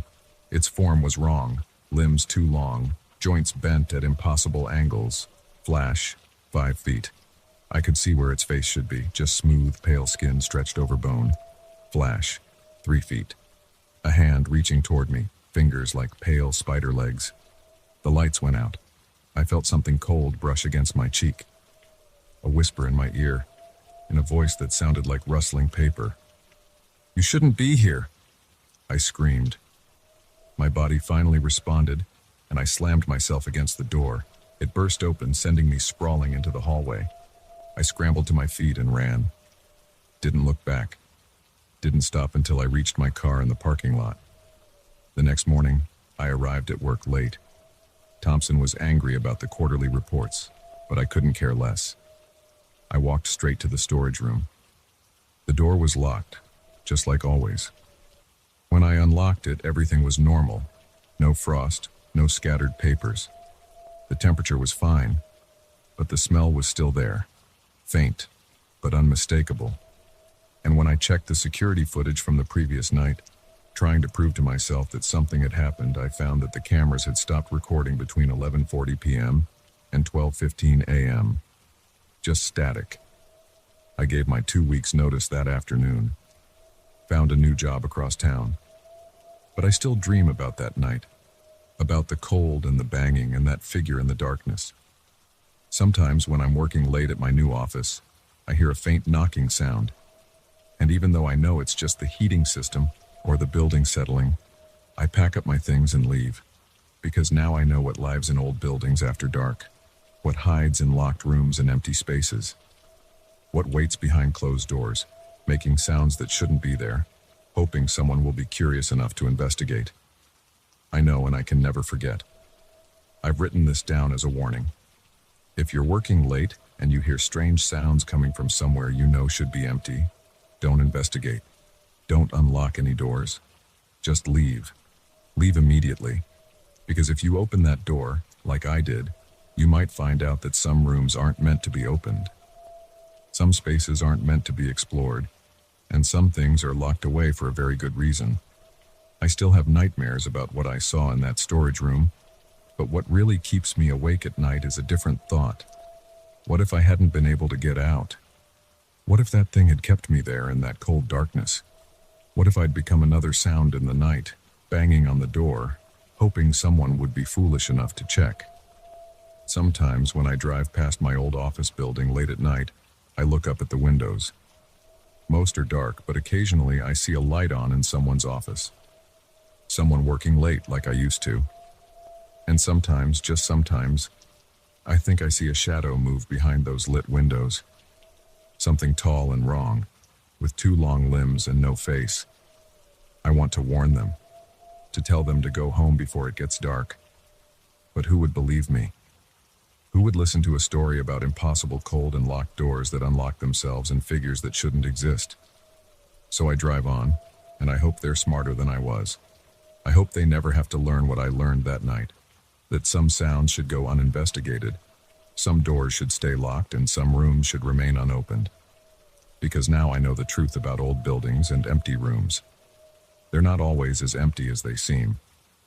And sometimes when something makes a sound it shouldn't make, the worst thing you can do is go and check. I know that now. I just wish I'd known it then.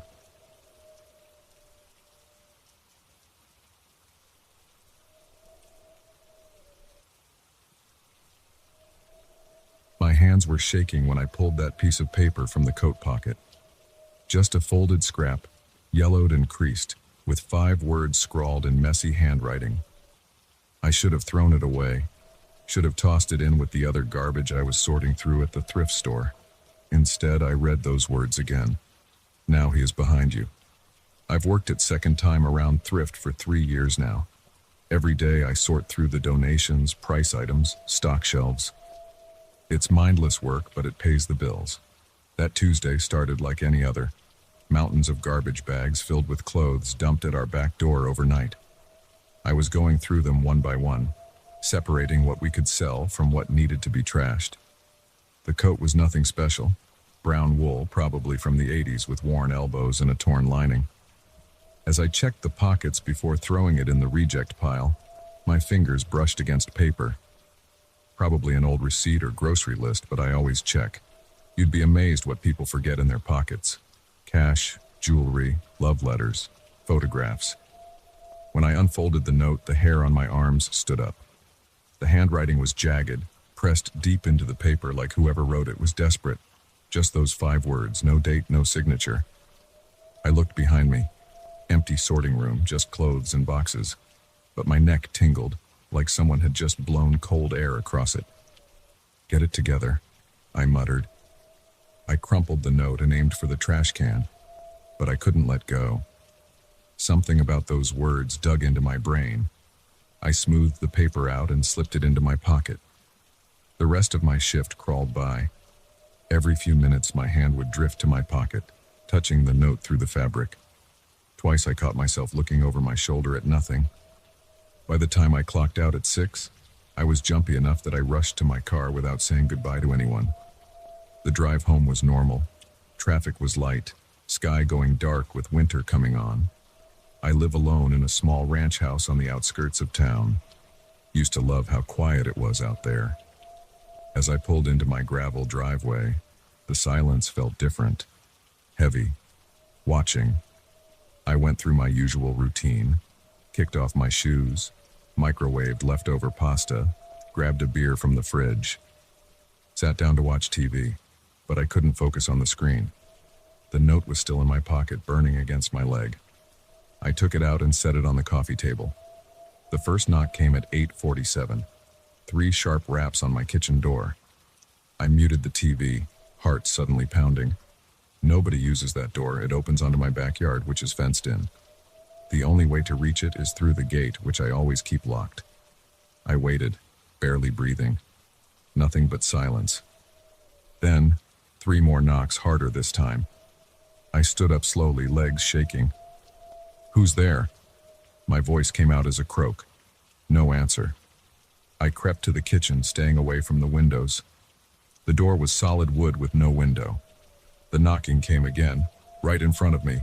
Bang, bang, bang. I jumped back, stumbling against the counter. "This isn't funny," I shouted. "I'm calling the police." I grabbed my phone from my pocket with trembling fingers. As I dialed 911, something scraped against the door, like nails or claws being dragged down the wood. The sound went on and on, setting my teeth on edge. The 911 operator answered. I tried to explain, but halfway through describing the knocking, it stopped. Complete silence fell. I waited, phone pressed to my ear, while the operator asked if I was still there. I think they're gone, I said finally. I'm sorry. Maybe it was just kids playing a prank. But I knew it wasn't kids. The scratching had come from too high up the door. And something about the rhythm of those knocks, deliberate, patient, like whatever was out there had all the time in the world. I spent the next hour checking all my doors and windows. Everything was locked tight. I drew all the curtains and turned on every light in the house. The note sat on my coffee table where I'd left it. I picked it up, read those 5 words again. My hands were shaking so bad I could barely hold the paper. A sound from upstairs made me freeze. Footsteps, slow and heavy, creaking across the floor of my bedroom. But I live in a ranch house. There is no upstairs. I ran, grabbed my keys and phone, yanked open the front door, and stopped dead. All the lights on my street were out. Not just porch lights or house lights, but the street lamps too. Pure darkness pressed against my doorway like a solid wall. The footsteps were getting closer, coming down stairs that didn't exist, each creak bringing them nearer. I slammed the door and locked it, then ran to the kitchen. Had to get out the back door, had to run, The kitchen door was open. I knew I'd checked it, knew it had been locked, but now it stood wide open to the night. Cold air poured in, carrying a smell like wet earth and rotting leaves. Beyond the doorway was nothing but blackness. The footsteps reached the bottom of the imaginary stairs. They started down my hallway, slow and steady. Each step made the floor vibrate under my feet. I backed away from the open door, bumping into the kitchen counter. My phone was in my hand. I could call 911 again, call someone, anyone. But when I looked at the screen, it was black. Not turned off. Black, like someone had filled the screen with ink that swirled and shifted as I watched. The footsteps reached the kitchen doorway. I couldn't look, didn't want to see what was making those heavy steps.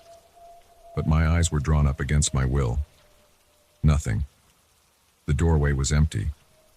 But the footsteps kept coming, crossing the kitchen tile. Getting closer. Closer.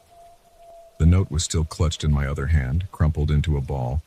As the invisible steps reached the center of my kitchen, I uncurled the paper with shaking fingers. The words had changed. Told you so. Something cold brushed against my shoulder. A hand, but wrong. Too many fingers, too long, too cold. I spun around and I woke up on my kitchen floor. Sunlight streamed through the windows. The back door was closed and locked. My phone lay next to me, working normally.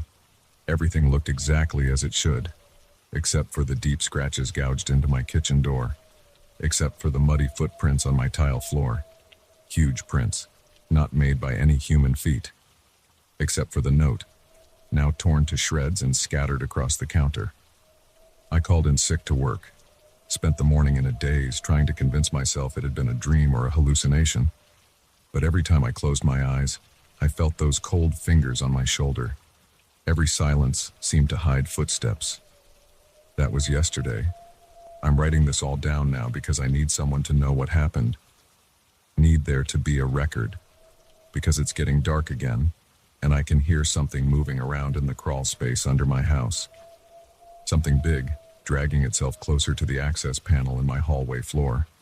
The scratching has started again, this time coming from underneath. The panel is rattling, metal groaning as something pushes up from below. I should run, should get in my car and drive until I run out of gas, but I know it wouldn't matter. Those 5 words keep echoing in my head. Now he is behind you. And he is. I can feel him standing there, even though when I turn around there's nothing but empty air. Can smell wet earth and decay getting stronger. Can hear breathing that isn't mine. The access panel just broke open. I hear something pulling itself out, joints cracking as it unfolds. Heavy footsteps on the hallway floor. coming closer, closer. If you're reading this, don't look in coat pockets at thrift stores. Don't read notes left by strangers. Don't. He's here.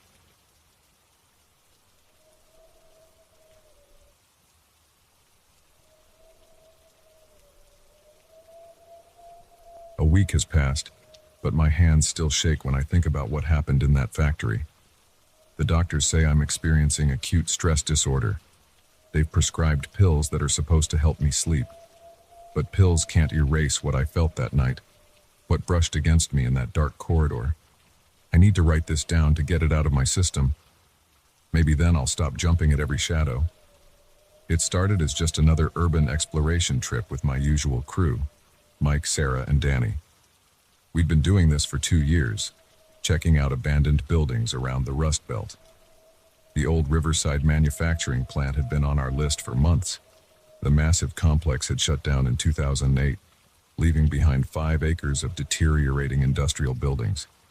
I remember the exact moment we pulled up to the chain-link fence that Thursday night. The factory's broken windows stared down at us like empty eye sockets. The security light above the loading dock flickered weakly, creating moving shadows that made the building seem alive. Danny had his usual shit-eating grin as he cut through the fence with his bolt cutters. "Ladies and gentlemen, dinner is served," he said, pulling back the fence to create an opening. Sarah rolled her eyes. "Real classy, Dan." Mike was already checking his camera gear. "Remember, guys, we stick together. No wandering off alone this time." He looked directly at me when he said this. Last month, I'd separated from the group in an abandoned hospital and ended up falling through some rotted floorboards. Nearly broke my leg. Yeah, I got it," I said, adjusting my headlamp. "Team safety first." The late October air bit through my jacket as we crossed the empty parking lot. Weeds had broken through the asphalt, creating a maze of cracks. Our footsteps crunched on broken glass and gravel. The sound echoed off the factory walls, making it seem like someone was walking behind us. The main entrance was boarded up, but we found a broken window on the ground floor. Danny went first, then Sarah, followed by Mike. I brought up the rear. As I climbed through, my boot caught on the windowsill. I stumbled, sending an empty soda can skittering across the floor. The metallic sound rang out in the darkness. "Smooth move," Danny whispered. The beam of my headlamp cut through the gloom. We were in what looked like an old break room. Trash and debris covered the floor. A row of rusted lockers lined one wall, their doors hanging open. The ceiling had partially collapsed, letting in slivers of moonlight. Mike was already taking photos, his camera flash briefly illuminating the room in harsh white light. Sarah walked over to one of the lockers and peered inside. "Check this out," she said, pulling something out. It was an old time card, the paper yellow with age. "Says 1986. Wonder what happened to whoever this belonged to." "Probably retired to Florida," Danny said. "Or dead." We moved deeper into the building, following what appeared to be the main corridor. Our headlamp beams bounced off peeling paint and exposed pipes. Every few feet, doorways opened into dark rooms filled with silent machinery. The air was thick with dust and the musty smell of decay. The layout was confusing, a maze of interconnected hallways and production areas. Mike kept checking his phone, trying to match our location to the building plans he'd found online. After about 20 minutes, we reached a large open space that must have been the main production floor. The ceiling here rose at least 40 feet, supported by massive steel beams. Rows of assembly lines stretched into the darkness. Conveyor belts hung limp like dead snakes. Above us, a network of catwalks crisscrossed the space. "This is incredible," Mike said, his camera clicking rapidly. "The scale of this place." Sarah was already climbing onto one of the conveyor belts. "Hey guys, I bet we can follow this to see where it goes." We spent the next hour exploring the production floor, documenting everything with photos and video. Danny found an old control panel and pretended to operate it, making machine noises like a kid. Sarah discovered a collection of employee photos still hanging on a bulletin board in what had been a supervisor's office. The faces stared out at us from behind clouded plastic, frozen in time. It was when we decided to check out the second floor that things started to feel wrong. The steel stairs creaked under our weight as we climbed. At the top, the hallway split in two directions. Left or right? Danny asked. Mike consulted his phone. Left should take us toward the administrative offices. Right goes to more production areas. Offices might have more interesting stuff to find, Sarah said. Documents, photos, that kind of thing. We turned left. This corridor was narrower than the ones downstairs. The ceiling was lower too, creating a more claustrophobic feeling. Water damage had caused the walls to bubble and peel. Every few yards, black mold spread across the surface like bruises. The offices were in bad shape. Years of exposure to the elements had rotted most of the furniture. Paper lay everywhere, turned to pulp by water and time. The few items that remained intact were covered in a thick layer of dust. Sarah found an old desk calendar, still open to October 1986. She photographed it while Danny rummaged through filing cabinets. Mike was focused on capturing the decay, the way nature was slowly reclaiming the space. I hung back, scanning my light beam across the walls. Something about this area felt different. The air seemed heavier, more oppressive. I noticed the temperature had dropped several degrees. "Hey guys," I called out. "Anyone else feel how cold it got up here?" "Old buildings like this always have weird temperature changes," Mike said, not looking up from his camera. "Probably just a draft from somewhere." We continued moving through the offices. The corridor took several turns, leading us deeper into the building. I tried to keep track of our route, but soon lost my bearings. The identical doorways and peeling walls all blended together. After about 15 minutes, we reached another set of stairs leading up to the third floor. A metal sign, barely legible under years of grime, read, "Executive Offices." "Should we check it out?" Danny asked. Sarah checked her watch. "We've been here almost 2 hours. Maybe we should start heading back." "Come on, we're already here," Danny said. "When are we going to get another chance to see this place?" Before anyone could respond, a loud crash echoed from somewhere behind us. We all jumped, our headlamp beams swinging wildly around. "What was that?" Sarah whispered. "Probably just something falling," Mike said, but his voice was tense. "These places are always settling." We stood silent for a moment, listening. The only sound was our breathing and the faint drip of water somewhere in the darkness. "Let's just check out the third floor quickly and then head back," Danny suggested. No one argued. We climbed the stairs, the metal steps ringing hollow under our feet. At the top, we found ourselves in a short hallway ending in a set of double doors. Brass letters on the wall spelled out, "Boardroom."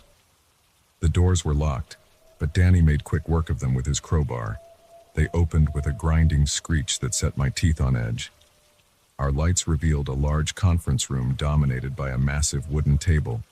The far wall was all windows, though most of the glass was broken. "Now this is more like it," Danny said, walking around the table. "Check out this view." We spread out to explore the room. Mike focused on photographing the elaborate light fixtures hanging from the ceiling. Sarah examined the built-in cabinets along one wall. I walked over to the windows, careful to avoid the broken glass on the floor. From this height, I could see most of the factory complex spread out below.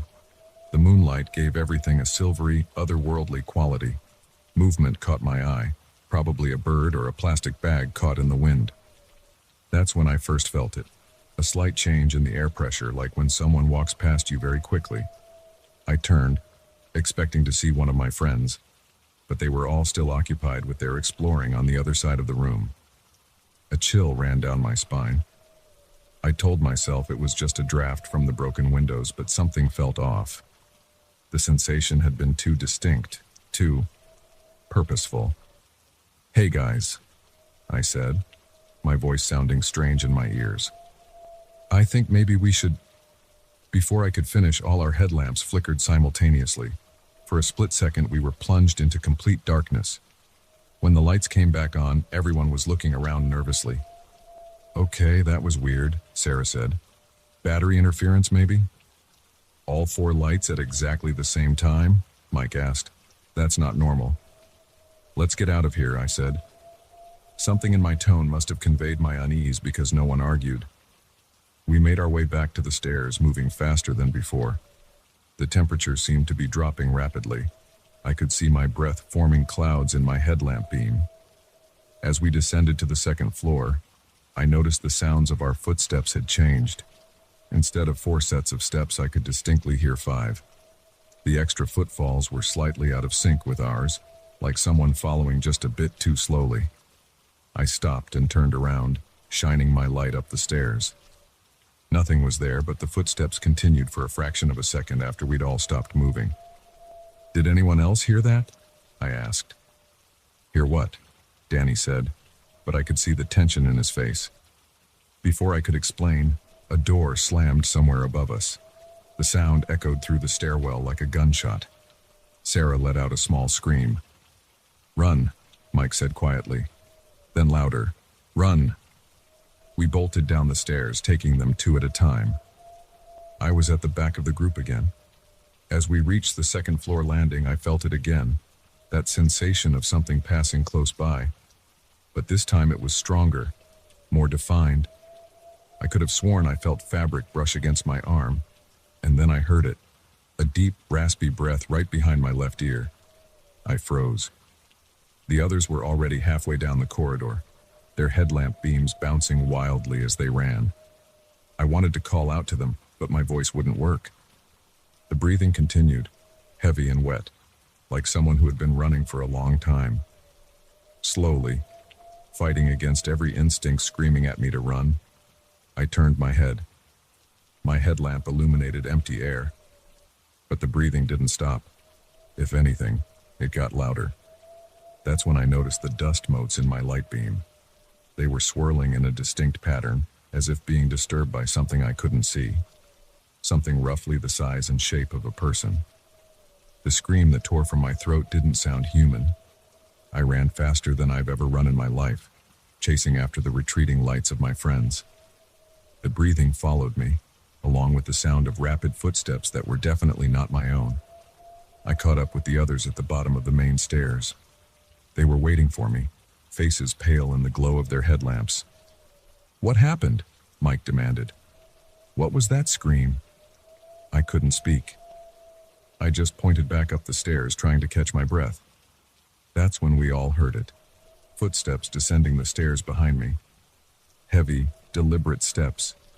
But our lights showed nothing there. We ran for the exit. I don't remember much of that journey through the dark corridors. Everything was a blur of panic and adrenaline. Somehow we found our way back to the broken window we'd entered through. Danny went through first, then helped Sarah. Mike pushed me ahead of him. As I climbed through, I felt something grab my ankle. The touch was ice cold and felt like fingers, but when I kicked and yanked my leg free, nothing was visible. We didn't stop running until we reached Mike's car. Sarah was crying. Danny looked like he was going to be sick. Mike's hands were shaking so badly he dropped his keys twice before managing to unlock the doors. As we peeled out of the parking lot, I looked back at the factory. In a third-floor window, the boardroom where we'd been, I saw a light. Not our headlamps, but a pale, bluish glow. As I watched, it moved away from the window and disappeared into the darkness. The police didn't believe us when we reported what happened. They said we were probably spooked by homeless people or other urban explorers. The building inspector we talked to told us that the third floor of that section had been condemned and sealed off in 1986 after a fatal accident. He wouldn't give us details. I've done some research since then. In October 1986, a factory foreman named Robert Henley disappeared during his night shift. His body was never found. The official report said he probably fell into some machinery, but no trace of him was ever discovered. The factory closed its third-floor executive offices after that, and rumors spread about strange sounds and unexplained accidents. I haven't gone urban exploring since that night. The others haven't either. Sometimes when I'm alone in my apartment, I think I hear heavy breathing behind me. When I turn around, nothing's there, but the air feels colder, and the dust motes dance in patterns that look almost like footprints. I know what I felt in that factory. I know what we all heard. But I also know that no one will ever believe us. Some things are better left unexplored, some places better left abandoned, and some stories, like this one, are better left untold. But I still check behind me every time I walk down a hallway, and I never ever want to be the last person in line again.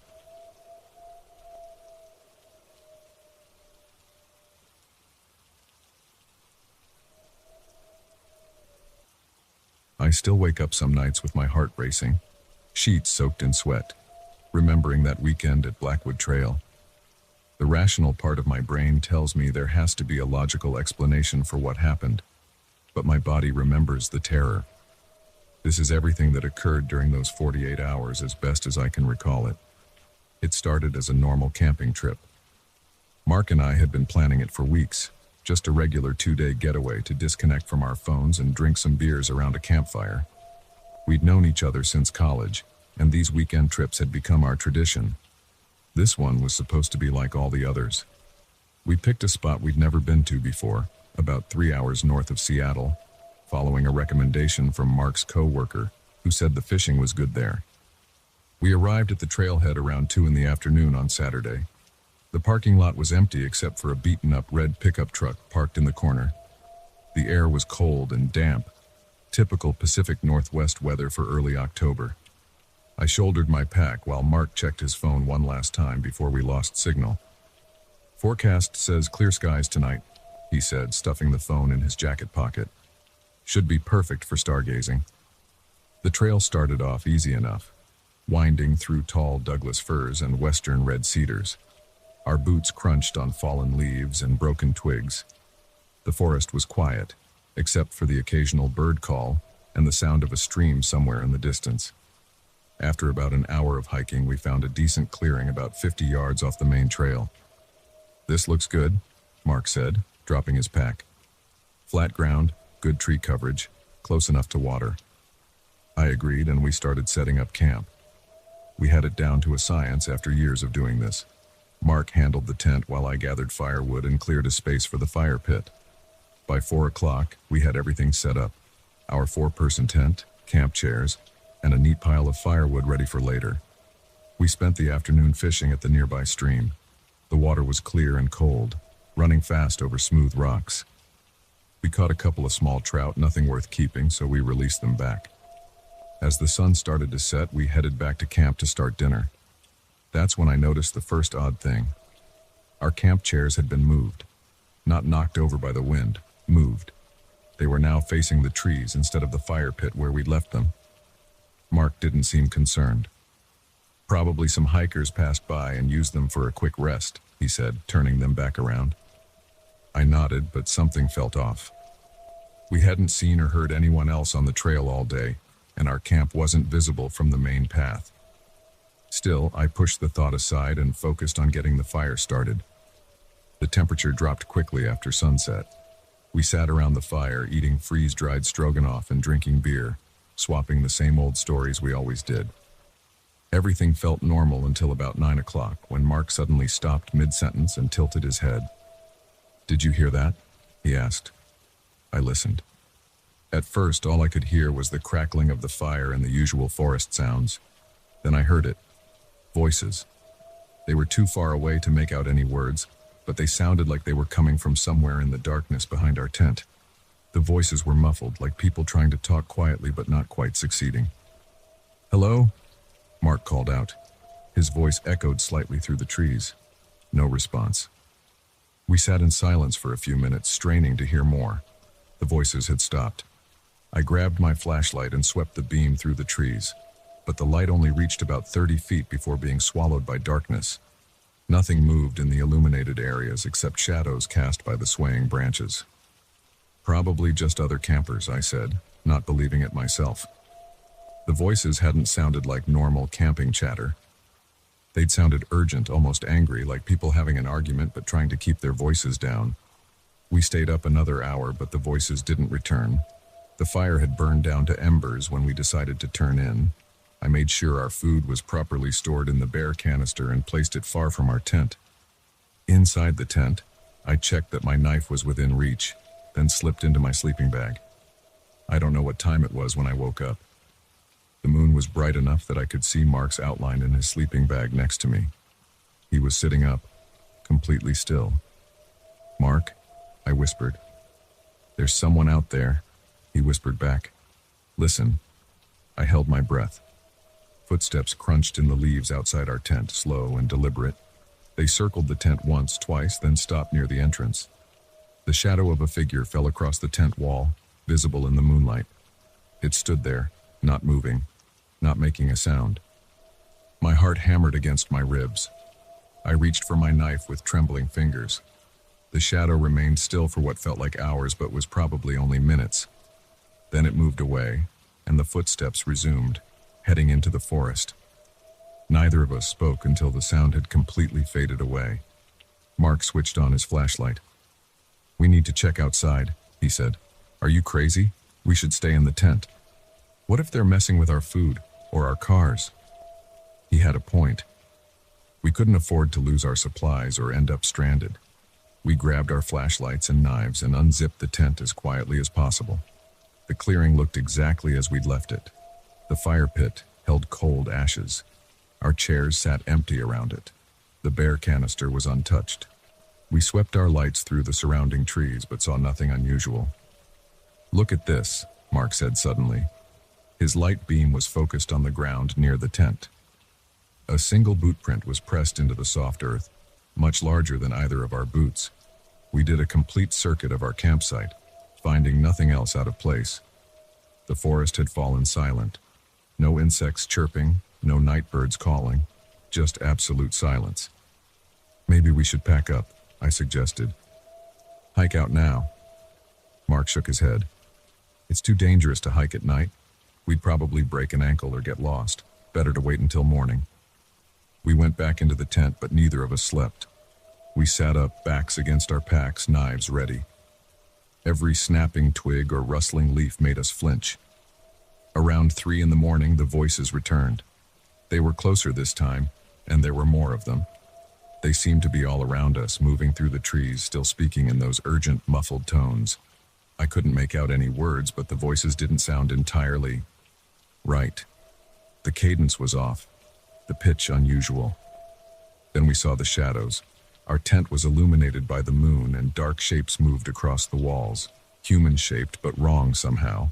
Too tall, too thin, moving in ways that weren't quite natural. They passed back and forth, circling our tent like sharks. Mark gripped my arm so hard it hurt. Neither of us dared to breathe. The shadows kept moving, and the voices grew louder, more agitated. Still no clear words, just that weird, muffled arguing. A sharp sound cut through the noise, the distinct snap of a branch breaking nearby. The voices stopped immediately. The shadows disappeared. Complete silence fell over the forest again.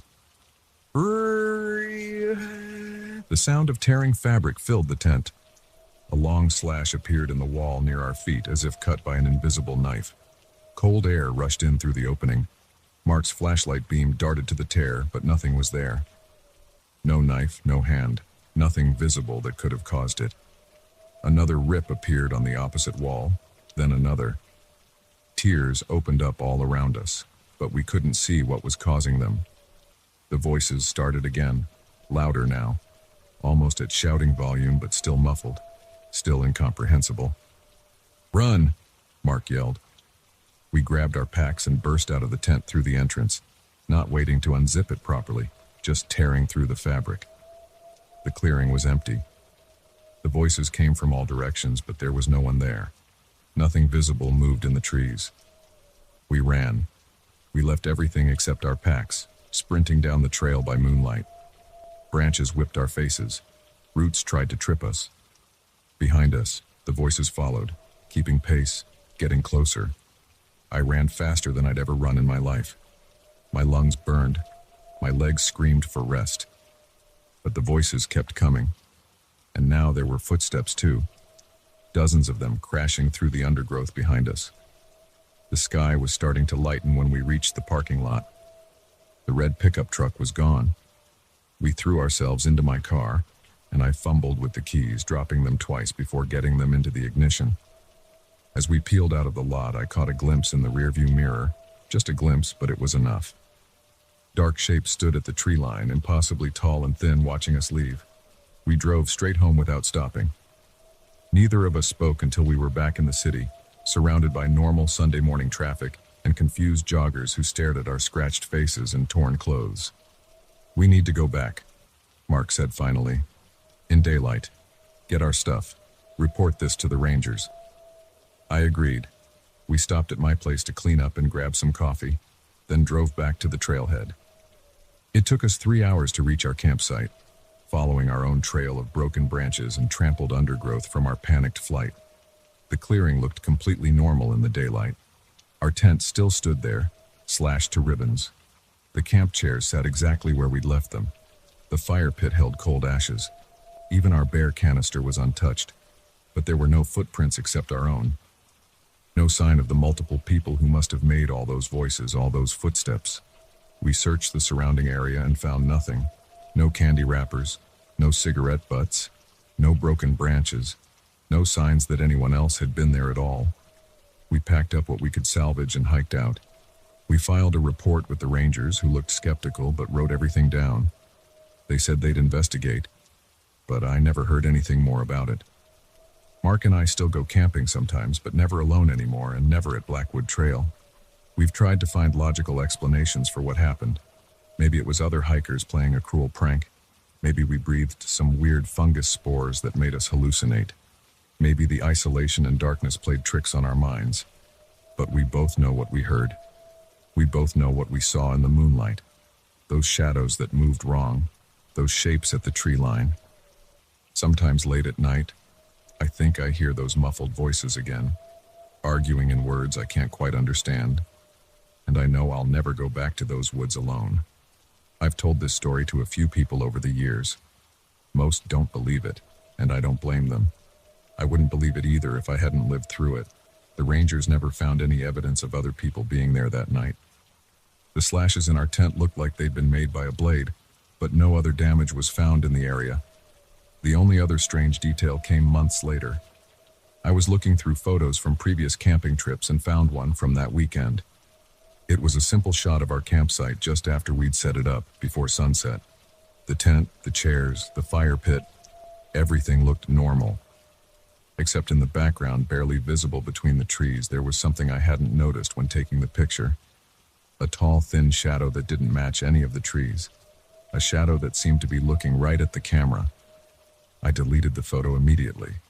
Some things are better left unexamined, some questions better left unanswered. But I still check my tent carefully every night before I go to sleep, looking for tears that shouldn't be there, listening for voices that shouldn't exist.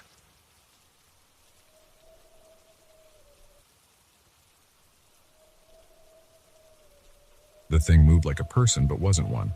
I know that now. 3 weeks ago, when I first saw it shuffling down the east corridor of County General at 3 a.m., I told myself it was just another patient who'd wandered out of their room. But patients don't have legs that bend backward at the knees. They don't leave wet footprints that evaporate in seconds.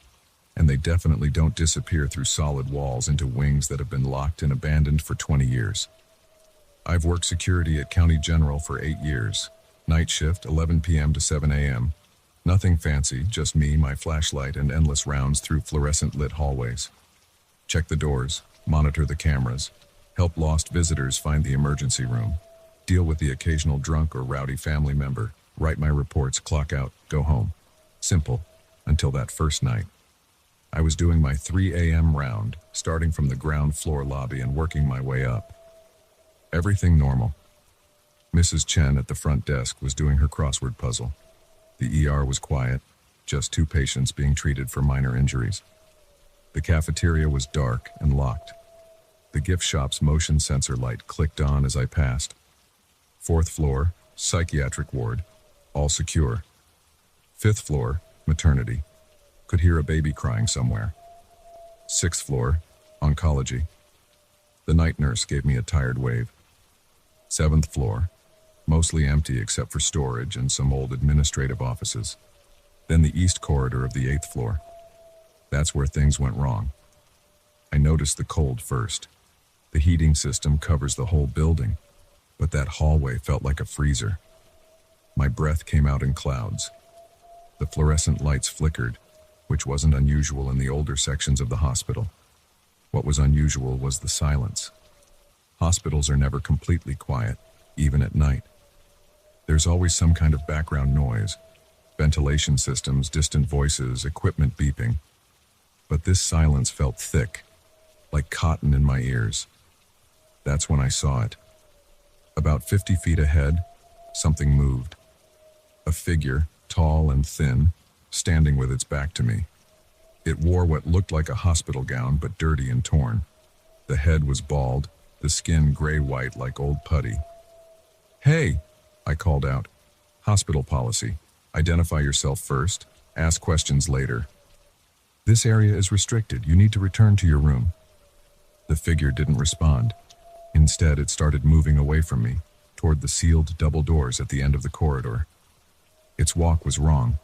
Each step looked painful, the legs bending in ways that made my stomach turn. I reached for my radio. "Front desk, this is Jim. Got a patient wandering on 8 East, requesting backup." Static answered. I tried again. Nothing. The figure reached the double doors. The entrance to the old psychiatric wing, closed down in 2003 after a fire. The doors were chained and padlocked. I had just checked those locks 20 minutes ago. "Stop right there." I started walking faster, flashlight beam bouncing off the walls. "You can't go in there, it's dangerous." The figure paused. Slowly, its head began to turn. Not its body, just the head, rotating much further than a human neck should allow. I caught a glimpse of its face. No eyes. Just smooth gray skin where eyes should be. A mouth that was too wide, filled with something that gleamed wet in my flashlight beam. My legs froze. Training kicked in. Assess the threat, maintain distance, call for backup. But my radio was still dead, and every instinct screamed at me to run. The thing's mouth opened. A sound came out, like wet meat being torn. Then it stepped backward, through the solid metal doors, and vanished. I stood there for what felt like hours, heart pounding, sweat freezing on my skin despite the cold. Finally, I forced myself to walk to the doors. The chains were intact. The padlock was secure. No sign that anything had passed through. But on the floor, a single wet footprint was slowly fading away. I ran, all the way back to the security office on the ground floor. Mrs. Chen looked up from her crossword puzzle as I burst in. "Jim, you okay? You look like you've seen a ghost." I caught my breath. "Did you get my radio call?" "What call?"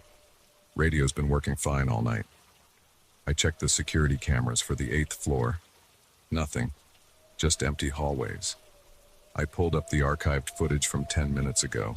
The timestamp showed me walking down the corridor, then stopping. Standing still for almost 5 minutes. Then running away. No figure in a hospital gown. No impossible creature. Just me, apparently losing my mind. I didn't tell anyone what I saw. Who would believe me? I've worked security long enough to know how it goes. Tell people you saw something impossible, and suddenly you're not reliable anymore. Best case, they think you're making things up for attention. Worst case, they start wondering if you're stable enough to do your job, so I kept quiet, did my rounds, wrote my reports. But I started noticing things. The 8th floor got colder every night. Equipment started malfunctioning, not just radios, but phones and cameras too. Always in that east corridor, always around 3 a.m. A week after the first incident, I saw it again. This time on the 7th floor, dragging itself along the ceiling like a spider, leaving those wet footprints that vanished seconds later. I ran again, checked the cameras again. Nothing. The third time was in the stairwell between 6 and 7. It was crouched in the corner, making that wet, tearing sound. When it saw me, it smiled. The smile went all the way up to where its eyes should have been. I started researching the hospital's history. The fire in the old psychiatric wing wasn't the only bad thing that happened there. In 1998, a patient named Michael Keene murdered 3 nurses and 2 other patients before killing himself. The official report said he used a stolen scalpel. Unofficial rumors said the bodies were found partially eaten. Keane had been tall and thin, bald from chemotherapy. The nurse's reports described him as unusually flexible, some kind of connective tissue disorder that let him contort his body in strange ways. I'm writing this now in the security office. It's 2:45 a.m. In 15 minutes, I have to start my rounds. The temperature is already dropping. My radio is starting to crackle with static. Yesterday, I found old blueprints of the 8th floor. The psychiatric wing isn't completely sealed off. There's a maintenance tunnel that connects it to the main building. According to the plans, it comes out in a storage closet on the 7th floor. The same closet where cleaning supplies keep going missing, and where the staff complains about strange sounds at night. I've been having dreams. In them, I'm walking through the old wing. The fire damage is still visible on the walls. There's something important I need to find there. Something that was left behind when they sealed it off. In the dreams, I hear that wet tearing sound getting closer and closer, and I know somehow that the thing I've been seeing isn't Michael Keane. It's what he became, what was using his body even before he died. The night shift supervisor called me into his office yesterday, said I seemed distracted lately, asked if everything was okay at home, mentioned that other staff had noticed me talking to myself during rounds, said maybe I should take some time off. I didn't tell him about the thing in the hallways, didn't tell him about the dreams or the blueprints or the research I've been doing, just nodded and smiled and said I was fine, just not sleeping well. But I know what I have to do. Tonight, after my 3 a.m. round, I'm going into that maintenance tunnel. I need to see what's in the old wing, need to understand what this thing is and what it wants. Maybe I am crazy. Maybe the isolation and the long nights have finally broken something in my brain, or maybe something hungry has been living in this hospital for 20 years, wearing the skin of a dead man, waiting for someone to notice it. And maybe it's been calling to me, night after night, wanting me to follow it home. The temperature just dropped another 10 degrees. My coffee cup is vibrating on the desk. Static is getting louder on the radio. Time for my rounds. Update, 4:15 a.m. I found the maintenance tunnel. It was right where the blueprints showed it, behind a shelf of cleaning supplies. The lock was old and rusted. One hard pull and it broke off in my hand. The tunnel is narrow, concrete walls, no lights. My flashlight beam only reaches about 10 feet ahead. The air smells like mold and something else. Something meat-sweet and rotting. I can hear movement up ahead. Wet sounds. Breathing that's not quite breathing. The thing is waiting for me. I know that now.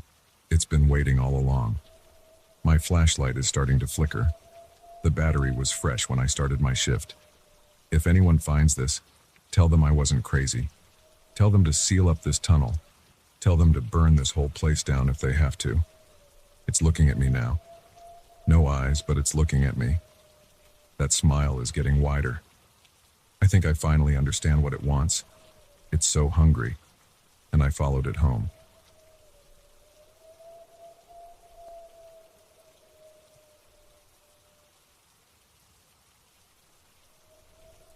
The dream started 3 months ago.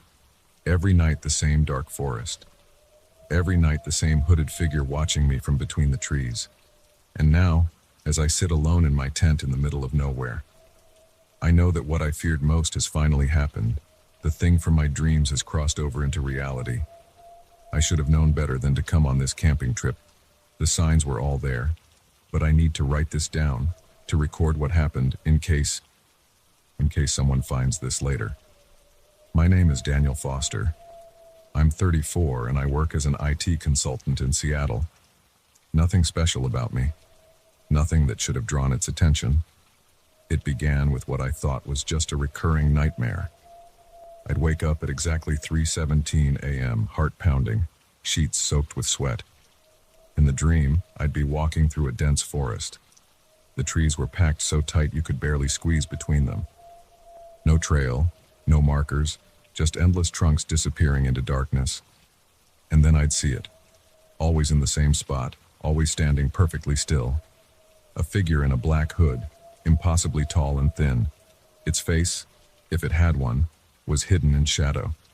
It never moved, never spoke, just watched. I could feel its eyes on me, even though I couldn't see them. The dreams were so vivid that I'd wake up with the smell of wet earth and rotting leaves in my nostrils. I tried everything to stop them: sleep medication, meditation, therapy. Dr. Roberts, my therapist, said it was just stress manifesting itself. Told me to take some time off work, maybe go somewhere with friends. Get out of your routine, she said. Do something fun and relaxing. That's how I ended up here on this camping trip with Mike and Steve. They'd been trying to get me to come hiking with them for years. When I finally said yes, they couldn't believe it. We drove 5 hours into the Cascade Mountains, following logging roads until we couldn't drive any further. The plan was to hike to Fisher Lake, spend 3 days fishing and camping, then head back. The first day went fine. We set up camp about a half-mile from the lake in a small clearing. Mike brought his expensive tent, Steve had his old reliable Coleman, and I borrowed my brother's 2-person North Face. We grilled hot dogs, drank some beers, told stupid stories around the campfire. Normal stuff. I even started to relax a little. That night I slept without dreaming for the first time in months. When I woke up, everything was quiet.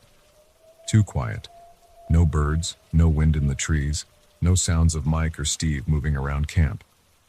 I unzipped my tent and stepped outside. The clearing was empty. Their tents were gone. The fire pit was cold and clean, like it had never been used.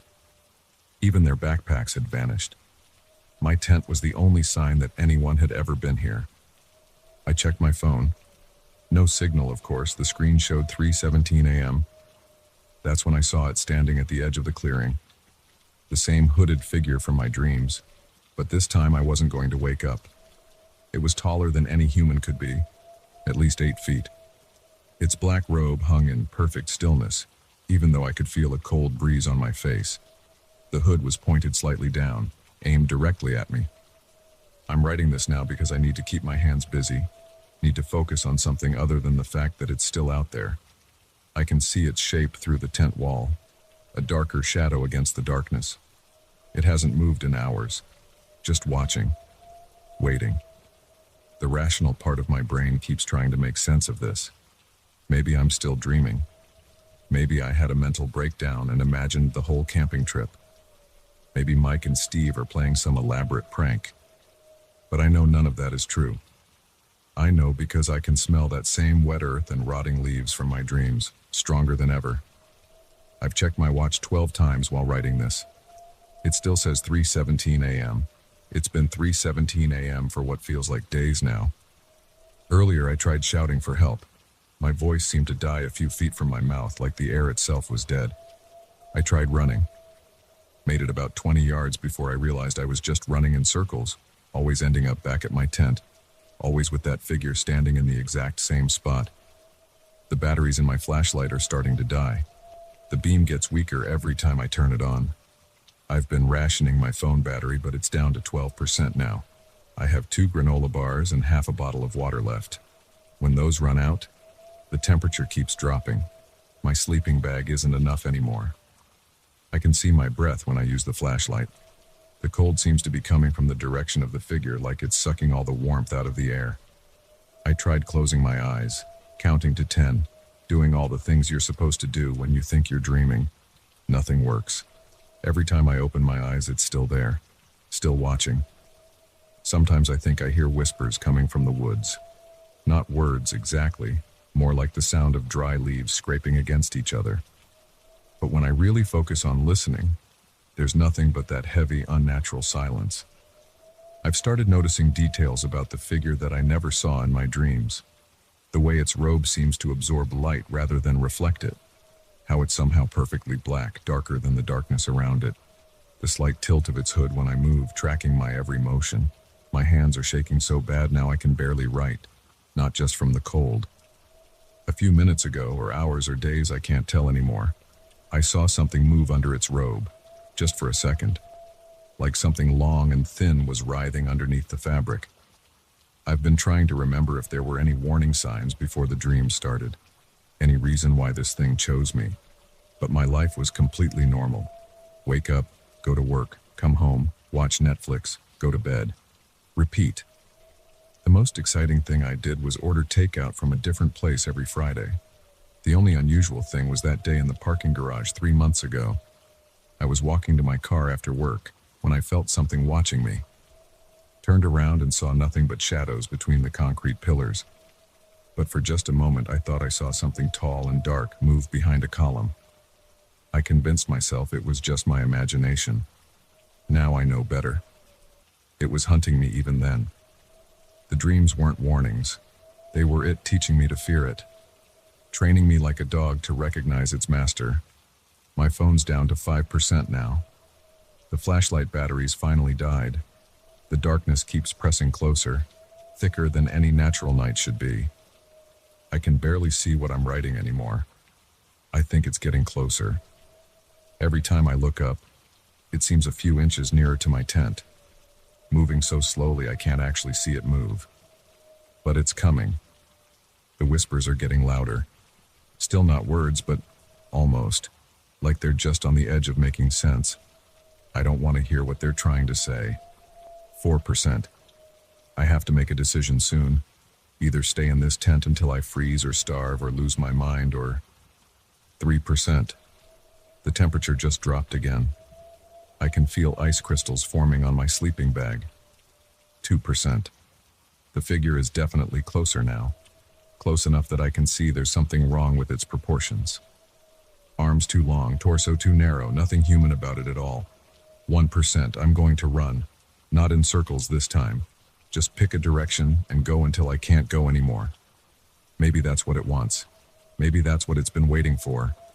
If anyone finds this, tell my family I love them. Tell Mike and Steve I'm sorry.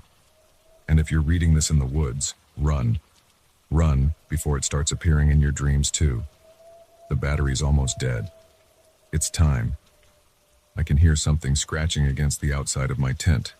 The nylon wall is bulging inward like something's pressing against it. The whispers are getting louder, almost words, almost.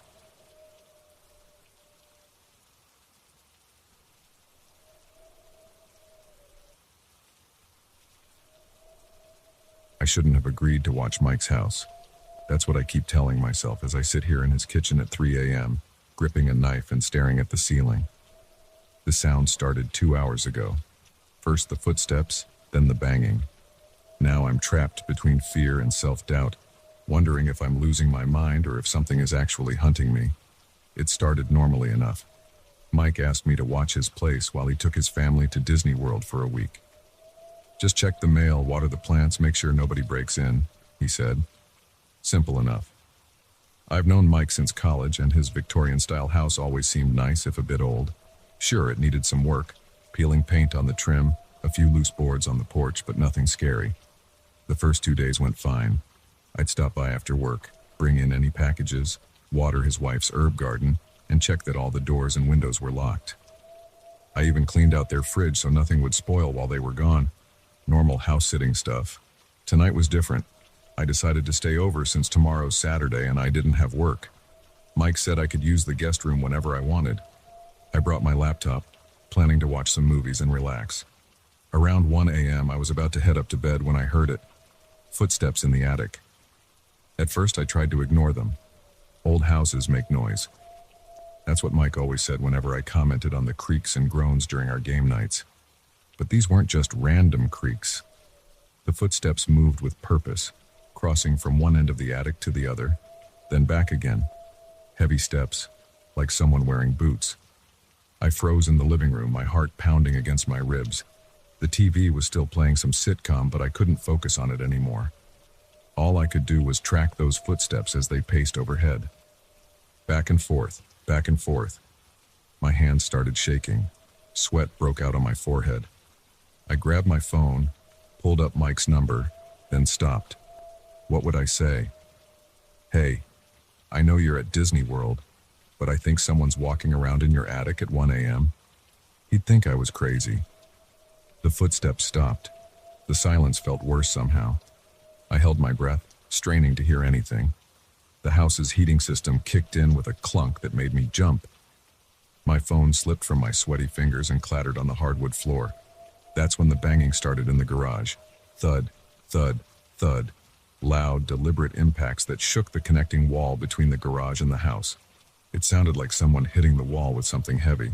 A sledgehammer maybe, or a piece of lumber. I snatched up my phone and retreated to the kitchen. It had the best lighting and the most weapons. Knives, heavy pans, anything I could use to defend myself.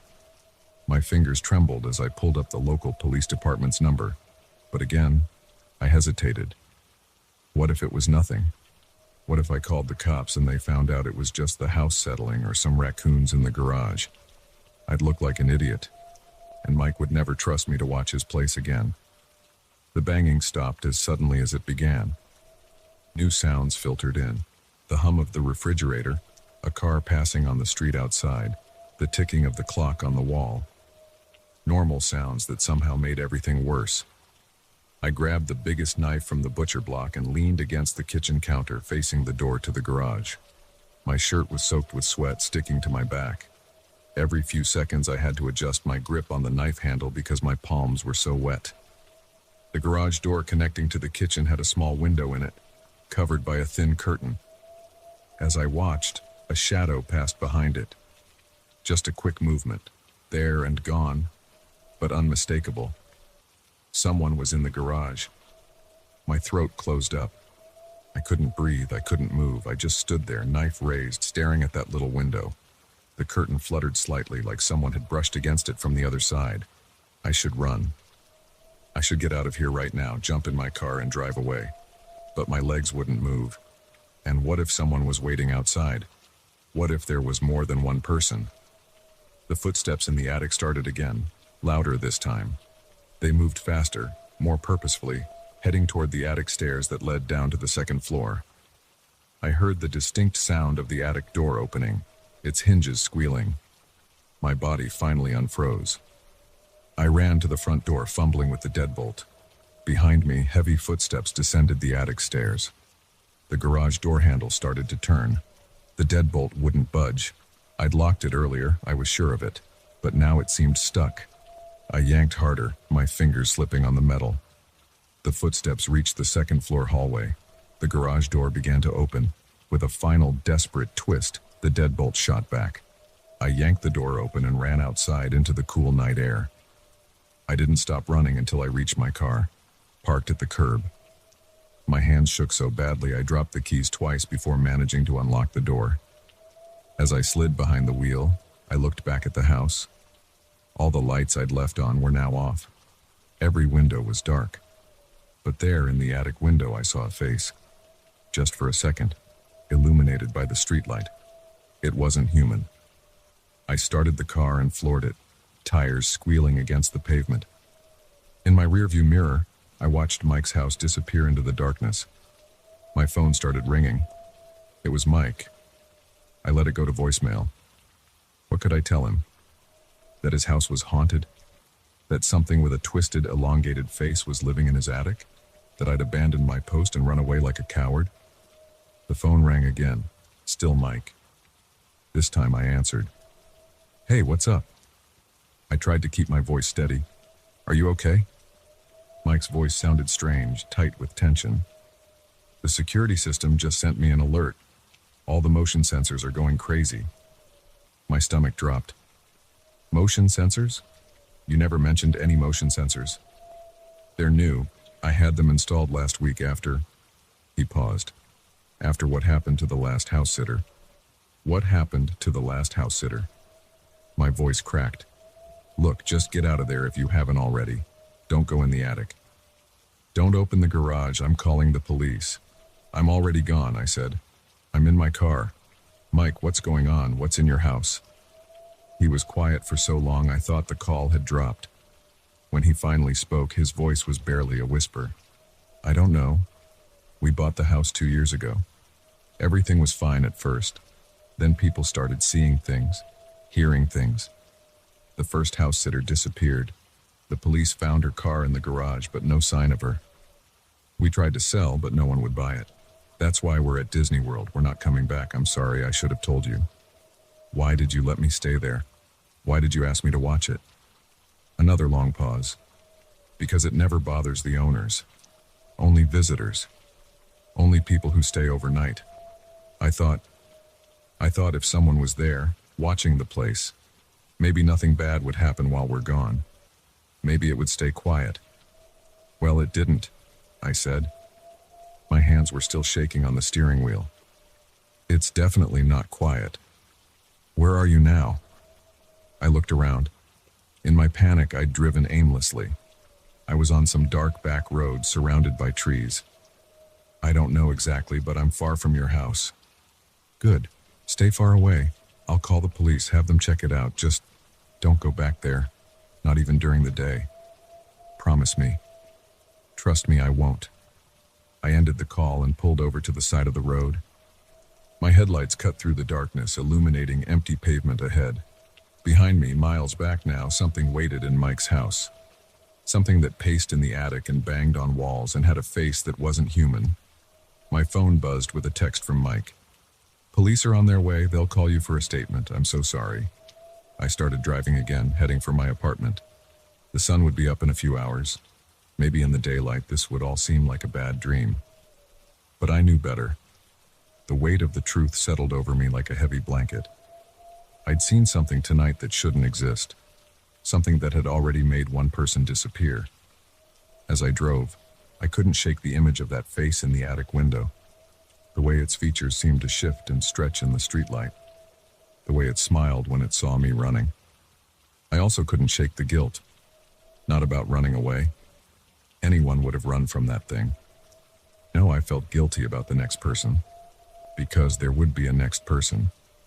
The house would sit empty for a while, but eventually someone would buy it.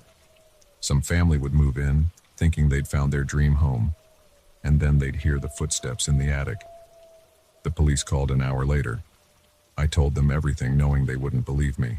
They didn't. They searched the house, found nothing unusual, no signs of forced entry. No evidence anyone had been there besides me. But I know what I saw. I know what I heard. And I know that somewhere in Mike's old Victorian house, something is waiting. Pacing in the attic, banging on walls, watching through windows with its inhuman face, waiting for the next visitor, the next person to stay overnight, the next person to disappear. I've started researching the house's history, missing persons reports going back decades. Previous owners who moved out suddenly, leaving everything behind. Stories of strange sounds and faces in windows. Mike won't answer my calls anymore. His family never returned from Disney World. The house sits empty, its windows dark, its secrets locked inside. Sometimes, late at night, I think about driving past it, just to see if I can spot that face in the attic window again, just to prove to myself that it was real. But I don't. I can't. Because deep down, I know it would see me too, and this time it might not let me run away.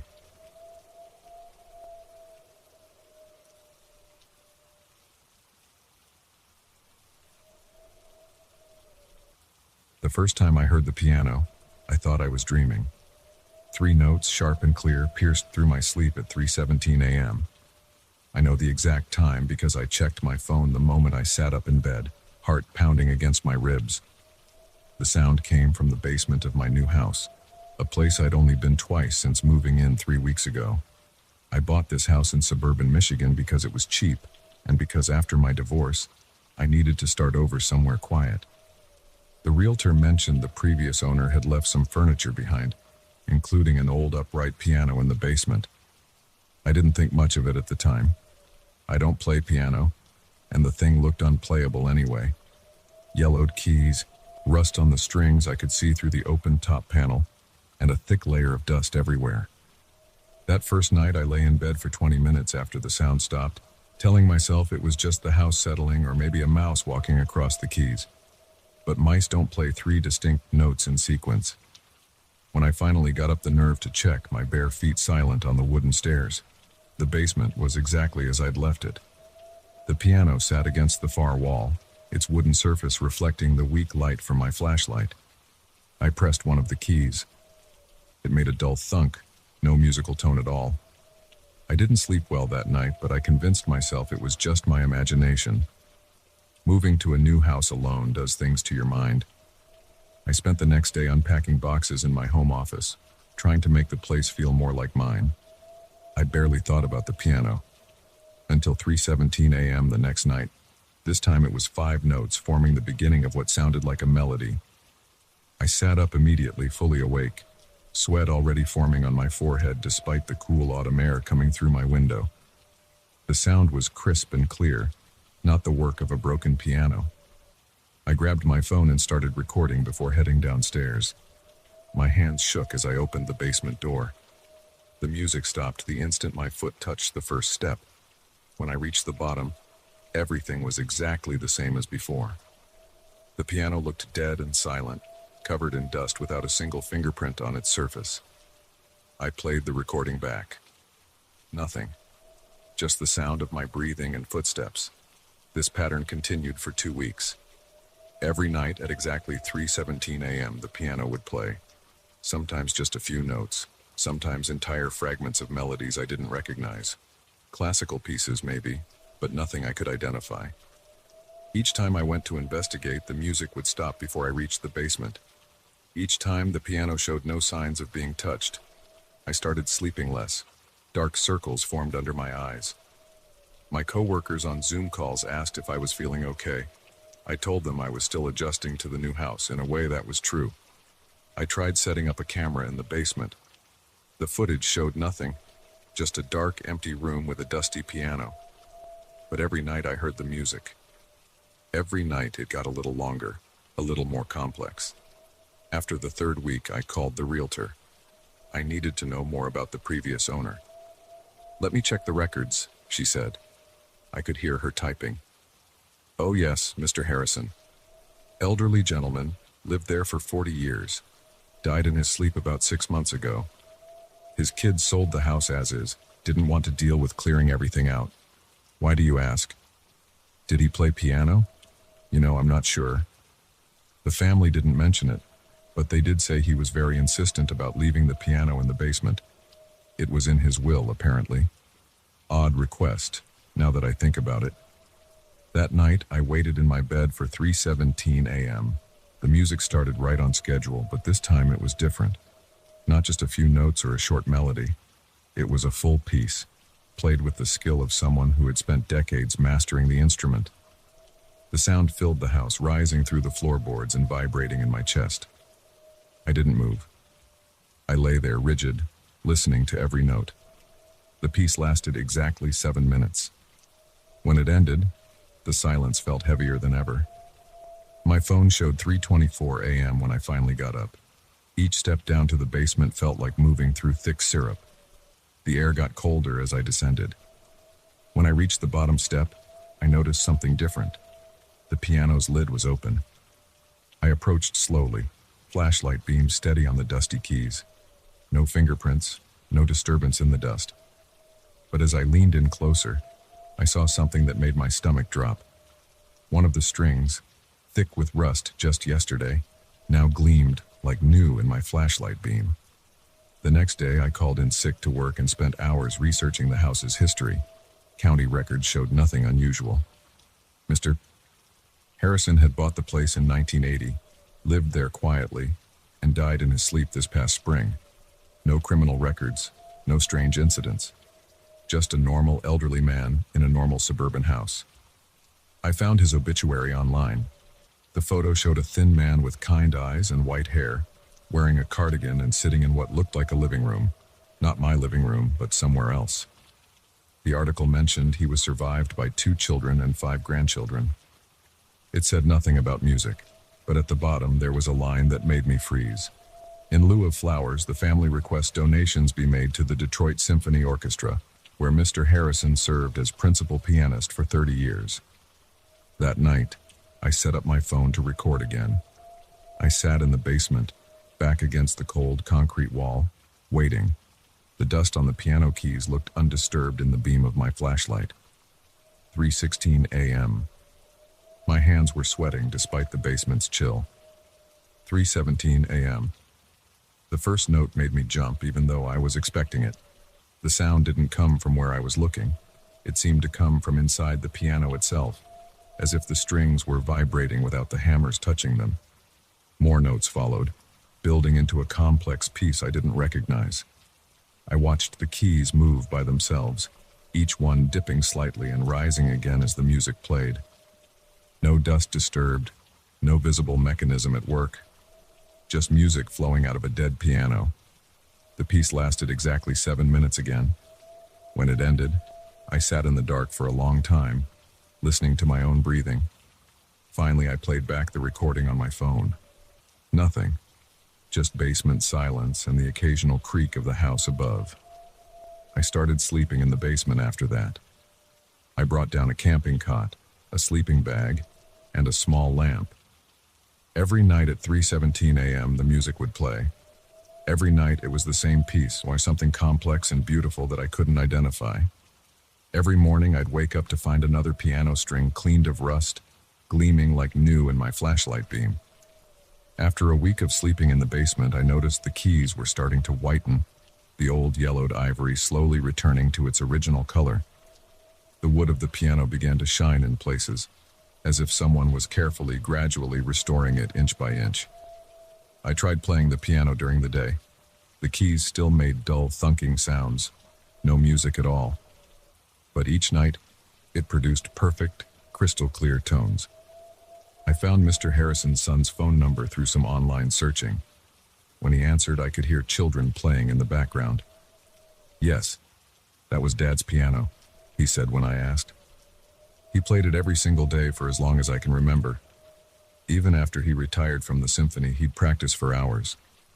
Mom used to joke that he loved that piano more than her. "Do you know why he wanted it left in the basement?" A pause. "He got sick near the end. Arthritis in his hands. Couldn't play anymore.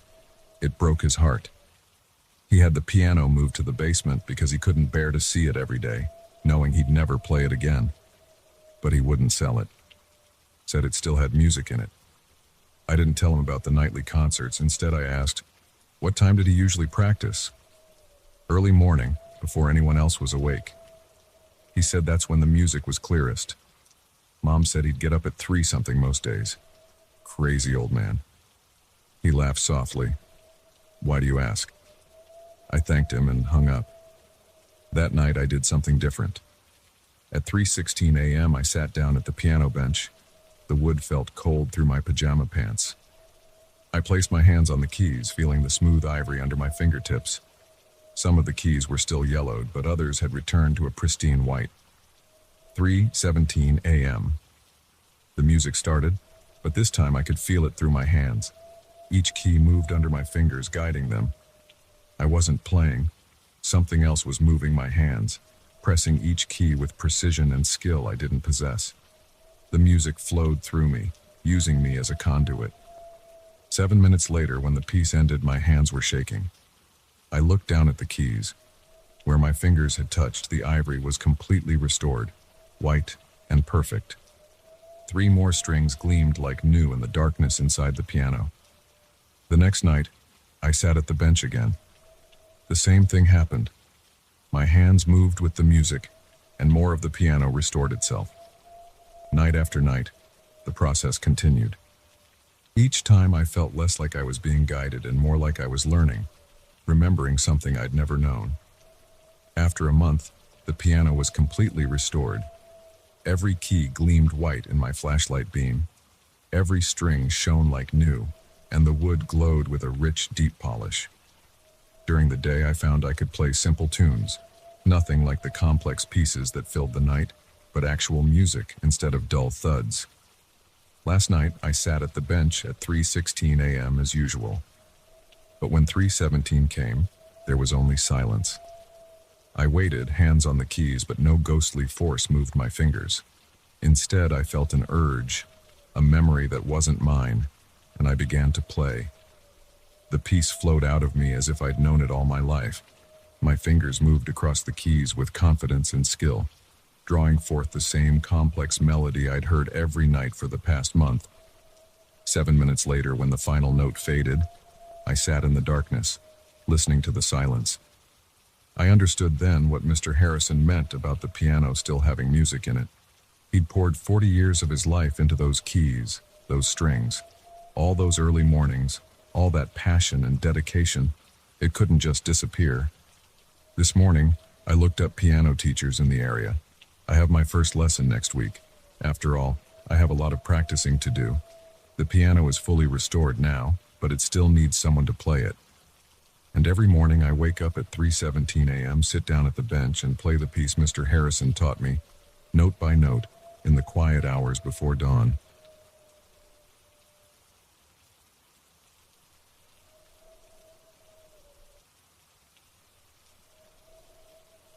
I didn't notice it the first night. Moving into a new place overwhelms your senses. The unfamiliar creaks, the different airflow, the way sound bounces off bare walls. But by the second night, there was no ignoring it. A thick, heavy smell that crept under my door around 3 a.m., like rotting meat left too long in a hot dumpster. I had just moved to Philadelphia from Chicago after my divorce.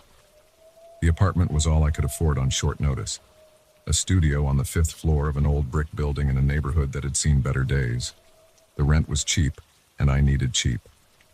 The landlord, Mr. Peterson, had barely looked at my application before handing over the keys. "Just don't make noise after 10 p.m., he'd said, his eyes never meeting mine.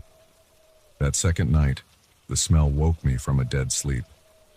My throat closed up and I gagged, stumbling to the window to gulp fresh air.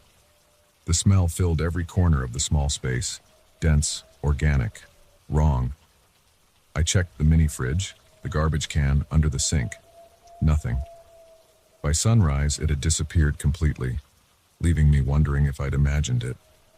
The next night, it came back stronger. I stuffed a towel under my door, but it seeped through anyway. The smell wasn't coming from the hallway. It seemed to emanate from the walls themselves. My eyes watered and my stomach churned.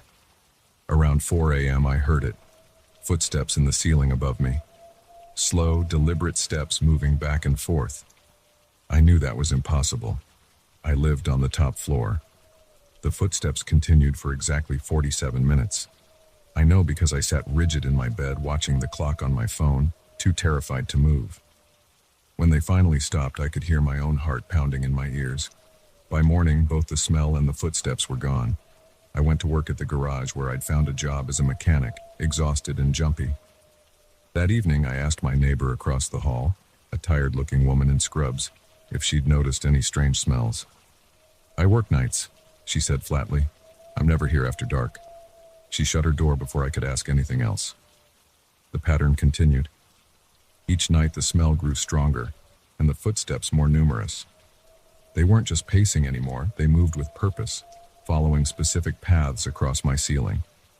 Sometimes they'd stop directly above my bed, and I'd lie there, barely breathing, waiting for something to crash through. After a week, I started sleeping at a 24-hour diner down the street.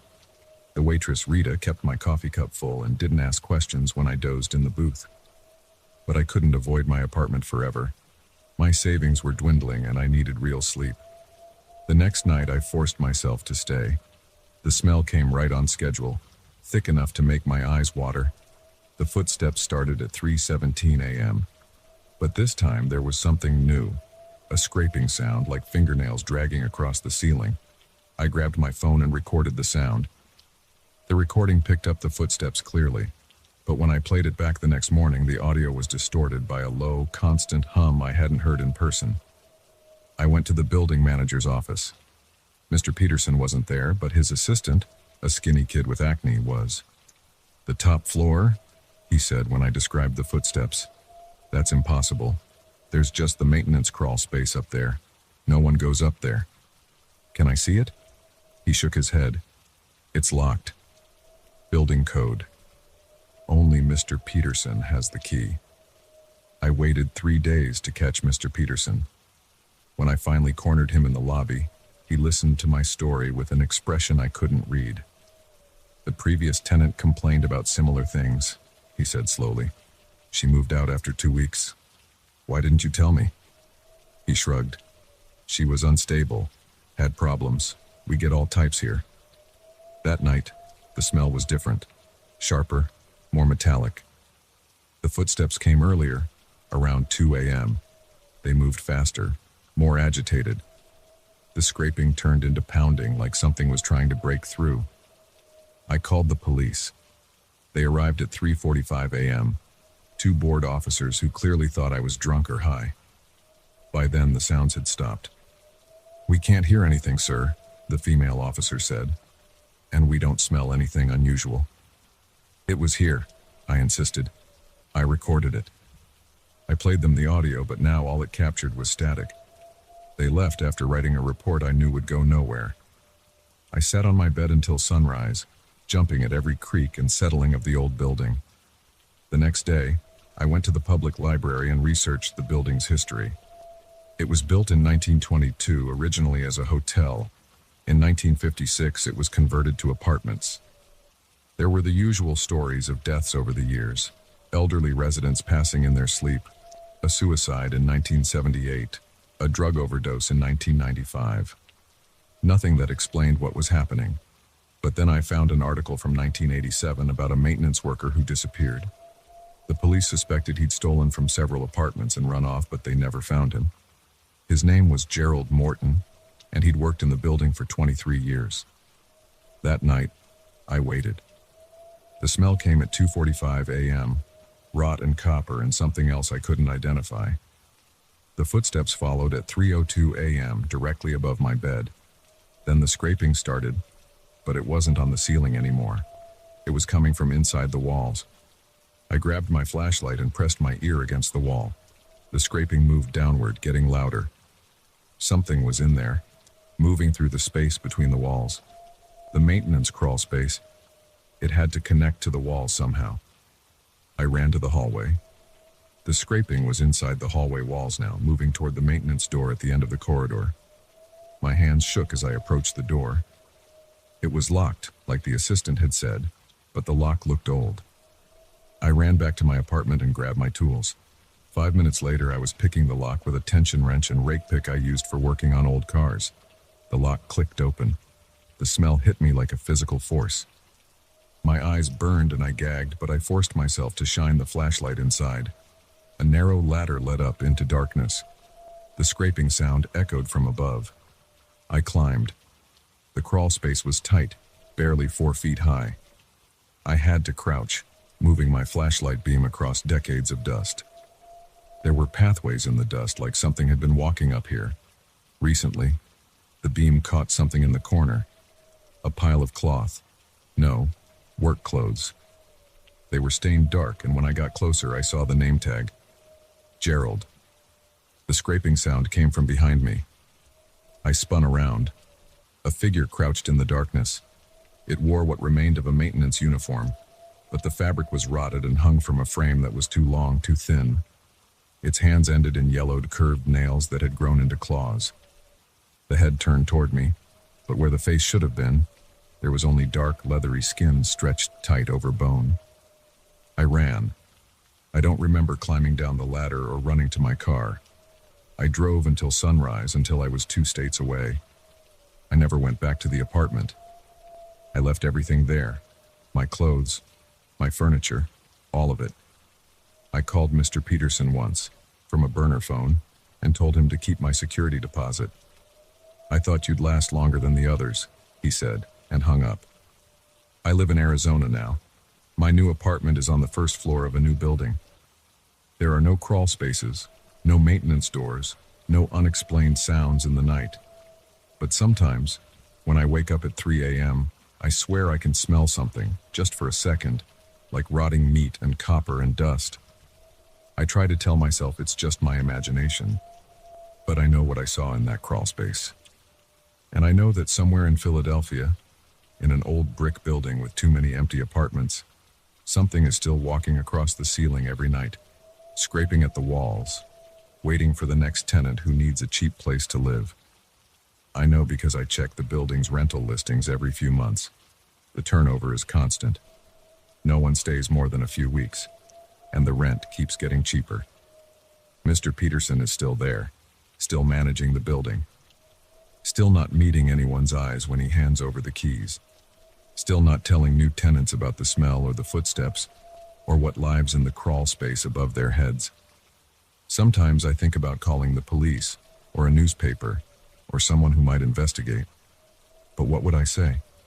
That a maintenance man who disappeared in 1987 never left the building? That he's still up there, changed into something that isn't human anymore? They'd never believe me. I wouldn't believe me if I hadn't seen it myself. So I stay in Arizona, in my first-floor apartment with its new walls and bright lights. I keep my tools nearby just in case. And every night at 3 a.m. I lie awake and listen, making sure the only footsteps I hear are from the living tenants above me. But sometimes in my dreams I'm back in that crawl space. The beam of my flashlight catches movement in the corner. Something turns to look at me with a face that isn't a face. And just before I wake up screaming, I hear the scraping of long nails on the inside of the walls, getting closer and closer, following me even here. I wake up covered in sweat, gasping for air. I check the walls, the ceiling, under the door. Everything is normal, everything is fine, but I know the truth. In that old building in Philadelphia, something is still walking across the ceiling every night, still scraping at the walls, still waiting. And the rent keeps getting cheaper.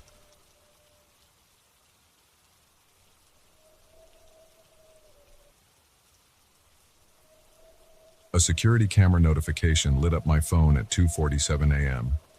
Someone was standing in my front yard, motionless, staring directly at my house. I wish I had never checked that alert. My throat felt like sandpaper when I woke up that night. The usual glass of water I keep by my bed was empty. I must have drunk it earlier without remembering. The house was dead quiet except for the low hum of the AC.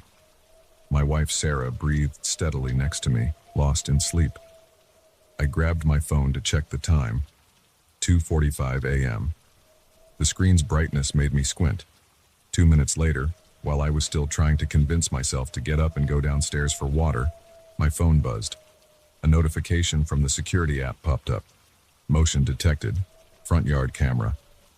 I clicked it without thinking much. We get these alerts all the time, usually just cats wandering through the yard or tree branches moving in the wind. The app opened to a live feed from the camera mounted above our front porch. My finger froze on the screen. A tall figure stood perfectly still in the middle of our front yard, about 20 feet from the house. Adult height, wearing what looked like dark clothes. The infrared night vision made everything greenish and grainy, but I could tell they were facing directly toward our front door. Just standing there, not moving at all. My chest got tight. I sat up in bed, suddenly wide awake. I watched the feed for 30 seconds, waiting for the person to move or leave. They didn't budge an inch. "Sarah," I whispered, reaching over to shake her shoulder. She didn't wake up. I tried again, louder. "Sarah." She mumbled something and rolled over. The medication she takes for her insomnia knocks her out cold. I looked back at my phone. The figure was still there, in the exact same position. Standing. Staring. My mouth went from dry to completely parched. I needed to do something. Call the police? But what would I tell them? There's someone standing in my yard? They probably wouldn't consider that an emergency. And by the time they got here, the person would probably be gone. I got out of bed, my bare feet hitting the cold hardwood floor. The house felt different at this hour. Familiar shapes turned strange in the darkness. I went to our bedroom window, which overlooks the front yard. The streetlight on the corner cast an orange glow over everything. I could see our yard clearly. No one was there. I checked my phone again. The figure was still visible on the camera feed, standing in the exact same spot. But when I looked out the window, nothing. Just empty yard, still and quiet under the streetlight. My hand shook as I switched between the window view and my phone screen. How was this possible? The camera showed someone right there, plain as day, but I couldn't see anyone with my own eyes. I had to check. I had to know what was going on. I pulled on a pair of sweatpants and grabbed the baseball bat we keep in the closet. The smooth wood felt reassuring in my grip. Our bedroom is on the second floor. I crept down the stairs, stepping over the third step from the bottom that always creaks. The first floor was dark except for the dim blue light from our router in the living room. I went to the front door and looked through the peephole. The yard looked empty, just like from the window. I pulled out my phone again. The figure was still there on the camera feed, standing in the exact same position. My heart pounded against my ribs. I flipped on the porch light. The sudden brightness made me blink. Through the peephole, I could see our entire front yard illuminated. Still empty. My palms were sweating on the baseball bat. I unlocked the deadbolt as quietly as possible, then the doorknob. The door opened with a soft click. Cool night air hit my face. Crickets chirped in the bushes. A car passed on the main road a block away, its engine sound rising and fading. I stepped onto the porch, bat ready. The yard was empty. I walked to the exact spot where the figure appeared to be standing in the camera feed. The grass was dry and crisp under my feet. Nothing looked disturbed. No footprints, no flattened areas, nothing. I checked my phone again. The figure was there, supposedly right where I was standing. But there was nothing. I waved my hand through the air in front of me. Nothing. The back of my neck prickled. I spun around to look at the house. The porch light cast my shadow long across the lawn. The security camera was just visible, mounted under the eaves above the porch. Its small red light blinked steadily. I walked back to the porch and looked up at the camera. Everything seemed normal. No obvious signs of tampering. I opened the security app again and my stomach dropped. The figure was gone. I scrolled back through the footage. The figure appeared at exactly 2:47 a.m. standing motionless. At 3:12 a.m., about 30 seconds ago, it simply vanished. No walking away, no blur of movement. There one frame, gone the next. My hands were shaking so bad I almost dropped my phone. I went back inside, locked the door, and double-checked all the first-floor windows. Everything was secure. I didn't sleep the rest of that night. I sat in the living room with all the lights on, baseball bat across my lap, watching the security feed. Nothing else appeared. The next morning, I checked the camera thoroughly. No signs of hacking or tampering. The footage was still there. A dark figure standing motionless in my yard for exactly 25 minutes, then vanishing into thin air. I didn't tell Sarah. What would I say? That our security camera caught a ghost? That I was losing my mind? I deleted the footage and tried to forget about it. But every night since then, I wake up around 2:45 a.m. I check the camera feed with my heart in my throat, dreading what I might see. So far, nothing has appeared, but I know it's only a matter of time. Tonight, my phone just buzzed with a motion alert. It's 2:47 a.m. My hands are shaking as I open the app. The figure is back, standing in the exact same spot, but this time its head is turned. It's looking directly at the camera, and it's smiling. I know I should wake Sarah, call the police, do something, but I can't move. I'm frozen, staring at my phone screen as the figure raises one hand and slowly beckons to me. The worst part? I want to go outside. Some deep, primal part of me wants to walk out there, to find out what happens when I reach that spot in the yard. My legs are tensing, ready to carry me downstairs. I force myself to stay in bed. Minutes tick by.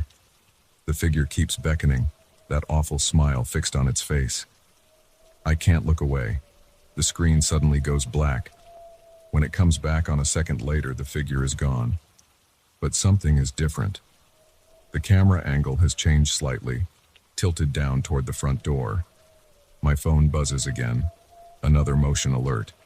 But this time it's from the doorbell camera. The figure is standing on my porch. I can see it clearly now. Tall, thin, wearing what looks like a black suit. Its skin is pale, almost glowing in the infrared light. That smile is impossibly wide. It raises its hand again, but this time it doesn't beckon. Instead, it reaches toward the doorbell. I hear it chime downstairs. Sarah stirs beside me. "Who's that?" she mumbles sleepily. My throat is too dry to answer. The doorbell chimes again. "Can you see who it is?" Sarah asks, sitting up. I try to tell her no, to be quiet, to go back to sleep. But before I can get the words out, I hear the sound of our front door opening. We never leave it unlocked. I know we never leave it unlocked. I checked it myself just hours ago. Footsteps on the stairs. Slow, deliberate, getting closer. Sarah is fully awake now. "Is someone in the house?" she whispers, clutching my arm. I can't answer, can't move, can't breathe. The footsteps reach our hallway. Stop outside our bedroom door. My phone buzzes one final time, a new motion alert. The figure is no longer on the porch. The bedroom door begins to open.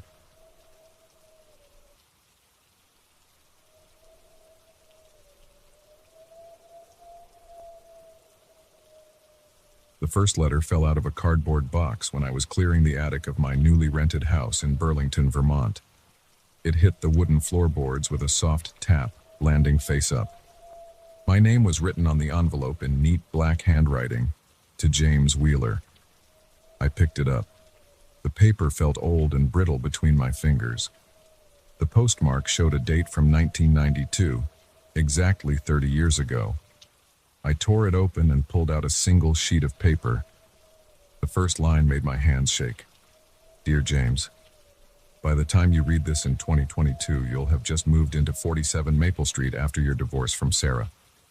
I sat down hard on a dusty wooden chest. Sarah and I had finalized our divorce 3 months ago. I'd only signed the lease on this house last week. Nobody could have known I'd be here. The letter continued. "You're probably sitting on the old chest right now, trying to make sense of this. Don't worry. There are more letters. Each one will explain something about your life that I shouldn't be able to know. I wrote these decades ago, but they're all for you, James. For right now. For today." My throat felt dry. I dug through the box where I'd found the first letter. There were 12 more envelopes, each addressed to me, each postmarked from different dates in the past. I spread them out on the attic floor, dust swirling in the weak light from the single window. The second letter was postmarked 1995. Inside, it described my college years at UVM, including details nobody else could know. Like the night I snuck onto the roof of Williams Hall with Jenny Parker and almost got caught by campus security. I'd never told anyone about that. My hands trembled as I opened the third letter from 1998. It described my first job at Burlington Software, including the exact words my boss said when he hired me. "You seem like a straight shooter, James. We need more of those around here." I'd forgotten that line until reading it now. The fourth letter knew about the camping trip where I met Sarah. It described the red tent I borrowed from my cousin, the thunderstorm that forced us to huddle together for warmth, even the stupid joke I told about bears that made her laugh despite being soaking wet and cold. Letter after letter contained impossible knowledge of my life. My promotion in 2008. The day I found out Sarah was pregnant, and the miscarriage 3 months later that nearly broke us. The slow drift apart over the next decade. The final fight about the dishes that wasn't really about dishes at all. I checked the handwriting against samples from my parents, siblings, friends. No matches.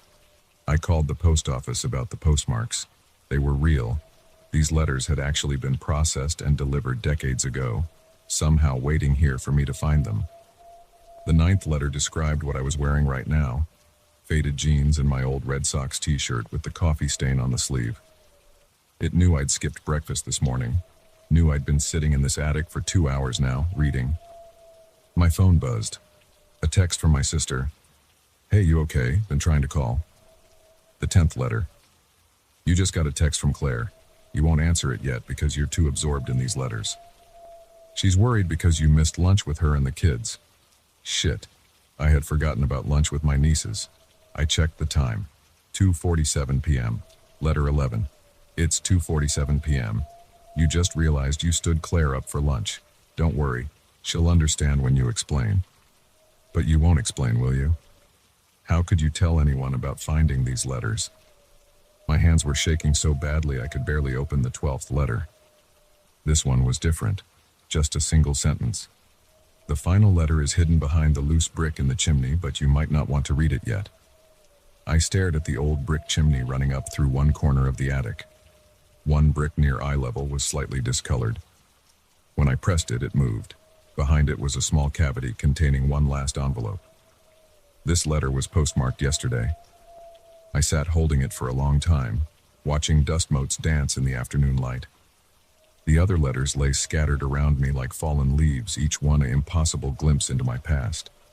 But this one would be different. This one would tell me something about my future. My phone buzzed again. Claire. Seriously, James, call me. I slipped the final letter into my pocket without opening it. Some knowledge feels too dangerous to have. I gathered the other letters and put them back in their box, then carried it down to my car. I drove to the lake and sat watching the water until sunset. That night I burned all the letters except the last one. I watched them curl and blacken in my fireplace, taking their impossible knowledge with them. The final letter I sealed in a new envelope and buried in the backyard under the big maple tree. 5 years have passed. The letter is still there, waiting. Sometimes on sleepless nights I stand at my bedroom window and look down at that spot under the tree. Sometimes I think about digging it up, but I never do. Last week I found another letter in my mailbox. No postmark, no return address. Just my name in that same neat handwriting. Inside was a single line. Smart choice, not reading the last one. But you'll need to dig it up on March 15th, trust me. March 15th is tomorrow. I'm writing this all down now because I need someone to know what happened, even if I never show it to anyone.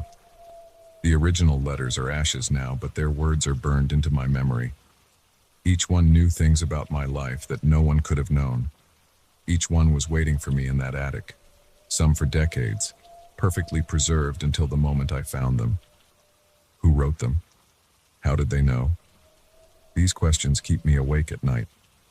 I've spent countless hours researching time travel theories, investigating the house's previous owners, even consulting physics professors at UVM. No answers make sense. The only person who might be able to explain is whoever wrote that last letter, the one still buried under my maple tree. In less than 24 hours, I'm supposed to dig it up. Will I do it? The rational part of my brain says no. Leave the past and the future buried where they belong. But another part of me needs to know. That part remembers the precision of those other letters, the weight of their impossible knowledge. My shovel is leaning against the back porch. The forecast calls for rain tomorrow. My hands are already shaking when I think about breaking that soil, about opening that muddy envelope. The hardest part is knowing that somewhere out there, someone already knows what I'll choose.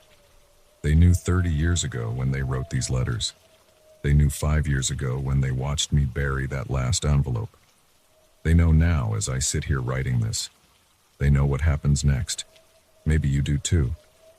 Maybe you're reading this years from now, already knowing how this story ends. Maybe you're me, looking back on this moment, remembering the choice I'm about to make. If you are, if I am, then you know why I'm reaching for that shovel now. You know why I'm walking out to the maple tree in the dark. You know why I can't wait until morning. The soil is soft from yesterday's rain. The shovel cuts deep.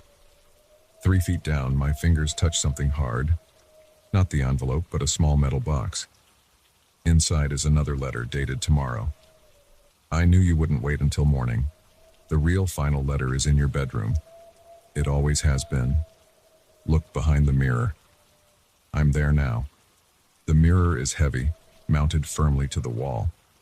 But when I run my fingers along the edges, I feel something. A seam that shouldn't be there. A hidden compartment. Inside is an envelope. The paper is crisp and new. No postmark. Just my name in handwriting I finally recognize. It's mine. I'm holding it now. This letter I apparently wrote to myself. The room is dark except for my desk lamp. Outside, the maple tree stands silent, its branches throwing shadows on my half-dug hole in the yard. Do I open it? Do I want to know what I needed to tell myself so badly that I engineered this decades-long mystery? What could be so important that it required such an elaborate plan? The envelope feels light, just one page inside. My hands aren't shaking anymore. Sometimes knowledge feels too dangerous to have, but sometimes not knowing is even more dangerous. I'm breaking the seal now. The letter contains 10 words. Don't read this letter. Writing it was enough. You understand now. And I do. I understand everything. The letters were never about their content. They were about proving something was possible. They were a message to myself encoded in the very fact of their existence. I take out a fresh sheet of paper. My hand moves across it, writing the words I remember reading 30 years ago in that first letter I found in the attic. Dear James, by the time you read this in 2022, I have a lot of letters to write, and a very specific set of dates to mail them on, and a house on Maple Street to make sure stays empty until exactly the right moment. The hardest part will be waiting. But I already know I succeed. After all, I remember reading these letters. Time isn't what we think it is. Neither is cause and effect. Neither is memory. I fold the first letter carefully and seal it in an envelope. Tomorrow I'll mail it, postmarked 1992. Then I'll write the next one and the next. 12 letters in total, plus the fake final letter to bury under the maple tree, plus the one behind the mirror. Everything has to be perfect. Everything has to happen exactly as I remember it happening. Because somewhere out there I'm about to rent a house on Maple Street. Somewhere out there I'm about to find a letter with my name on it. And I need to make sure I find it.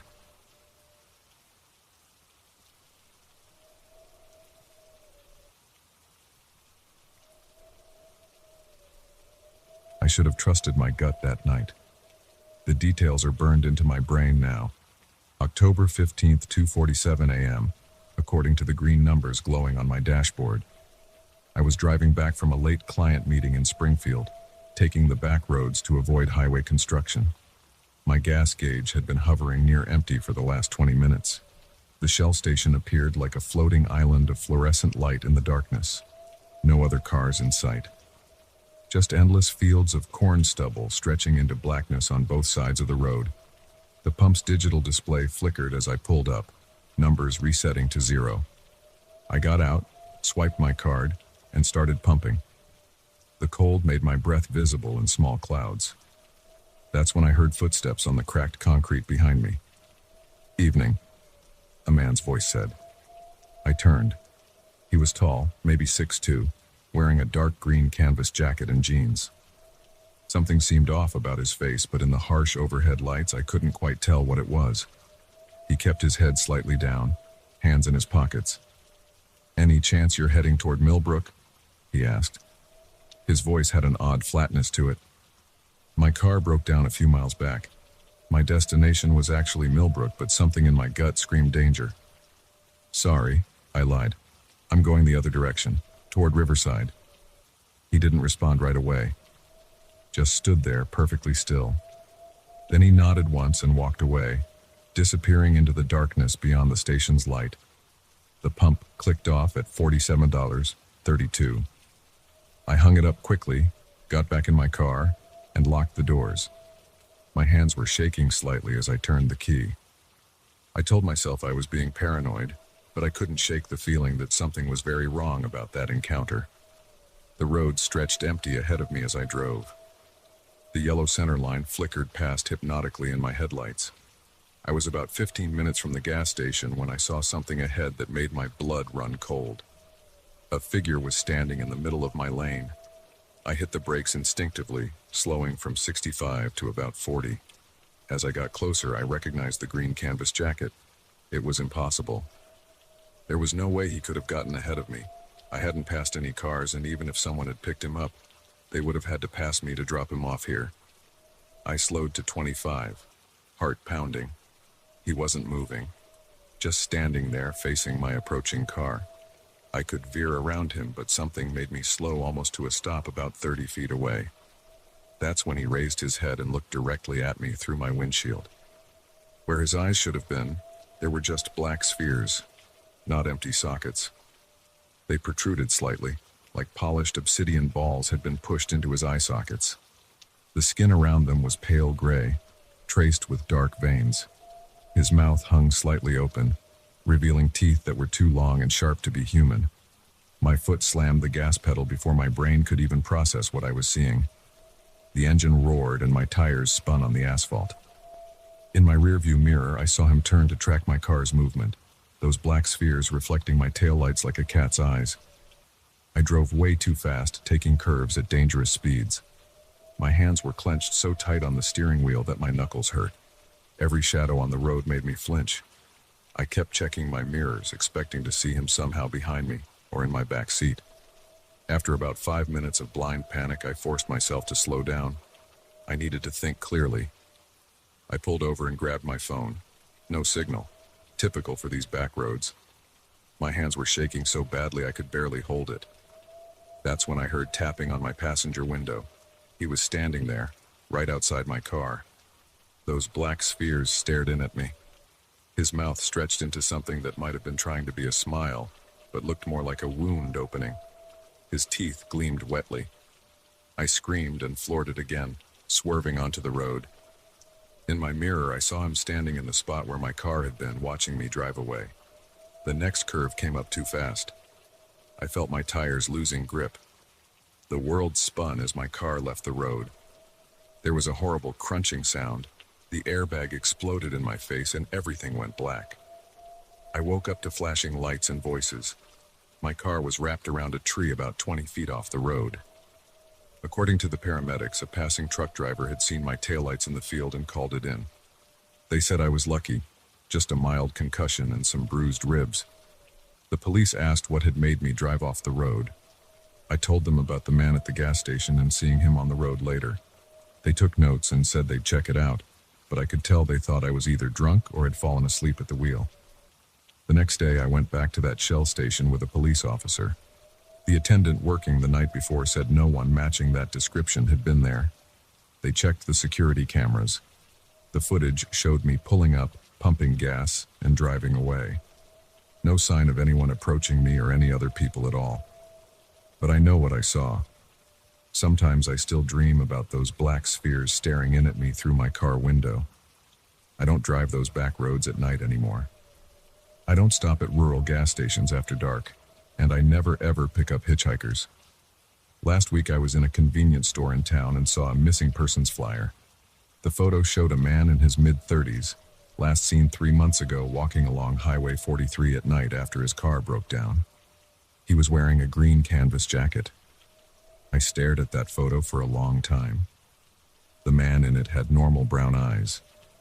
I wonder how many other drivers have seen him standing in the road at night, those eyes now replaced with black spheres. I wonder how many have stopped to help him. Sometimes when I'm lying awake at night, I think about what might have happened if I'd given him a ride from that gas station. I still drive past that stretch of road sometimes during the day. There's a new mile marker there now, mile marker 43. Sometimes I slow down as I pass it, and I swear I can see something moving in the cornfields. Something tall, wearing a green canvas jacket. But I never stop to look closer, and I never drive that road at night. The police never found any trace of the man in the missing persons photo. The case is still open. Sometimes I think about going to them, telling them everything I saw, but I know how it would sound, and part of me is afraid that if I start talking about it, I'll see him again. Not just in my nightmares, but standing outside my house at night, those black spheres staring in through my windows. So I keep quiet. I take the highway now, even when there's construction. I keep my gas tank full. And every time I pass mile marker 43, I press the accelerator a little harder and don't look at the cornfields. But I know he's out there, standing in the dark, waiting for someone else to stop at that gas station late at night. Someone who might be kind enough to offer a ride to a stranger. If you're ever driving those back roads at night and you see a man in a green canvas jacket asking for help, don't stop, don't slow down, and whatever you do, don't look at his eyes, because once you see those black spheres, you'll never forget them, and I'm not sure he'll let you see them twice. The missing persons flyer is still up in that convenience store. Every time I see it, I think about taking it down. But I leave it there as a warning, even though nobody else will understand. The photo shows a normal man with normal eyes smiling at the camera. But I know what he looks like now. And sometimes late at night when I can't sleep, I wonder, how many other missing persons posters show people who are still out there, walking the dark roads with black spheres where their eyes used to be? I don't drive at night anymore if I can help it. But if you do, watch out for mile marker 43. And if you see someone standing in the road wearing a green canvas jacket, don't stop. Just drive. Drive as fast as you can. And pray he doesn't appear at your window.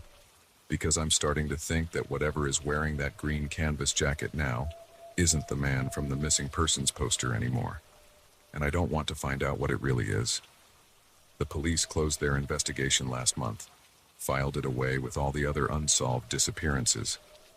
But I know he's still out there, standing in the dark, waiting. And those black spheres are watching, always watching.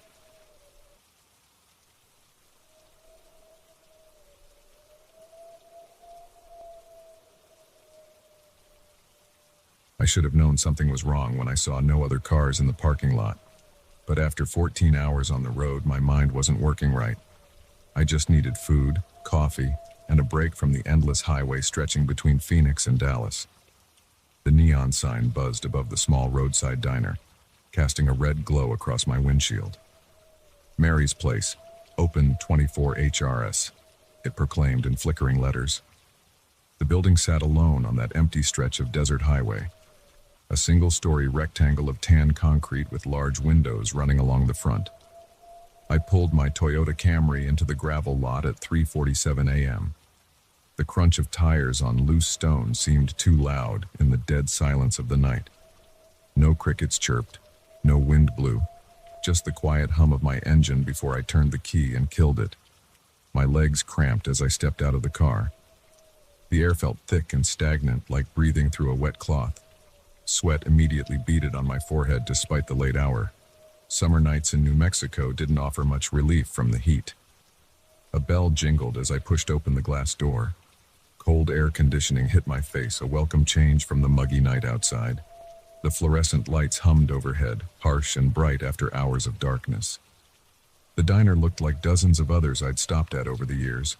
Red vinyl booths along the windows, a counter with chrome stools, laminated menus tucked behind metal napkin holders. Everything clean, but worn around the edges. The kind of place that had probably looked exactly the same for the past 30 years. Sit anywhere you like, hon. The waitress appeared from the kitchen, coffee pot in hand. She looked to be in her 50s with graying hair pulled back in a loose bun and tired eyes behind wire-rimmed glasses. Her name tag read, Helen. I slid into a booth by the window, my clothes sticking to the vinyl. Helen set a menu in front of me and filled a white ceramic mug with coffee that smelled strong enough to wake the dead. Rough night for driving, she said, though her tone was more statement than conversation starter. Yeah, long haul from Phoenix. Still got a ways to go to Dallas. I wrapped my hands around the hot mug, letting it warm my air-conditioned fingers. She nodded, then stood waiting with her order pad. I hadn't even opened the menu, but suddenly realized I was starving. Burger and fries? I asked. It seemed safe. Hard to mess up diner standards. Good choice. Cook makes them fresh. She scribbled on her pad and headed back to the kitchen without another word.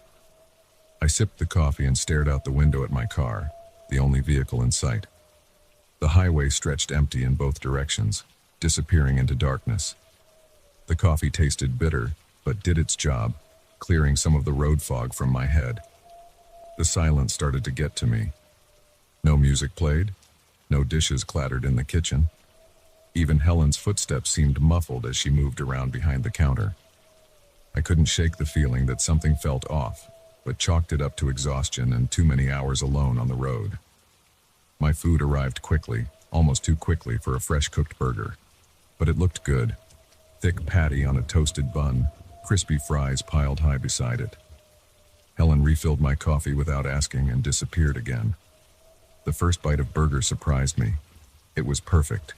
Juicy, seasoned just right, with fresh lettuce and tomato. The fries were hot and crispy, exactly how I liked them. I hadn't expected food this good from a middle-of-nowhere diner at 4 a.m. I ate quickly, hunger overriding any desire to savor the meal.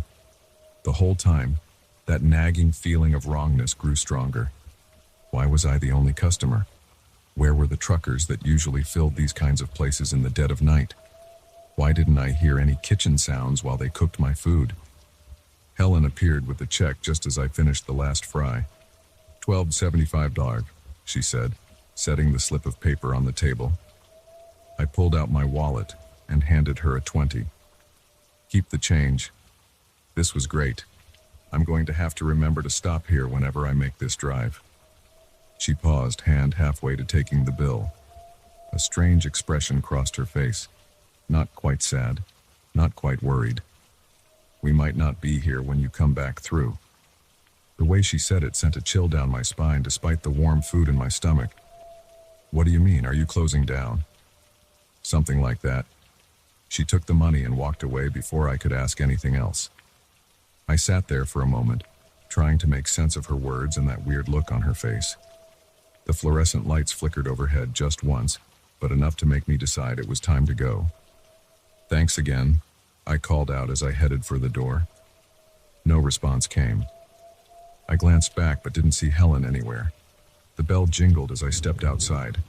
The heat hit me like a wall, but something else felt different. The air seemed thicker, heavier. My car sat alone in the gravel lot, but now it looked wrong somehow, too new against the weathered building behind it. I drove away quickly, watching the diner's neon sign fade in my rearview mirror until darkness swallowed it completely. A week later, I made the return trip from Dallas. The drive felt longer, though maybe that was just my anticipation about stopping at Mary's place again. Something about Helen's words kept nagging at me. I wanted to prove to myself that I was being ridiculous, that it was just a normal diner, and I'd just been too tired to see it clearly. I timed my drive to hit that stretch of highway around the same time, just before 4 a.m. The night felt different, cooler, with a breeze stirring up dust devils along the roadside. I watched the mile markers tick by, knowing I was getting close. The diner should have appeared around the next bend. I slowed down, not wanting to miss it in the dark. But when my headlights swept across the spot where it should have been, my blood ran cold. I hit the brakes hard enough to smell burning rubber. My car skidded to a stop on the shoulder, throwing up gravel. For a long moment, I just sat there, engine idling, staring at what remained of Mary's place. The building stood dark and empty, a hollow shell against the star-filled sky. Boards covered the windows. The neon sign hung broken and rust-stained, letters long dark. Weeds grew through cracks in the concrete pad where I'd parked just a week ago. This wasn't a recently closed business. This was a place that had been abandoned for years, maybe decades. I got out of the car, legs shaking. The beam of my flashlight revealed more details I didn't want to see.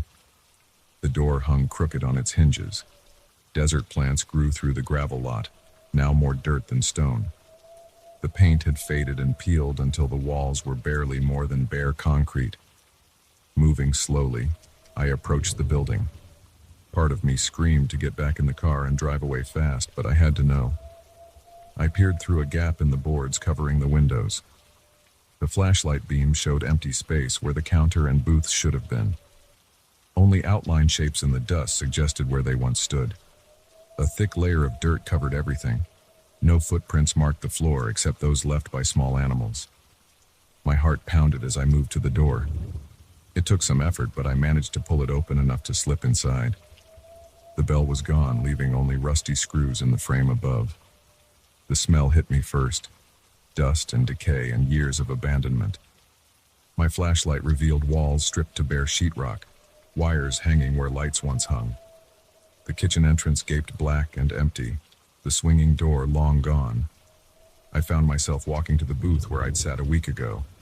The vinyl seats, the laminated menu, the white coffee mug, all gone. Nothing remained but an empty corner and my footprints in the dust. My phone showed 3:47 a.m., the exact time I'd pulled in last week. The air felt thick and stagnant, just like that night. But now I understood why. I ran. Back through the hanging door, across the weed-choked lot, into my car.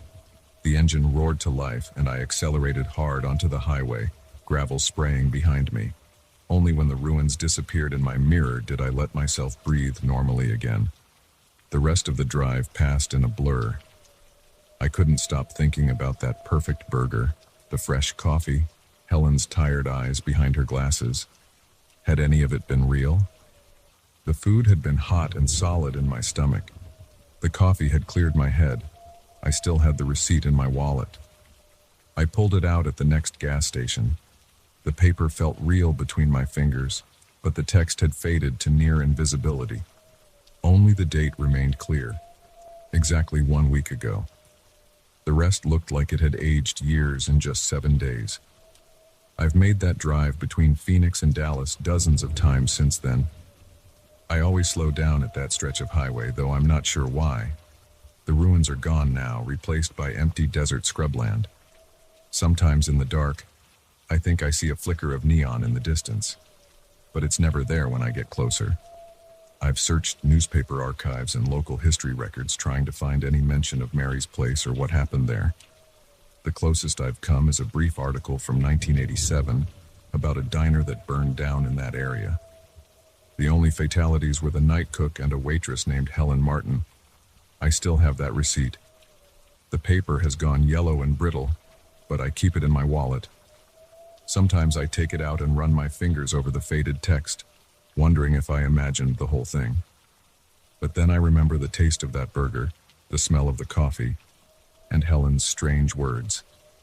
"We might not be here when you come back through." She was right. They weren't there when I came back. Maybe they hadn't been there for a very long time. These days I don't stop at isolated diners in the middle of the night anymore. I pack snacks and thermoses of coffee for long drives. And if I do have to stop somewhere after dark, I make sure there are other cars in the parking lot, other customers inside, signs of life and movement in the normal flow of time. Because sometimes, in the dead hours of the night, places can exist that shouldn't. Sometimes the line between what's real and what's gone gets thin enough to cross. And sometimes, if you're not careful, you might find yourself being served the best burger of your life by someone who died 30 years ago. I don't know if Helen and the cook know they're dead.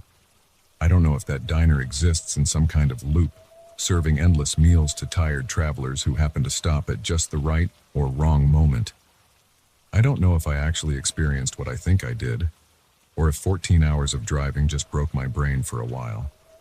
But I do know this. If you're driving alone late at night and you see a diner standing alone in the darkness, check the parking lot first. If yours would be the only car there, keep driving. The coffee might be good, the burger might be perfect, but some meals come with a side of questions you don't want answered. And if you do stop, and everything seems just a little too quiet, pay attention to what the waitress says when you leave. She might be trying to tell you something important about the nature of where and when you really are. I haven't driven that stretch of highway at night since my last visit to the ruins. These days I time my trips to pass through there in broad daylight. But sometimes when I'm driving late on other roads and I see a lonely diner's neon cutting through the darkness, I wonder about Helen and that perfect burger and the receipt that aged 30 years in a week. And I keep driving.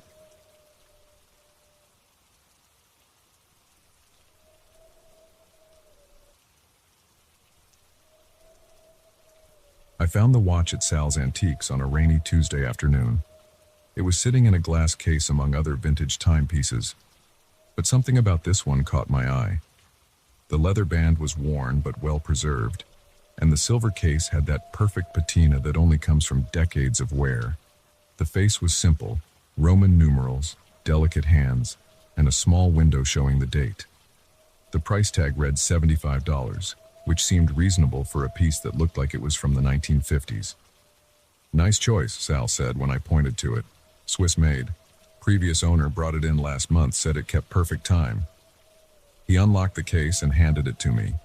The weight felt good in my hand, substantial but not heavy.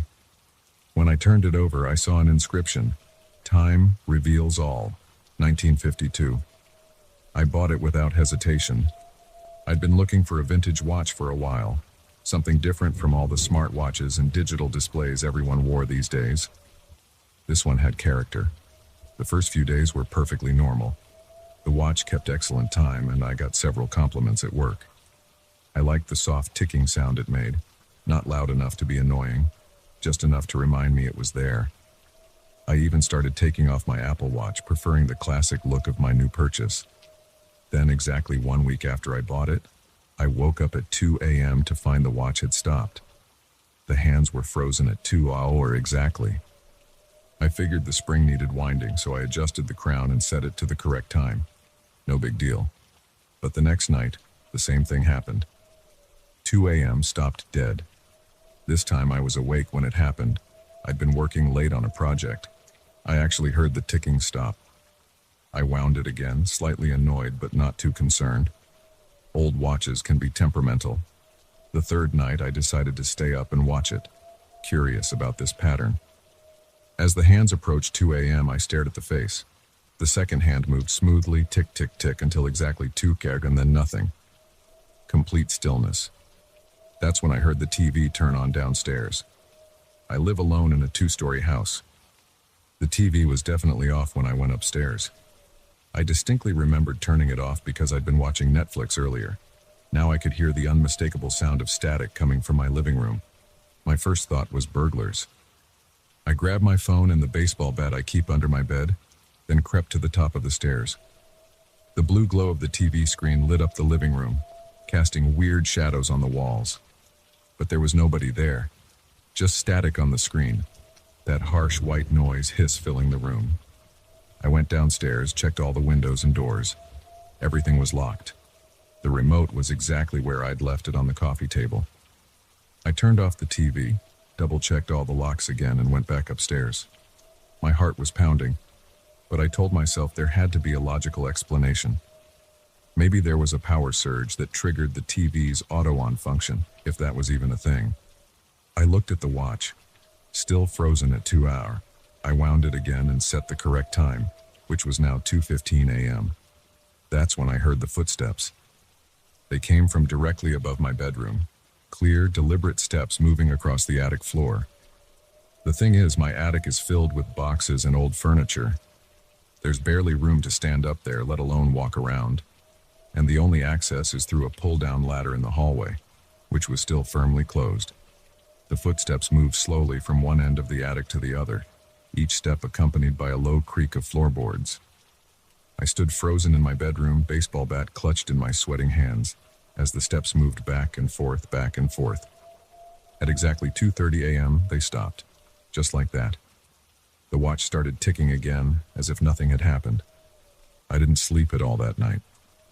The next day at work, I could barely focus. I kept looking at the watch, dreading what would happen that night. I thought about not wearing it, but something told me that wouldn't make a difference. This wasn't about the watch itself, it was just marking time for whatever was happening in my house. I decided to document everything. I set up my phone to record the living room and positioned my laptop to record the hallway. Then I sat in my bedroom watching the watch as midnight came and went. 1:45 a.m. The ticking seemed louder somehow. Each movement of the second hand felt heavy, significant. 1:55 a.m. My mouth was dry.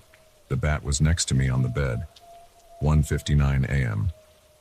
I could feel my pulse in my throat. 2 a.m. The ticking stopped.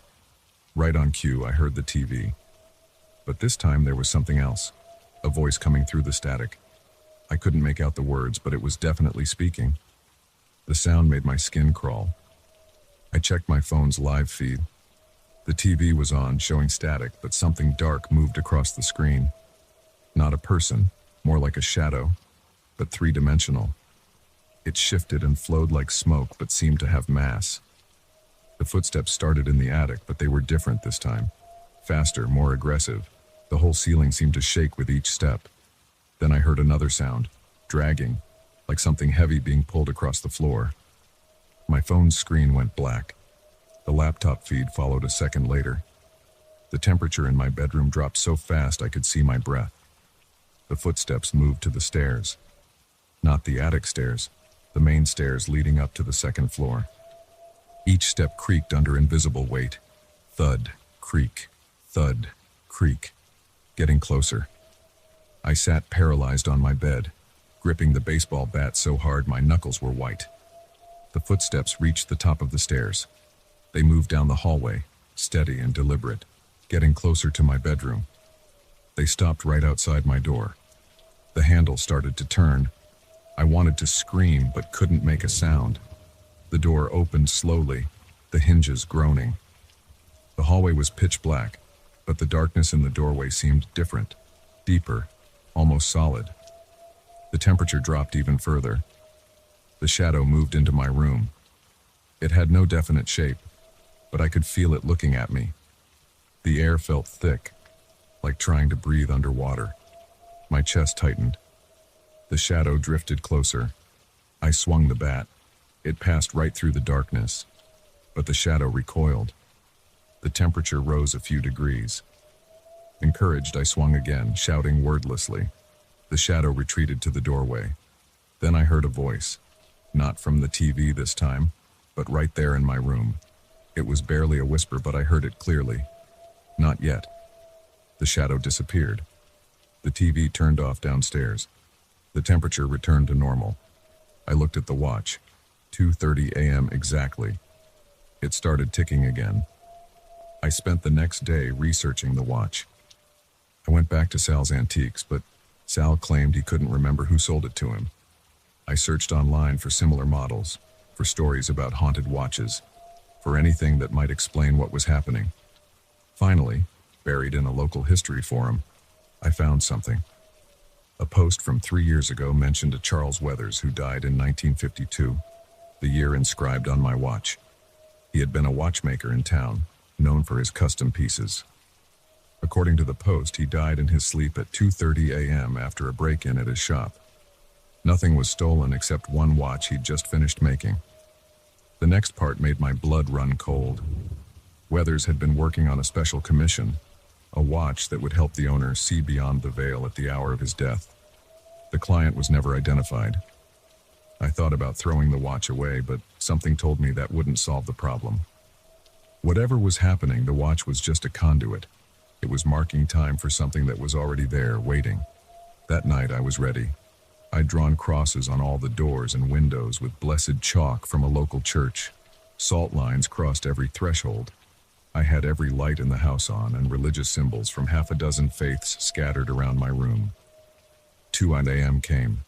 The watch stopped. Nothing happened. No TV, no footsteps, no temperature drop. For a moment I thought it was over. Then I heard something new. The sound of gears turning, lots of them, like being inside a massive clock. It seemed to come from everywhere at once. The walls vibrated with it. Pictures fell from the walls. The salt lines rippled as if in a wind that I couldn't feel. The shadow appeared in the center of my room, bypassing all my defenses. But this time it had a shape, the vague outline of a man in old-fashioned clothes. As I watched, frozen, it became more defined. I could make out features. A lined face, wire-rimmed glasses, a watchmaker's loop in one eye. Charles Weathers looked exactly like his picture in the forum post. He smiled at me. Not a threatening smile. It was almost sad. "You found it," he said. His voice sounded like gears grinding together. "I've been waiting for someone to find it." "The watch?" I managed to ask. He nodded. "My last piece. My masterpiece. Do you know what time really is?" I shook my head. "Time is a door," he said, "and at certain moments it opens. 2 a.m. to 2:30 a.m. That's when the gears of reality grind the slowest. When the space between ticks is wide enough to slip through. What do you want?" "Want?" He seemed surprised by the question. "I don't want anything. The watch does what it was made to do. It shows what's always there, just hidden behind the seconds and minutes. The things that live in the spaces between moments." The grinding sound got louder. Weathers looked at my watch. "Almost time," he said. "For what?" "For you to choose. Keep wearing the watch, and you'll learn to see more, or give it back and return to your safe, solid time." "Give it back to who?" "To me, of course." He held out his hand. The grinding was so loud now I could barely hear myself think. I looked at the watch. It was still frozen at 2 so, but somehow I knew exactly how much time I had left to decide. The second hand trembled slightly, like it was fighting to move. I thought about the past few nights, the terror and confusion, but I also thought about what Weathers had said, about seeing what was hidden behind the moments, about the spaces between ticks where impossible things lived. The grinding reached a crescendo. My ears popped. Weathers waited patiently, hand extended. I made my choice. I kept the watch. Weathers smiled again, wider this time. "Welcome to real time," he said, and vanished. The watch started ticking again. 2:30 a.m. That was 6 months ago. The TV still turns on every night at 2 a.m. The footsteps still cross my attic. The shadow, Weathers, still visits. But I'm not afraid anymore. He was right about the spaces between moments. I've learned to see things in those 30 minutes that I never imagined could exist. Sometimes, on particularly quiet nights, I sit in my living room and watch the static on the TV. Voices come through sometimes, speaking in languages that don't exist at any other hour. Shapes move through my house, going about business I can't comprehend. The watch stops, but time, real time, flows strangely in those moments. I've started taking notes, drawing sketches of what I see, writing down the impossible words I hear. Weathers appears sometimes to look over my shoulder, nodding approvingly. The watch still sits on my wrist, marking time as it always has. But now I know that time isn't what we think it is. It's not a straight line or even a circle. It's more like a gear, full of teeth and spaces, gaps where something else can slip through. And every night at 2 a.m. for 30 minutes, I get to see what lives in those gaps. The watch stops, but everything else comes alive. I check the time as I write this. 1:59 a.m. The second hand moves steadily toward the top of the dial. I can already feel the air getting heavier, the space between ticks stretching out like taffy. Time for another night of real time. Tick, tick, stop.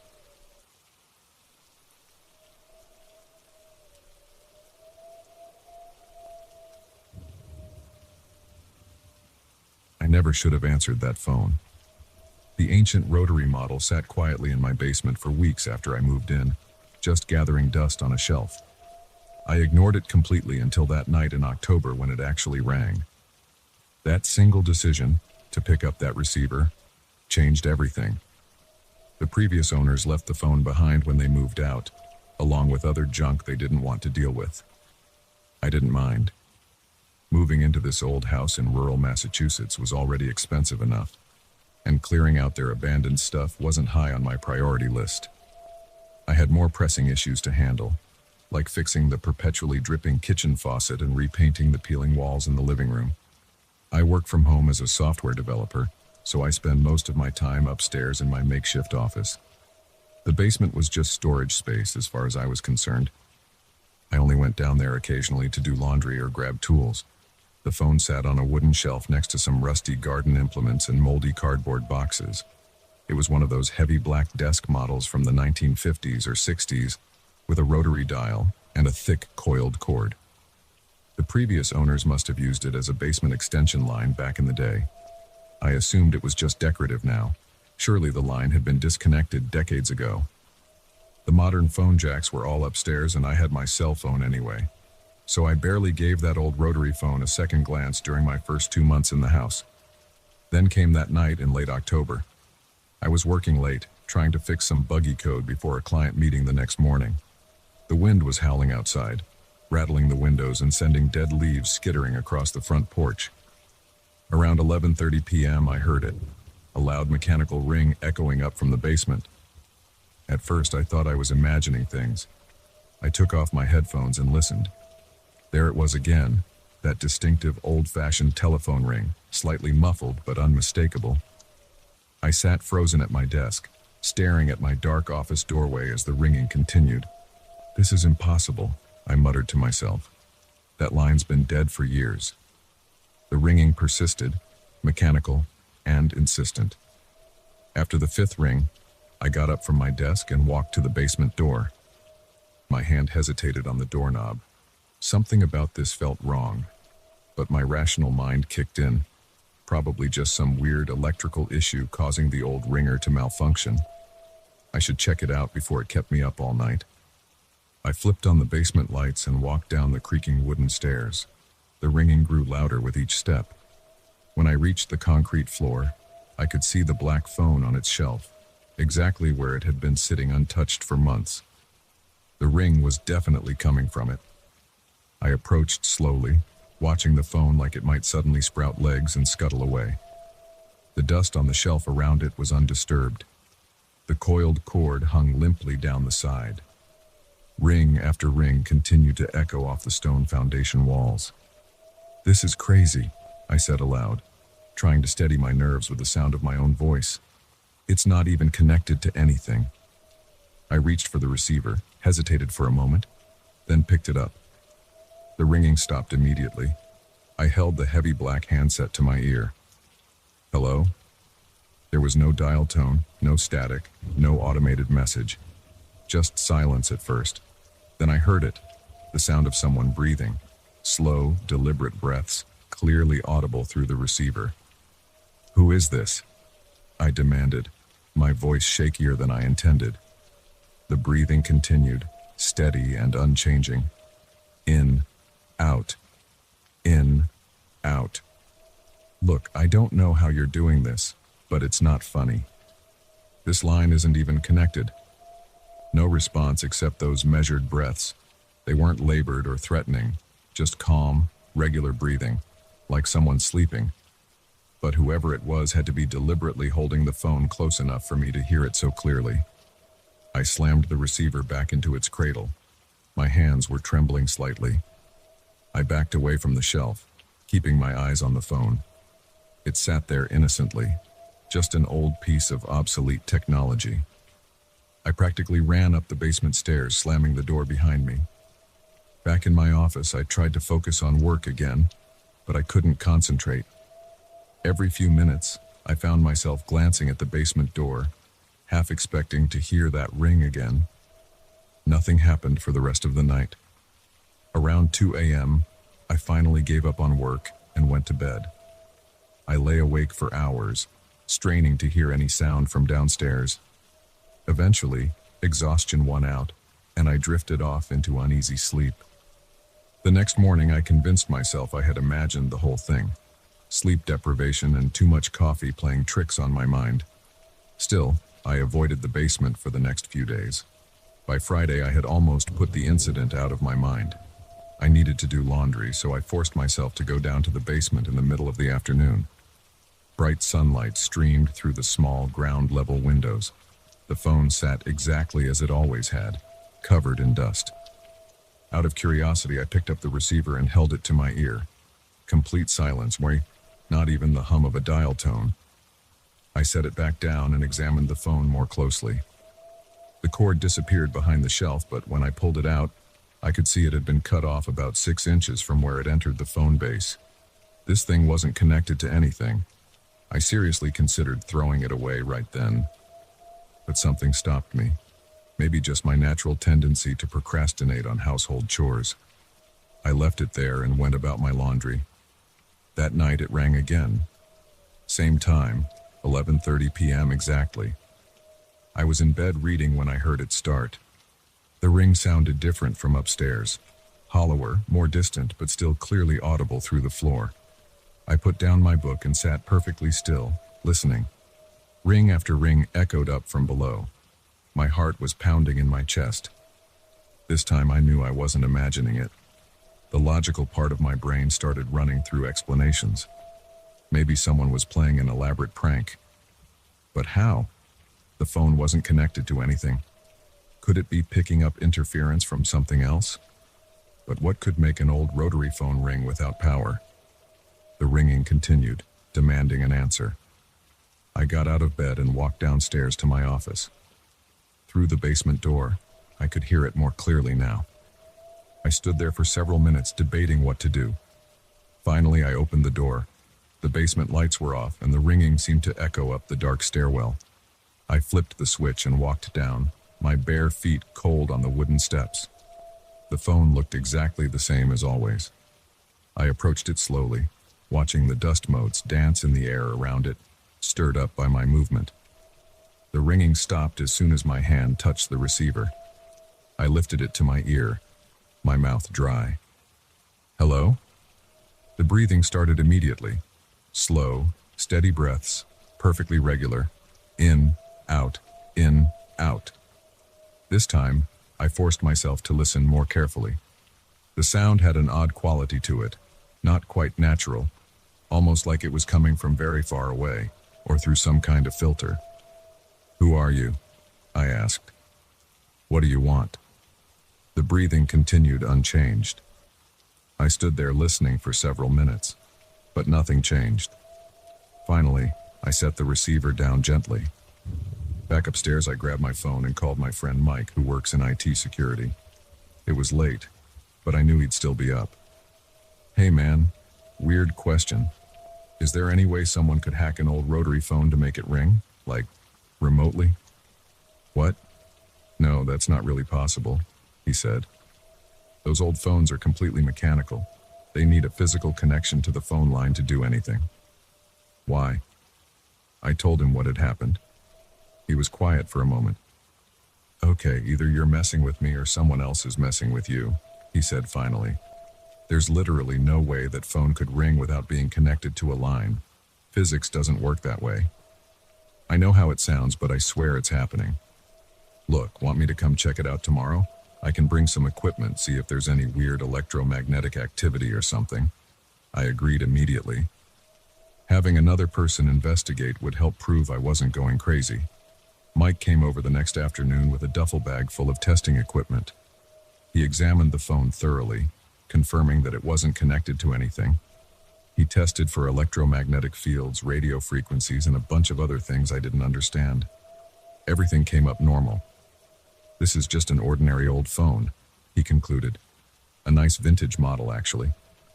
Probably worth something to a collector. But it's completely inert. No power, no connection, nothing unusual at all." "So, how do you explain what's happening?" He shrugged. "Bad dreams? Stress hallucinations? Or maybe someone installed some kind of hidden speaker to mess with you.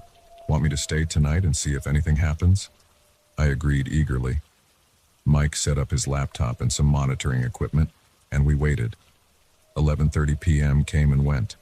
Nothing happened. "See? Probably just your imagination," Mike said around midnight. He packed up his gear and left. I went to bed frustrated and confused. Was I really just imagining things? But it had seemed so real. The phone stayed silent for the next 3 nights. I was just starting to relax when it happened again. This time it was 3:17 a.m. when the ringing jolted me awake. I sat up in bed, instantly alert. The sound seemed louder than before, more urgent somehow. I got up and walked downstairs, not bothering with lights this time. The ringing guided me through the darkness. When I reached the basement, pale moonlight filtered through the windows, casting strange shadows on the walls. The phone was ringing frantically now, the bell seeming to vibrate through my entire body.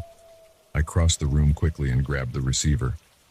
The breathing was different this time, faster, more irregular. I could hear something else in the background, a faint scratching sound like nails on wood. "What do you want?" I demanded. "Why are you doing this?" The breathing quickened further. The scratching grew louder. Then, for the first time, I heard something else. A voice. So quiet I almost missed it. "Help," it whispered. The voice was raspy, desperate. "Please, help." "Who are you? How can I help?" The scratching sound intensified. The breathing turned to gasping. Then the line went dead silent. I held the receiver to my ear for several minutes, willing the voice to return. Nothing but absolute silence. When I finally lowered the phone, I noticed something that made my blood run cold. The dust on the shelf around the phone base had been disturbed. There were marks in it, 3 parallel lines like something had dragged fingers through the dust. I backed away from the shelf, my heart pounding. The marks hadn't been there earlier. I was certain of it. As I watched, the moonlight shifted, throwing the scratches into sharp relief. I ran upstairs and locked the basement door. I spent the rest of the night in my office with all the lights on, jumping at every creak and groan of the old house. The next morning I called Mike again and told him what happened. He came right over. The marks were still there in the dust. Mike photographed them and measured them carefully. "These are weird," he admitted. "Too regular to be accidental, but I don't see how anyone could have made them without disturbing the rest of the dust. And they're deep, like they were carved into the wood underneath." He helped me remove the phone from the shelf. Sure enough, the marks continued into the wooden surface below. "Okay, this is officially creepy," Mike said. "Want me to take the phone? I can run some more tests on it at my lab." I agreed immediately. Mike wrapped the phone carefully in a towel and took it with him. That should have been the end of it. The phone was gone. Whatever was happening should have stopped. But that night, at exactly 11:30 p.m., I heard it again. The ringing wasn't coming from the basement anymore. It was coming from my bedroom closet. I opened the door slowly. There, sitting on the floor among my shoes, was the phone. The same phone Mike had taken away just hours earlier. It was ringing. I slammed the closet door and ran out of the house. I spent the night at a hotel. The next morning I called Mike in a panic. "The phone's still at my lab," he said. "I'm looking at it right now. It hasn't moved." I went home and checked my closet. The phone was gone. No sign it had ever been there. I'm writing this now because I need to document what's happening while I still can. The phone appears somewhere different in my house every night now. Always at 11:30 p.m. Always ringing. Sometimes I answer it, sometimes I don't. When I do, the breathing is always there. Sometimes with the voice begging for help. Sometimes just scratching sounds. I've tried leaving the house at night. The phone follows me. I heard it ringing in my car's glove compartment last night. When I opened it, the phone was there, somehow crammed into the small space. By morning, it was gone again. I don't know what to do anymore. I can't sleep. I can't work. I jump every time I hear something that sounds remotely like a phone ring. The voice on the line sounds more desperate each time, but I don't know how to help. Last night, something changed. The phone appeared on my nightstand, ringing as usual. When I answered, instead of breathing, I heard the voice clearly for the first time. "Behind you," it said. I spun around. There was nothing there. But when I turned back, the phone was gone. In its place were 3 deep scratches in the wooden nightstand. "I'm selling the house. I don't care about taking a loss. I need to get out of here. But somehow I know the phone will follow me wherever I go. It's not the house that's haunted. It's me." The worst part? It's 11:29 p.m. now. 1 minute until it starts again. I can already feel it coming. The phone is going to ring. And this time, I think I know what I'll see when I turn around. I just hope someone finds this and understands what happened to me. If you ever find an old rotary phone in your house, for God's sake, don't answer it when it rings. Wait. I hear something scratching. It's coming from behind me.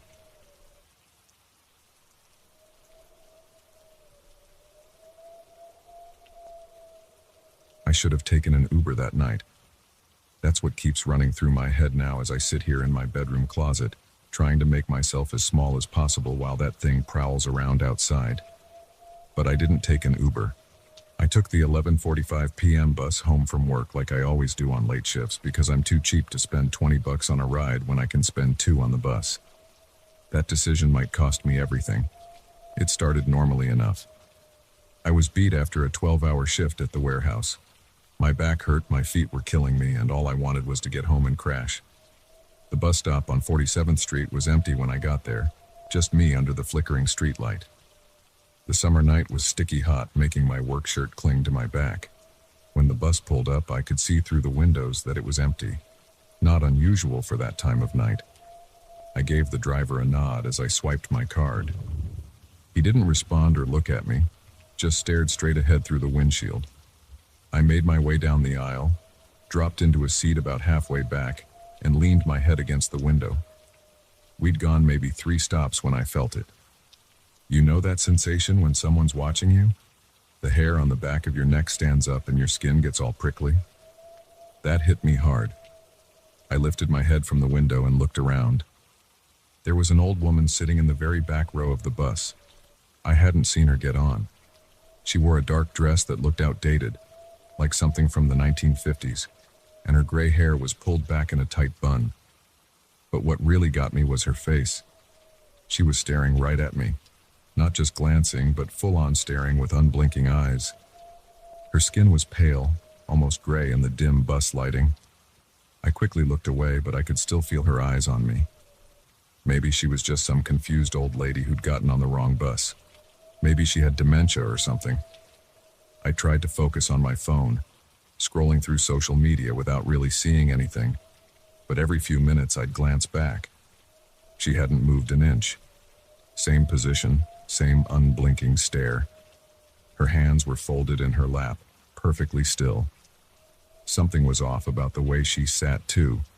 Too straight, too rigid, like a mannequin someone had posed there. I started counting the stops until mine. 6 more, 5 more. The bus seemed to be moving slower than usual, the streets outside unusually empty. No cars, no pedestrians, just dark buildings and pools of orange streetlight.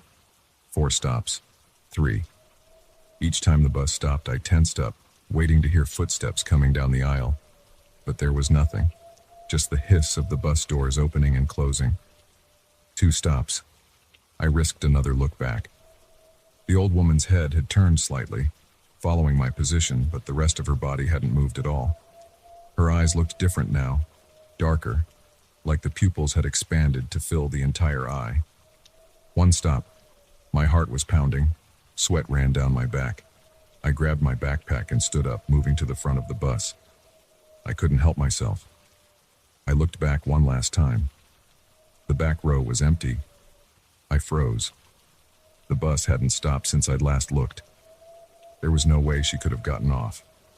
I scanned every seat, my breath coming fast and shallow. Nothing. She was just gone. The bus stopped at my corner. I practically ran to the front, almost tripping down the steps. The driver still hadn't moved or spoken. As the doors closed behind me, I could have sworn I saw his reflection in the windshield.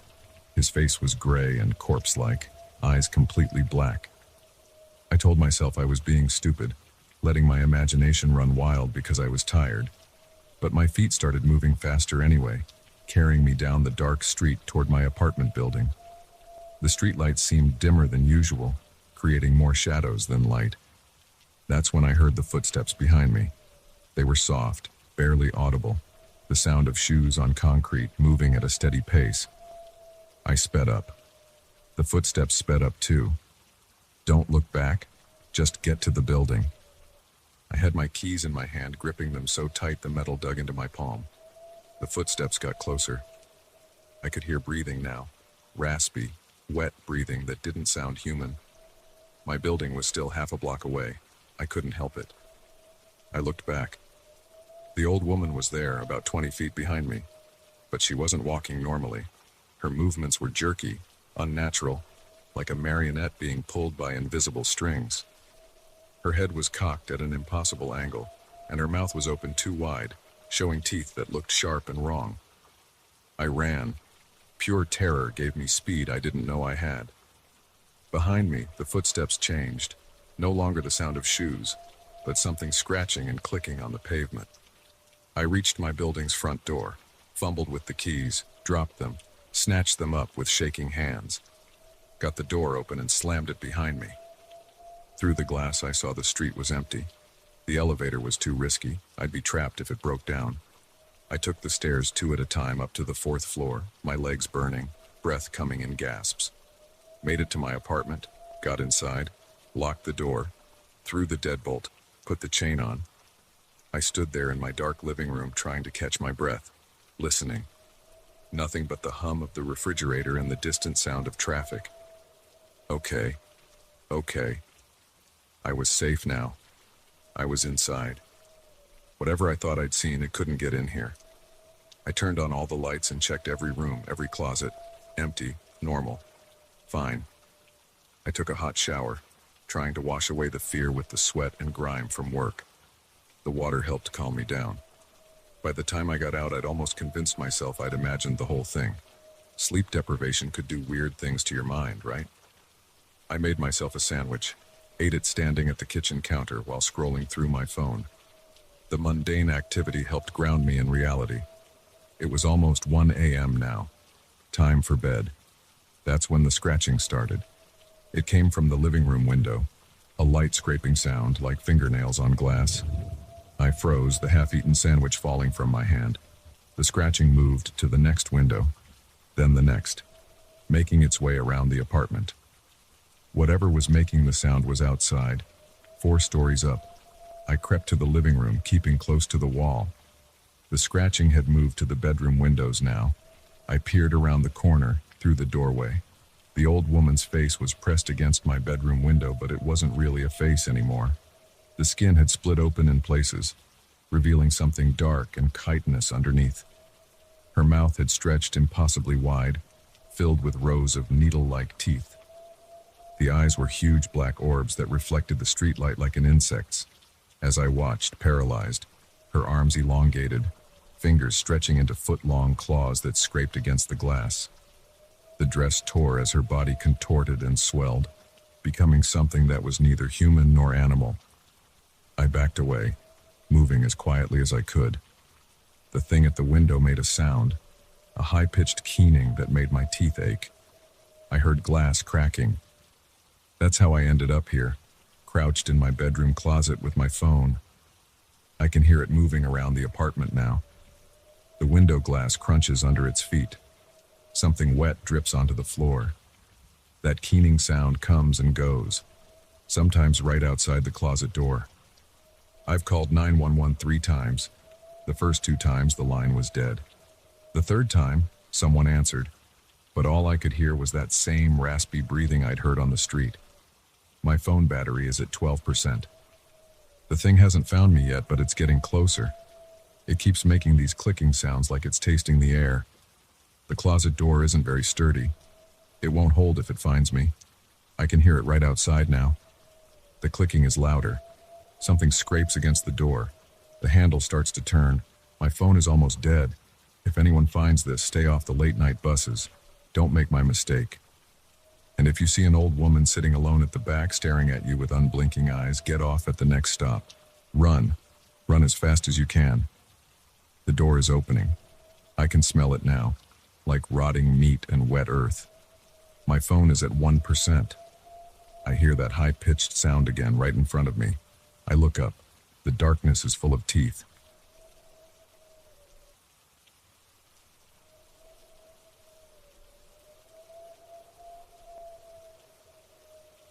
I never should have moved to this place.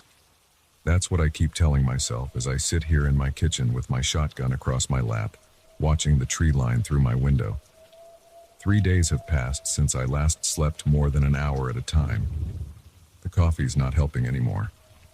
My hands shake when I lift the mug to my lips, but I need to tell this story while I still can, while I still remember every detail, while I'm still here. It started 6 months ago when I bought this old farmhouse in western Montana.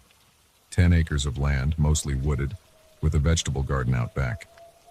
The previous owner died, and his kids wanted to sell fast. The price was right, and I needed to get away from city life after my divorce. I thought I'd found the perfect escape. The first 2 months were quiet. I fixed up the house, planted some tomatoes and cucumbers, got to know my nearest neighbor, Jim, who lives 2 miles down the dirt road. I settled into a routine. Wake up at dawn, tend to the garden, work on my laptop, I do freelance web development, and spend evenings on the porch watching the sunset. Then I started noticing things. Small things at first. The garden fence had deep scratches one morning. Not like from a deer or bear. I'd seen those before. These were different. They ran in parallel sets about 4 inches apart and cut nearly a 1/4 inch into the wood. I found them on the west side of the fence, facing the densest part of the woods. A week later, I spotted the first tracks. They were pressed deep into the mud near my garden after a rainstorm. Too big for a wolf or mountain lion. The prints were almost human-shaped, but wrong somehow. The toes were too long, spread wide apart. Each print was nearly 16 inches long. I took photos and showed them to Jim. He got real quiet, then told me to make sure I locked my doors at night. When I pressed him for more information, he just shook his head and said some places have histories better left alone. The tracks kept appearing, sometimes near the garden, sometimes by my truck, sometimes right under my bedroom window. I installed motion sensor lights and cameras, but they never caught anything. Whatever left those prints knew how to stay in the shadows. Then came the sounds at night. Not the normal hoots and howls of the forest. These were different, like someone trying to speak underwater, gurgling and choking. They started far off in the woods, but each night they got closer. I barely slept. Every noise had me reaching for the baseball bat I kept by my bed. I started carrying my grandfather's old 12-gauge whenever I went outside. The locals at the general store stopped making jokes about me being a city boy when they saw the dark circles under my eyes. 3 nights ago, everything changed. I was sitting on my porch, shotgun across my knees, watching the tree line like I'd done every night that week. The motion lights kept flickering on and off, but I never saw what triggered them. The moon was full, casting long shadows across my yard. Then I heard it. A scream that started human but twisted into something else. Something that made my bones feel like ice. It came from the big oak tree at the edge of my property, about 50 yards from the porch. I raised my shotgun and clicked on the tactical flashlight I'd mounted to it. The beam cut through the darkness, illuminating the tree's trunk. At first I saw nothing. Then something moved. A figure stepped out from behind the oak. It was tall, at least 8 feet. Its arms hung down past its knees, ending in long fingers with what looked like claws. The skin was a pale gray color that seemed to absorb my flashlight's beam. But its eyes, God, its eyes, they reflected the light like a cat's, glowing yellow-green in the darkness. It just stood there, staring at me. I could hear it breathing, wet, raspy sounds that reminded me of the noises I'd been hearing in the woods. My finger tightened on the trigger, but I couldn't move. Couldn't even blink. The thing's head tilted to one side, like a curious dog. Then its mouth opened, revealing rows of teeth that gleamed in the moonlight. It wasn't smiling. It was showing me what it could do. I don't remember pulling the trigger. The shotgun's roar broke whatever spell had frozen me in place. The thing jerked backward as the buckshot hit it, but it didn't fall. Instead, it made that horrible screaming sound again and darted behind the tree. I fired another shot at the tree trunk, then another. When I finally lowered the smoking gun, the yard was silent except for the ringing in my ears. I spent the rest of the night in my truck, engine running, high beams pointed at the tree. When dawn came, I searched the area. I found more tracks, deeper than before, and dark stains on the oak's bark that didn't look like blood. They smelled like copper and rot. That was 3 days ago. Each night since then, it's come closer to the house. Last night, it reached my porch. I heard its claws scraping against the door, testing the locks. The motion lights kept shorting out, plunging me into darkness for seconds at a time.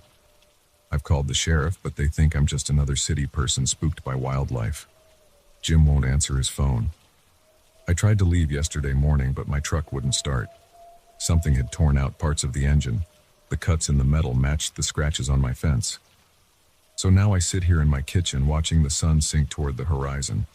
The coffee's cold. My shotgun has 5 shells left. I've pushed the refrigerator in front of the back door and nailed boards across the windows, but I know it won't be enough. The thing is learning, testing. Each night it stays longer, gets braver. It wants me to know it's coming, wants me to feel the fear build until I can't think straight.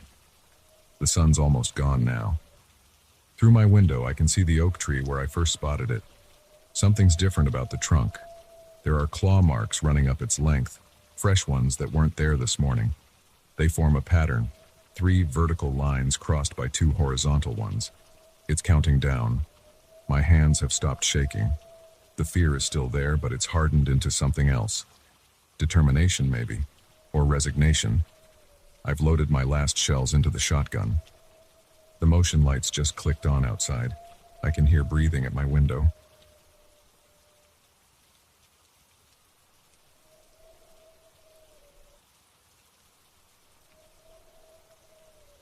I shouldn't have gone up those stairs. That's what everyone says after something goes wrong, right? But standing here now, with my heart threatening to burst through my chest, I know it's true. I should have stayed down there with Jake and Maria, making stupid jokes about ghost stories and drinking our cheap beer. Instead, I'm trapped in this lighthouse keeper's room, listening to footsteps that shouldn't exist, trying to convince myself that what I saw in the beam of my flashlight was just a trick of light and shadow. But I should start at the beginning. My name's David Mitchell, and 48 hours ago, I was just a normal guy planning a weekend trip with friends to explore an abandoned lighthouse on the Oregon coast. Now, I'm not sure I'll ever sleep properly again. It started as Jake's idea. He'd found the old Cascade Head lighthouse while researching locations for his photography blog. According to his research, it had been abandoned since 1987 after being replaced by an automated beacon system. The state had planned to turn it into a historical site, but budget cuts killed that idea. Now it just sits there, slowly decaying, 40 miles from the nearest town. "It'll be perfect," Jake had said, showing us photos on his phone. No security, no tourists, just pure urban exploration gold. Maria, his girlfriend, was immediately on board. She's always up for anything that might make a good Instagram story. I took more convincing, but eventually agreed. What else was I going to do on a Saturday night? We drove out yesterday afternoon, timing it so we'd arrive just before sunset. The lighthouse stands on a rocky peninsula, connected to the mainland by a narrow strip of land that's almost completely submerged during high tide. Jake had checked the tide tables. We had a 6-hour window before the path would be underwater again. The drive took longer than expected. The last 5 miles were on an unpaved road that hadn't seen maintenance in years. By the time we parked Jake's Subaru in a hidden spot behind some trees, the sun was already touching the horizon. "We should wait until dark anyway," Maria said, pulling her black beanie lower against the cold wind. "It'll be more atmospheric." I remember looking up at the lighthouse then. It was taller than it had looked in the photos, maybe 120 feet high, built from weathered gray stone that had turned almost black on the windward side. Even in the dying light, I could see patches where the mortar had crumbled away between the blocks. The windows were all boarded up except for the lantern room at the top, where broken glass caught the last rays of sunlight. We killed time eating sandwiches and planning our approach.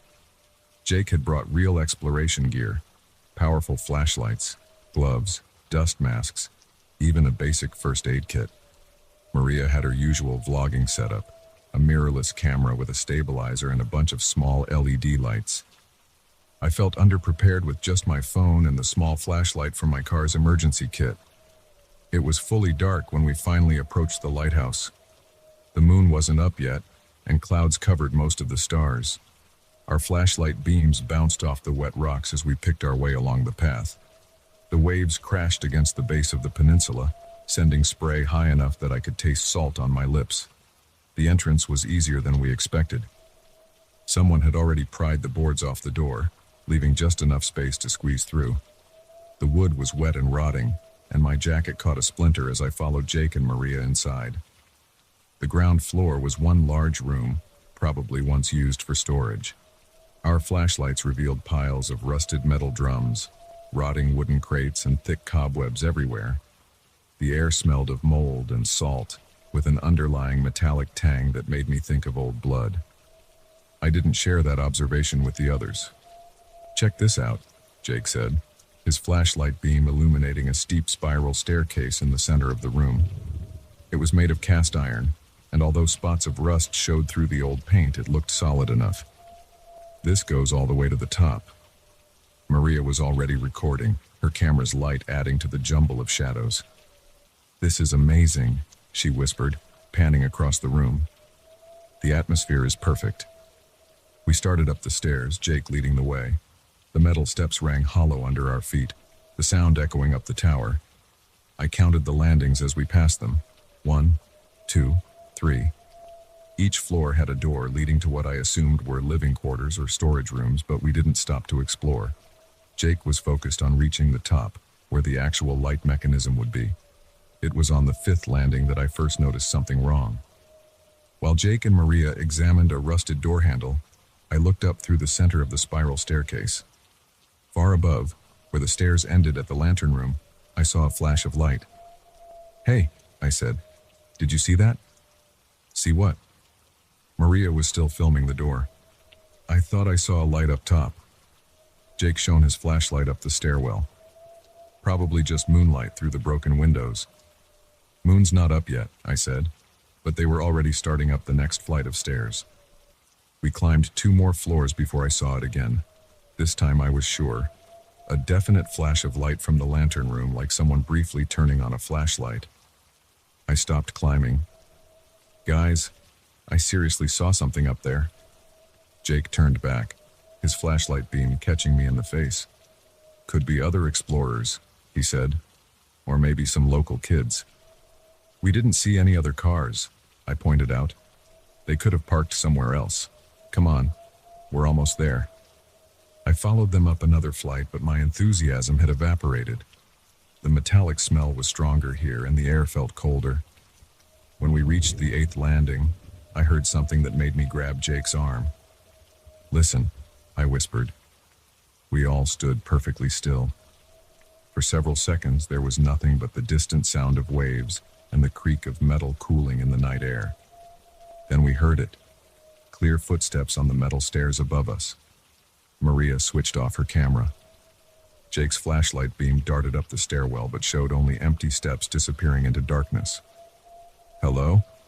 Jake called out. His voice echoed up the tower. No response. "Maybe we should go back," Maria said, but Jake was already heading up the next flight of stairs. I wanted to turn around, but I couldn't let them go up there alone. The footsteps had stopped. We climbed the last 2 flights in tense silence, our flashlight beams jumping at every shadow. Finally, we reached the top landing. A heavy metal door stood between us and the lantern room. "It's probably locked," Maria said hopefully. Jake tried the handle. It turned with a screech of rusty metal, and the door swung open. The lantern room was a circular space about 15 feet across. The walls were mostly glass, much of it broken, letting in the cold night air. In the center stood the remains of the lighting mechanism, a massive lens assembly mounted on a rusted pedestal. Our flashlights played across prisms and mirrors, creating dancing patterns of light and shadow.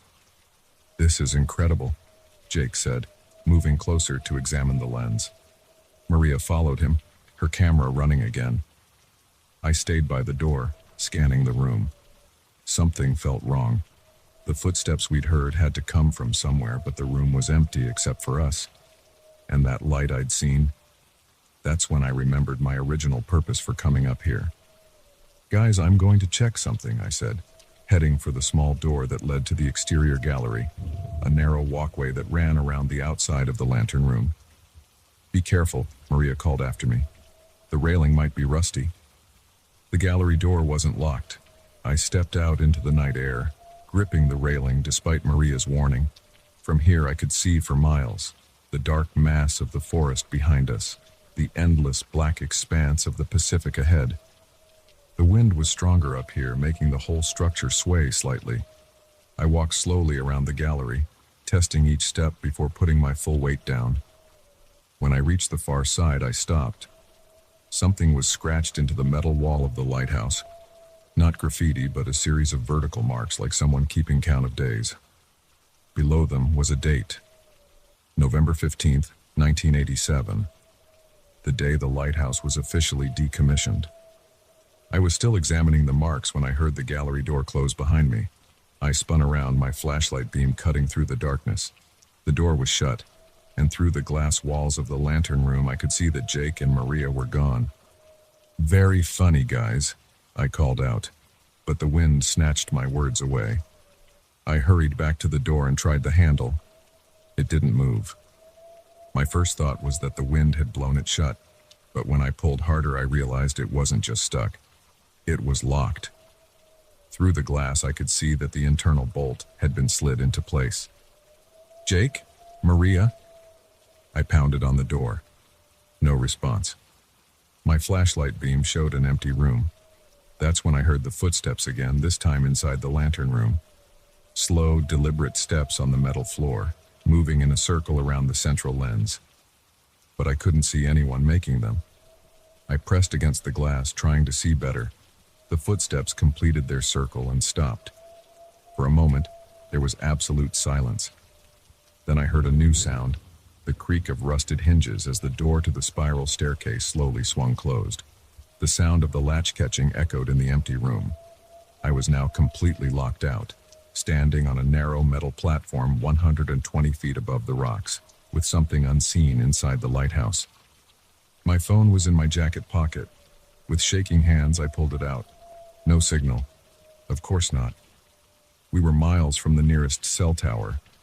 I tried anyway, punching in Jake's number. Nothing. The footsteps started again, but this time they were on the stairs, heading down. I pressed my ear against the glass and heard Jake's voice from somewhere below, calling my name. "I'm up here," I shouted. "The door's locked." More footsteps, running up the stairs now. Jake appeared in the lantern room alone, his flashlight beam wild and erratic. "David, where are you?" "Out here, on the gallery." He spun toward my voice and ran to the door. The bolt slid back and suddenly I was back inside, gasping in relief. "Where's Maria?" I asked. "Down on the 7th floor. She thought she heard someone calling her name." Jake's face was pale in the flashlight beam. "What happened? How did you get locked out there?" "I don't know. The door just closed behind me." "Where did you guys go?" "We didn't go anywhere. We were right here the whole time." We stared at each other as the implications of that sank in. Then we heard Maria scream. The sound came from far below, echoing up the stairwell. Without a word, we both ran for the door. It was still locked. Jake rattled the handle frantically. "This was open a second ago." I added my strength to his, but the door wouldn't budge. Maria screamed again, closer this time, followed by the sound of running footsteps on the stairs. "Maria!" Jake shouted. "We're locked in! Get help!" The footsteps reached our landing. We heard someone breathing heavily just outside the door. Then Maria's voice, strange and flat. "The door's locked." "We know." Jake was still fighting with the handle. "Can you open it from your side?" "The door's locked," Maria's voice repeated, exactly the same way. Then again, "The door's locked." Jake stopped pulling on the handle. We both stepped back from the door. "Maria?" he called, his voice shaking. "The door's locked. The door's locked. The door's locked." The words ran together, getting faster and faster, the voice less and less like Maria's with each repetition. Then it stopped. For several seconds, there was only silence. Jake raised his flashlight, aiming it through the small window in the door. The beam illuminated an empty landing. "Oh God," Jake whispered. "Oh God, oh God, oh God." I grabbed his arm. "Listen." From below came the sound of footsteps, not on the metal stairs this time, but on stone, moving across one of the lower floors. Then another set of footsteps joined them, and another, and another. They were all heading up. Jake and I backed away from the door until we hit the central lens assembly. Our flashlight beams danced wildly around the room as we tried to cover all angles at once. The footsteps grew louder, closer, filling the stairwell with their echoes until it sounded like an army was climbing toward us. Then, suddenly, they stopped. The silence that followed was absolute. Even the wind seemed to have died away. We stood there, barely breathing, our flashlights trained on the door. A single footstep broke the silence, on the landing right outside. The door handle began to turn. Jake's flashlight flickered and went out. Mine followed a second later, plunging us into complete darkness. In that moment of blindness, I heard the door open. What happened next is still confused in my mind. I remember a rush of cold air, the smell of salt and rot growing overwhelming. Jake screamed, a sound cut off mid-breath. Something brushed past me in the darkness, something cold and wet that left my skin crawling. I dropped to the floor, crawling blindly until I found the wall. My flashlight had rolled away somewhere, but my phone was still in my pocket. I pulled it out, using its dim screen for light. The lantern room was empty. Jake was gone. The door stood open, revealing the dark stairwell beyond. From below came the sound of Maria's voice, then Jake's calling my name. But their voices were wrong. Flat, mechanical, like bad recordings played back too slowly. I stayed pressed against the wall, trying to control my breathing. The voices continued calling, moving around the lower floors of the lighthouse. Occasionally I heard footsteps on the stairs, but they never came all the way up again. I don't know how long I sat there. Hours, probably. I watched the battery indicator on my phone slowly drain away. When it hit 10%, I finally made myself move. The stairwell was pitch black. I used my phone screen to light each step as I descended, trying to move as quietly as possible. The voices had stopped, but I could still hear footsteps, always just a few floors away, never getting closer or farther.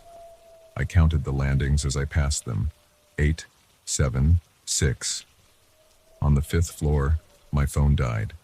I continued in total darkness, one hand on the wall, feeling my way down step by step. I was on the 3rd landing when I heard it, a click and a hum from far above. A light began to sweep through the stairwell, rotating regularly just as the lighthouse beacon must have done decades ago. But this light was wrong. It was too blue, too cold, and where it touched the walls, the metal seemed to writhe and twist. I ran. I missed steps, slipped, caught myself on the railing. Behind me, the light continued to revolve, sweeping down the stairwell like a searchlight. I could hear footsteps above, matching my pace. I hit the ground floor at full speed, nearly crashing into the wall. The entrance was just visible as a slightly lighter rectangle in the darkness. I ran for it, squeezing through the gap in the boards without slowing down. The light from above caught me just as I cleared the doorway. For a split second, I felt an intense cold, and something tried to grab my jacket. Then I was through, running across the wet rocks toward where we'd parked the car. I didn't stop running until I reached the main road. A truck driver found me there just after dawn, walked 5 miles in the rain. He didn't believe my story about the lighthouse, but he gave me a ride to the nearest town. The police didn't believe me either. They searched the lighthouse but found nothing. No sign of Jake or Maria. No evidence anyone had been there at all. Jake's car was gone from where we'd parked it, though I know we left it there. I've tried calling Jake and Maria's phones every day since then. They always go straight to voicemail. Their social media accounts haven't been updated. Their families have filed missing persons reports.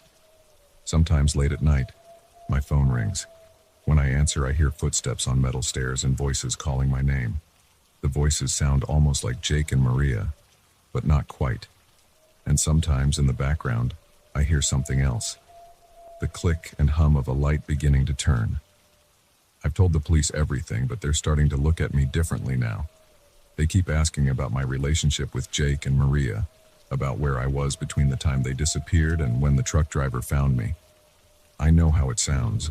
I know what they think happened, but I also know what I saw, what I heard in that lighthouse. And I know that somewhere, somehow, Jake.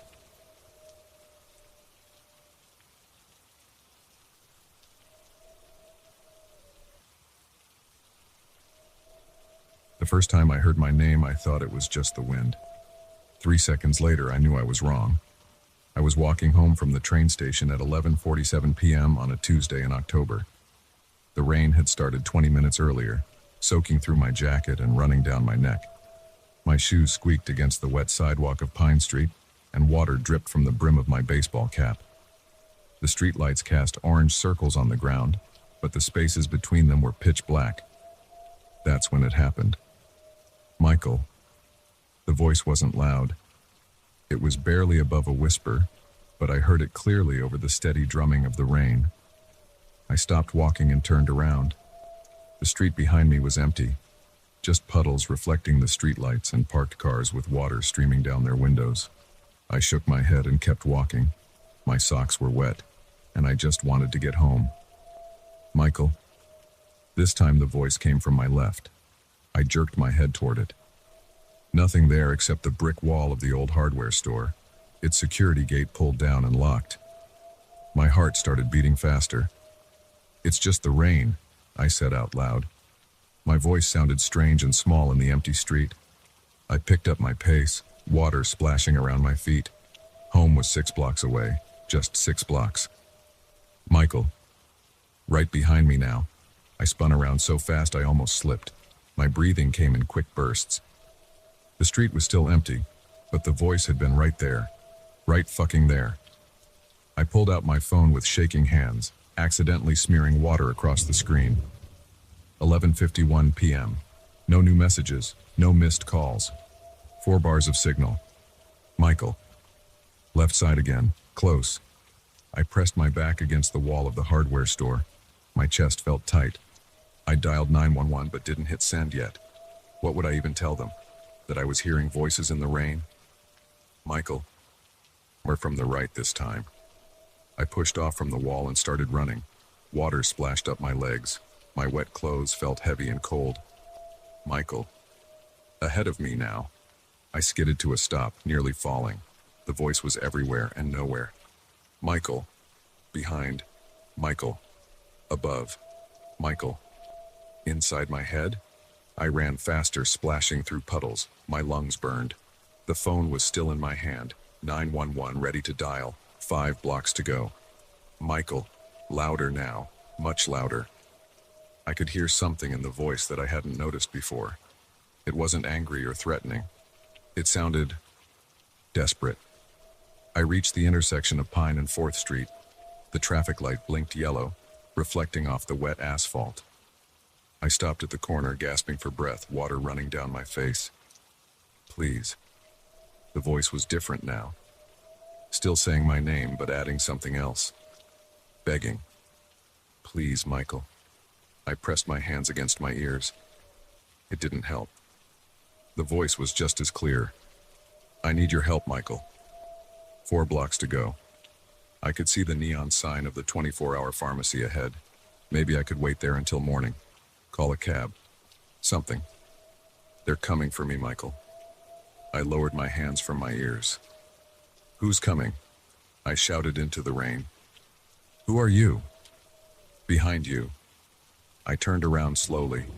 The street was still empty, but something was different. The rain. It was falling wrong.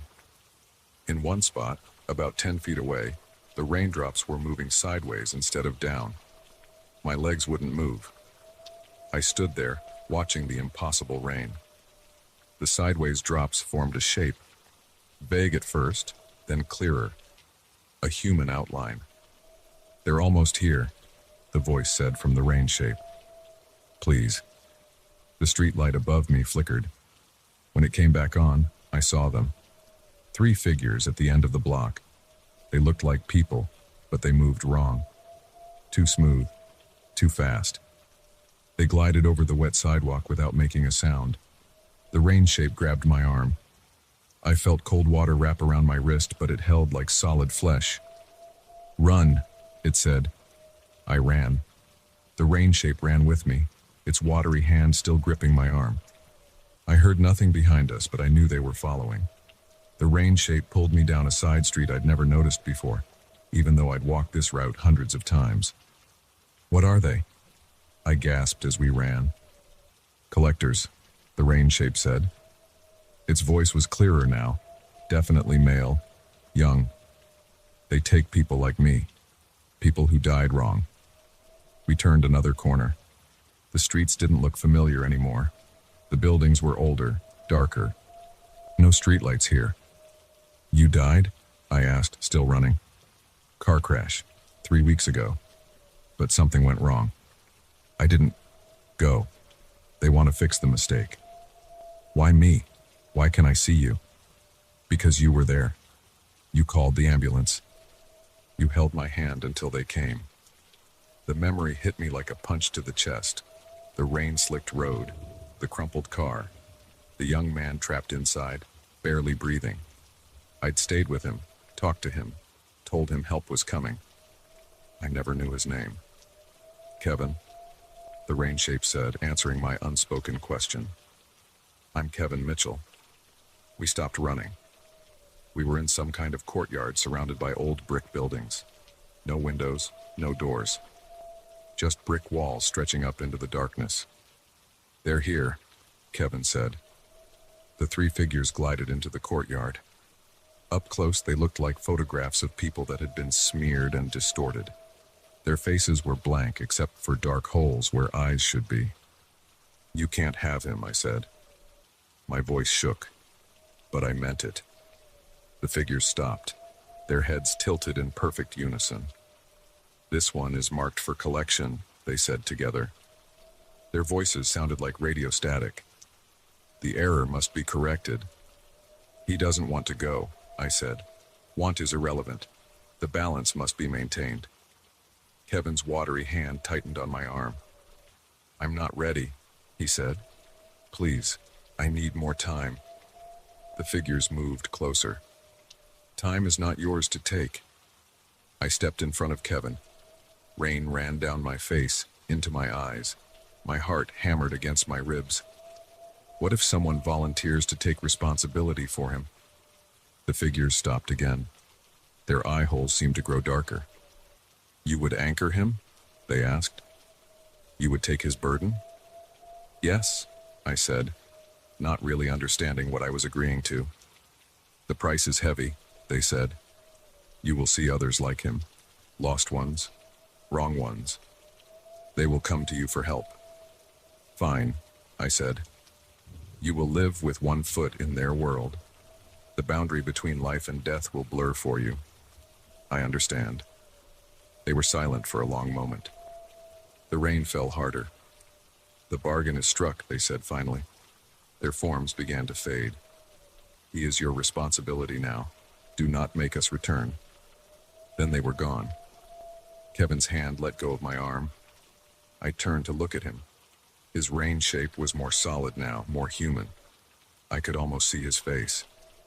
"Thank you," he said. "What happens now?" I asked. "I don't know," he said. "But I think I can find my way from here, and others will come to you. Lost ones, like they said. You'll help them too." "How will I know what to do?" "You'll learn." His form was starting to disperse, becoming one with the rain again. "You helped me, even before you knew who I was. That's why they let you make the bargain. You already had it in you." Then he was gone, leaving me alone in the strange courtyard. The rain was letting up. It took me an hour to find my way home. The streets had returned to normal, but they looked different to me now. I noticed things I'd never seen before. Shadows that moved wrong, patches of air that bent the light, places where the boundary between worlds was thin. I unlocked my front door at 1:23 a.m. My clothes were soaked and I was shivering. But as I stepped inside, I heard it. Far away, barely audible. Someone calling my name. I took off my wet jacket and hung it up. Changed into dry clothes, made a cup of coffee. Then I went back out into the night. Someone needed help finding their way home. The rain started falling again as I walked down the street. But this time, I wasn't afraid of the voices in it. This time, I was listening for them. This was my job now, my responsibility. And somewhere in the rain, someone was calling my name.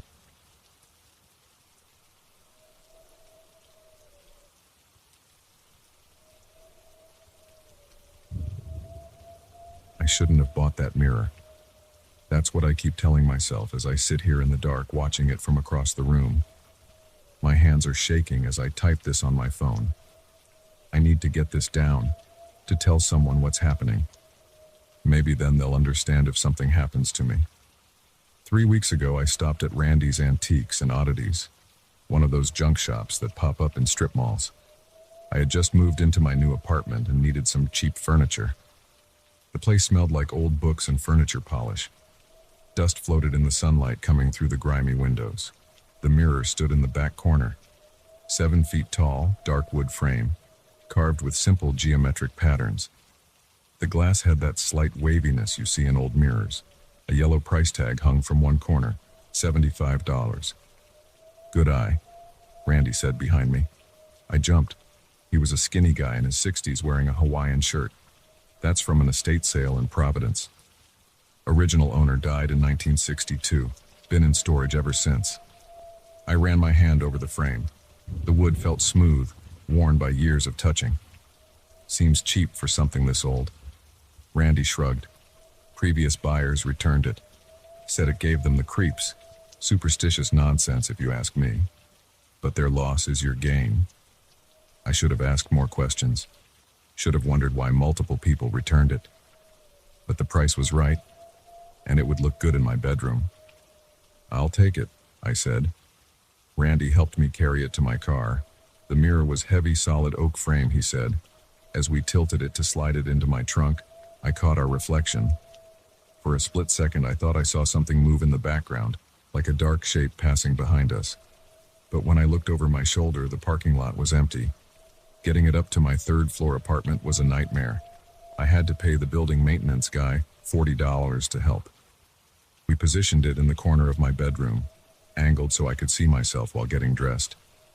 The first few days were normal. The mirror did its job, reflected me, the room, nothing unusual. Then I started noticing things in my peripheral vision.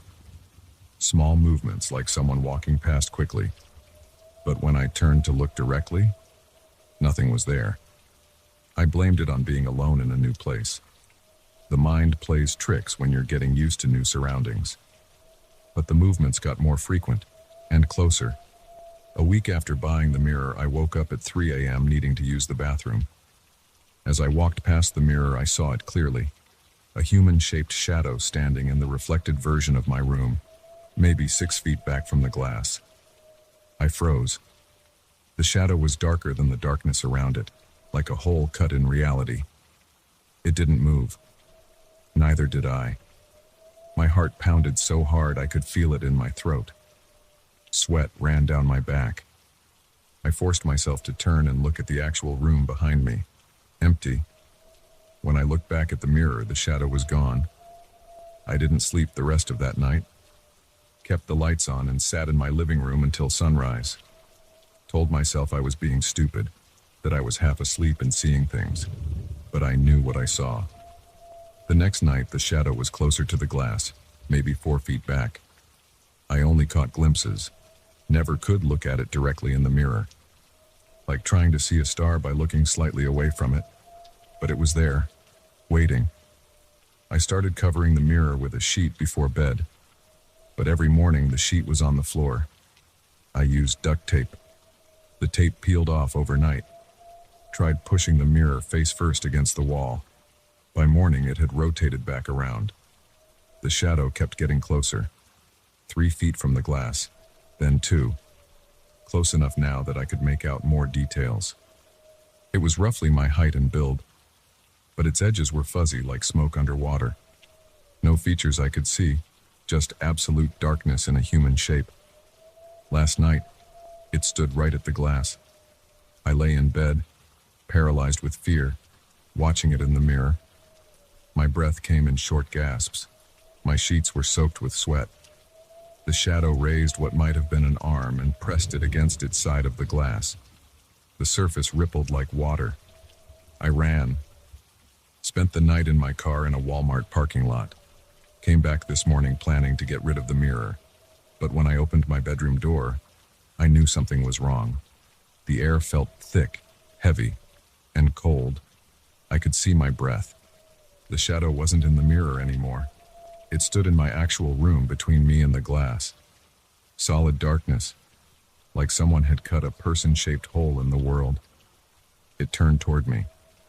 Where its face should be, there was only void. I slammed the door and ran. Now I'm sitting in my car again, watching the sunset. I can see my bedroom window from here. Something dark keeps passing by it. I tried calling Randy's shop to ask about the mirror's history.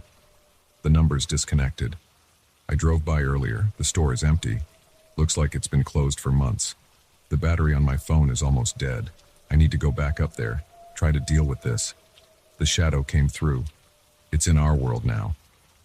And somehow I know it's not done. It wants something else. Wants to trade places, maybe. Put me on the other side of the glass. I'm going up there now. Have to face it. If anyone finds this, stay away from old mirrors. Don't buy them. Don't look in them. Especially if they're too cheap to be true. Sometimes there's a good reason no one wants them. The sun just set. I can see a shadow moving in my bedroom window again. It's pressed against the glass, looking down at me. I think it's smiling. My hands won't stop shaking. The shadow is waving now, beckoning me to come up. And God help me, I think I'm going to. Need to know what's on the other side. Need to know why it chose me. If you're reading this, I'm probably already gone. Check the mirror in my bedroom. If you see someone trapped on the other side, banging on the glass, trying to get out, that's me. Don't let me out. Whatever I say, whatever I promise, whatever I beg, leave me there. Because it won't really be me anymore. I'm walking up the stairs now. The shadow is waiting. I can feel it calling me. Goodbye.